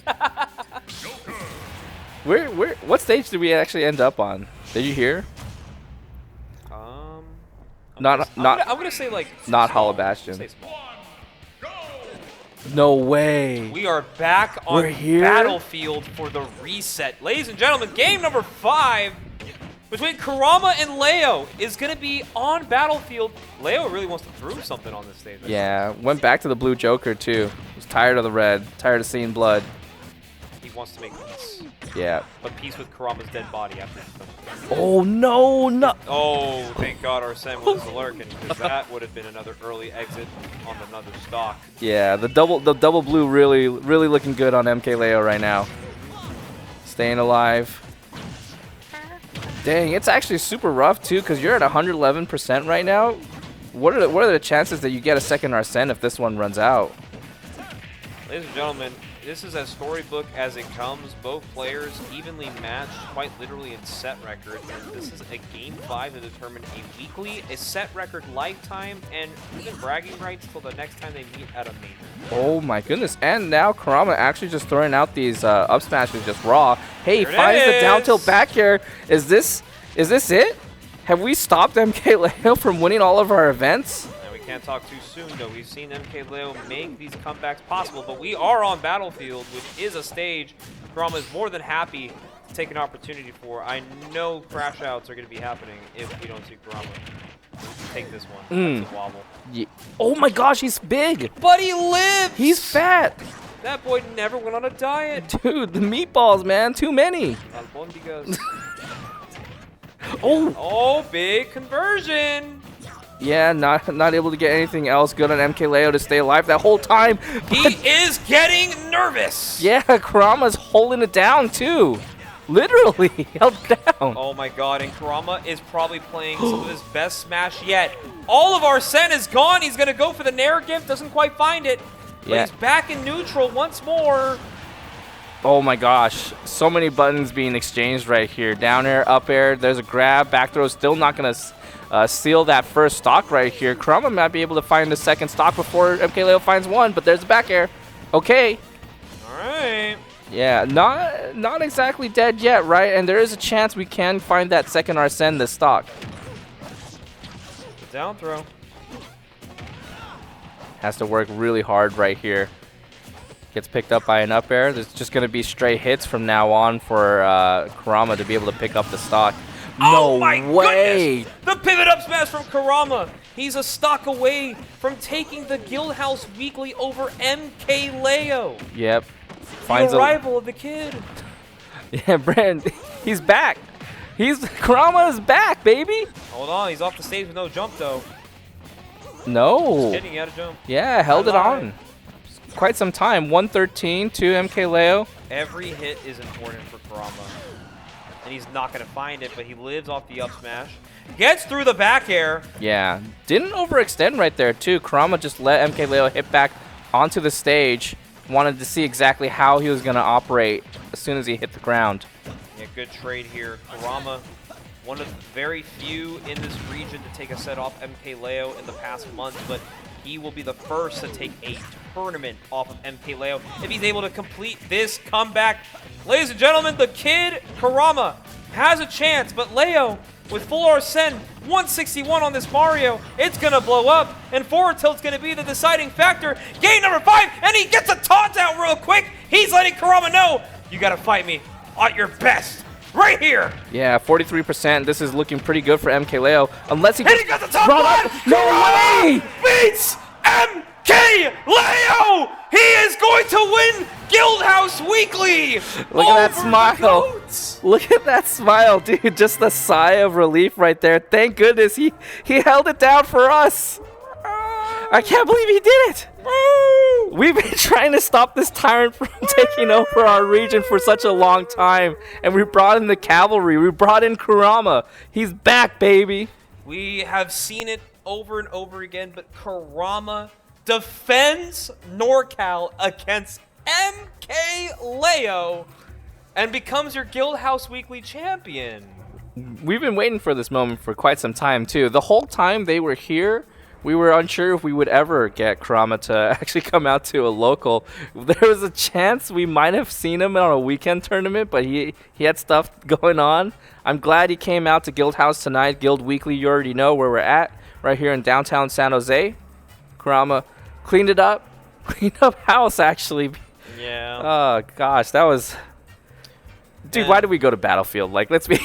Come on, man. We took Mario to Battlefield. Why did we go Battlefield again, man? I'm going to get the Quagsire Oh, back yeah. to Alan real quick. We don't want him to forget that. He was holding on for some time. All right, okay.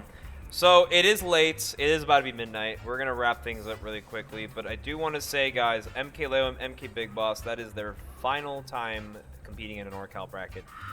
for now. Yeah, this is pretty much their farewell tournament. That was their farewell. Thanks for coming by. Thanks for entering all these events. Also, it's we know it's your vacation, and the fact that you come through and enter the locals, we really do appreciate that, and we do like having you kind of relight the spark that's known as like NorCal, right? Like we do have a lot of passion here, and I'm glad that you're able to bring that passion to the surface, and bring the numbers. Like you guys bring a lot of viewers for. Yeah, dude. I mean, we have Lui Money and Kurama out here also, but adding Big Boss and MkLeo out here definitely just like adds more to the numbers, right? Yeah. It's just it's fun. I just want to say thanks everybody for watching. I know this stream peaked at like 700 viewers. Oh, really? Dang. Shout out to Guildhouse, of course, for putting on an amazing production. I know chat, as itchy as they are, that will conclude our weekly action in NorCal here at the Guildhouse. But please feel free to drop a follow, because we do be streaming other games as well on this channel, such as Street Fighter and right. Tekken. So. Yeah, so if you guys want our schedule, pretty much on Tuesdays we have Tekken, and we also do have Rivals of Aether 2 bi-weekly. Tonight, Wednesdays, you already know, Smash Ultimate, and we also have Guilty Gear Strive, and bi-weekly we also have Grand Blue Fantasy Versus, and the last Wednesday of the month we also do have Uni 2. And also for the old heads, on Thursdays we have Melee and Street Fighter. So if you guys are interested in coming out and enjoying Guildhouse, you have 3 different amazing tournament days, if not the weekend, to come out here and enjoy the night, man. Well, with that being said, we got to call it, unfortunately. Thank you guys for watching. I'm Mars Bars. And your boy Snorlax. And we'll see you guys hopefully at Level Up Expo. But if you want to watch some more NorCal action, we're right here next week, man. Peace out, guys. Let's get some tacos.